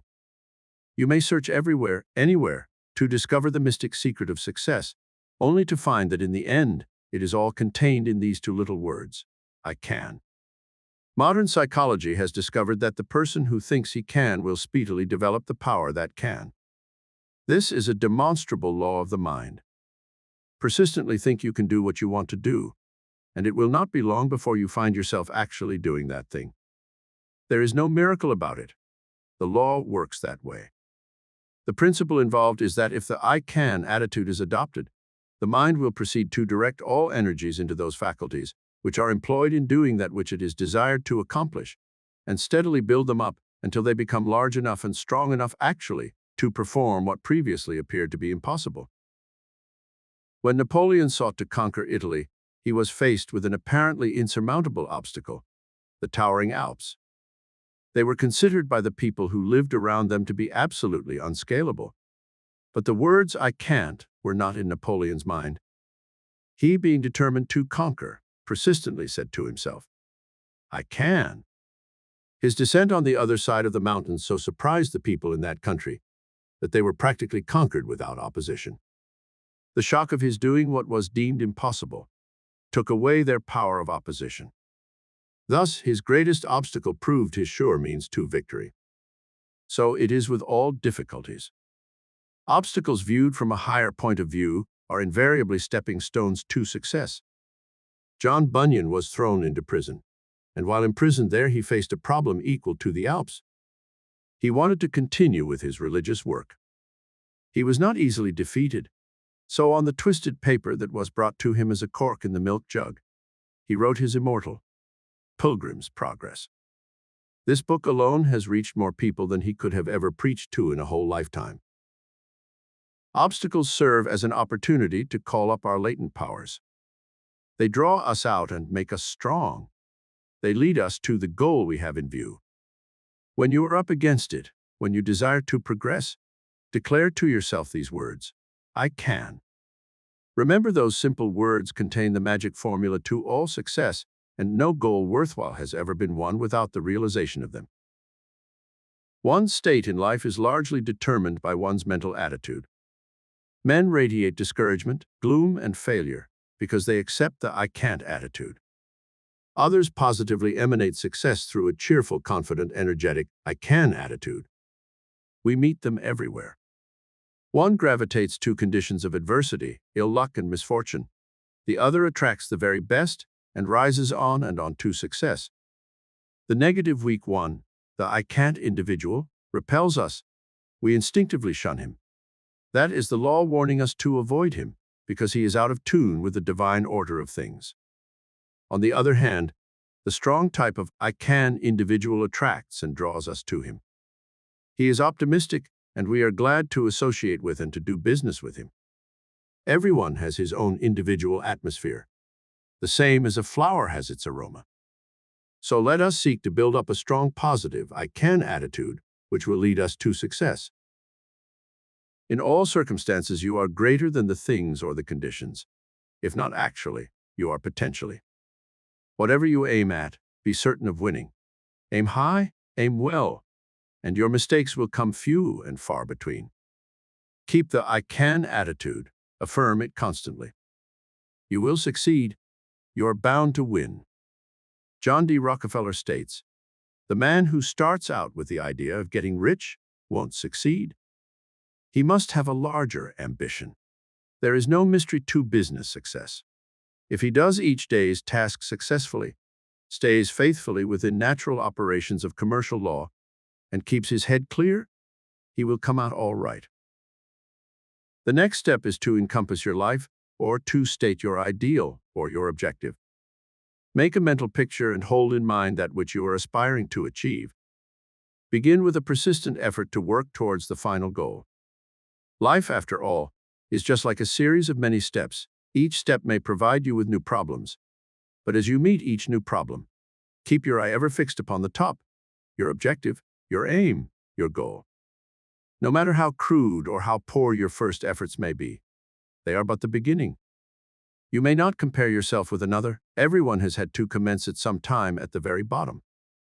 In the meantime, know that you cannot fail until you give up. You never can fail if you never give up. Keep on trying. Each effort produces some result. Success, after all, is only the collection of many good results. "Never leave till tomorrow that which you can do today," said Benjamin Franklin. The worst enemy you will encounter on life's highway is within your own self. Its name is procrastination. Procrastination kills ambition. It gets one into the habit of indecision, which causes failure. Practice making your decisions clearly and promptly. Take care of the little questions that come to you, and they will automatically take care of any other big questions, should they arise. One who cannot decide for himself clearly subordinates his judgment.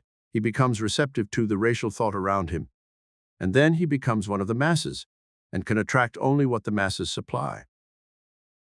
What do you do with your spare time? How do you spend it? Where do you spend it? Do you give it any value? In these days, much profit and sometimes the whole success depends upon the using of the odds and ends, the so-called byproducts. Byproducts are something apart from the main article manufactured, and yet they have a value of their very own. All types of big business have their byproducts, odds and ends, that pay them well. The armor meat packing company uses all their byproducts to advantage. From the pigtails to the hair, there are endless byproducts. The pigtails are dried and sold as a delicacy. The hair is made into brushes and strong rope. Now, if armor neglected to use the byproducts, there would be a great difference in the amount of dividends they pay their stockholders. The point for us is this: we may not be manufacturers like the armor meat packing company. We are dealers in time. Our success depends upon the use of our time and its many byproducts, which we call odd moments. What about those odd moments? The real success of some started in the odd moments. What one does with his spare time not only is clear profit, but it increases his mental activities. Every minute you save by making it useful and profitable adds to your life and the possibility of a successful one. Every minute lost is a neglected byproduct. Once it is gone, it can never be returned. Think of the quarter hour before breakfast, the half hour after, and 20 minutes on the trolley, the time wasted awaiting appointments during the day, and the scores of chances each day when you might read, or figure, or concentrate, or work for your goal. Use all your time constructively. It is only the aimless, worthless, unsuccessful ones who speak of killing time. The one who is killing time is destroying his opportunities, while the man who is succeeding is making his time live and making it useful. I always like to hear a person say that there isn't enough time in the day for him. That person is getting the most out of his life, and I venture to say he is succeeding. Success, then, summarized, is the way we learn to use two valuable things, our time and thought. Knowledge alone is not success. It is the way we use that knowledge. It is important always to remember that back of all our toil and struggle, under the dust and smoke of things, there are the arms of the Father guiding, guarding, and supporting us. Whatever you lack, He has. Whatever you need, He can supply. Whatever obstacle you encounter, God, within you and about you, can overcome it. "So near to man," wrote Emerson, "when duty whispers low, thou must," the youth replies, "I can." You can. If you think you are beaten, you are. If you think you dare not, you don't. If you'd like to win, but think you can't, it's almost a cinch you won't. If you think you'll lose, you're lost. For out in the world we find. Success begins with a fellow's will. It's all in the state of mind. If you think you're outclassed, you are. You've got to think high to rise. You've got to be sure of yourself before you can ever win a prize. Life's battles don't always go to the stronger or faster man, but soon or late the man who wins is the man who thinks he can. This recording of Working with the Law, Powerful Principles for Abundant Living by Raymond Hollywell was presented by David DeAngelis. Sound recording copyright 2022 and produced by DeepSend Limited 2022.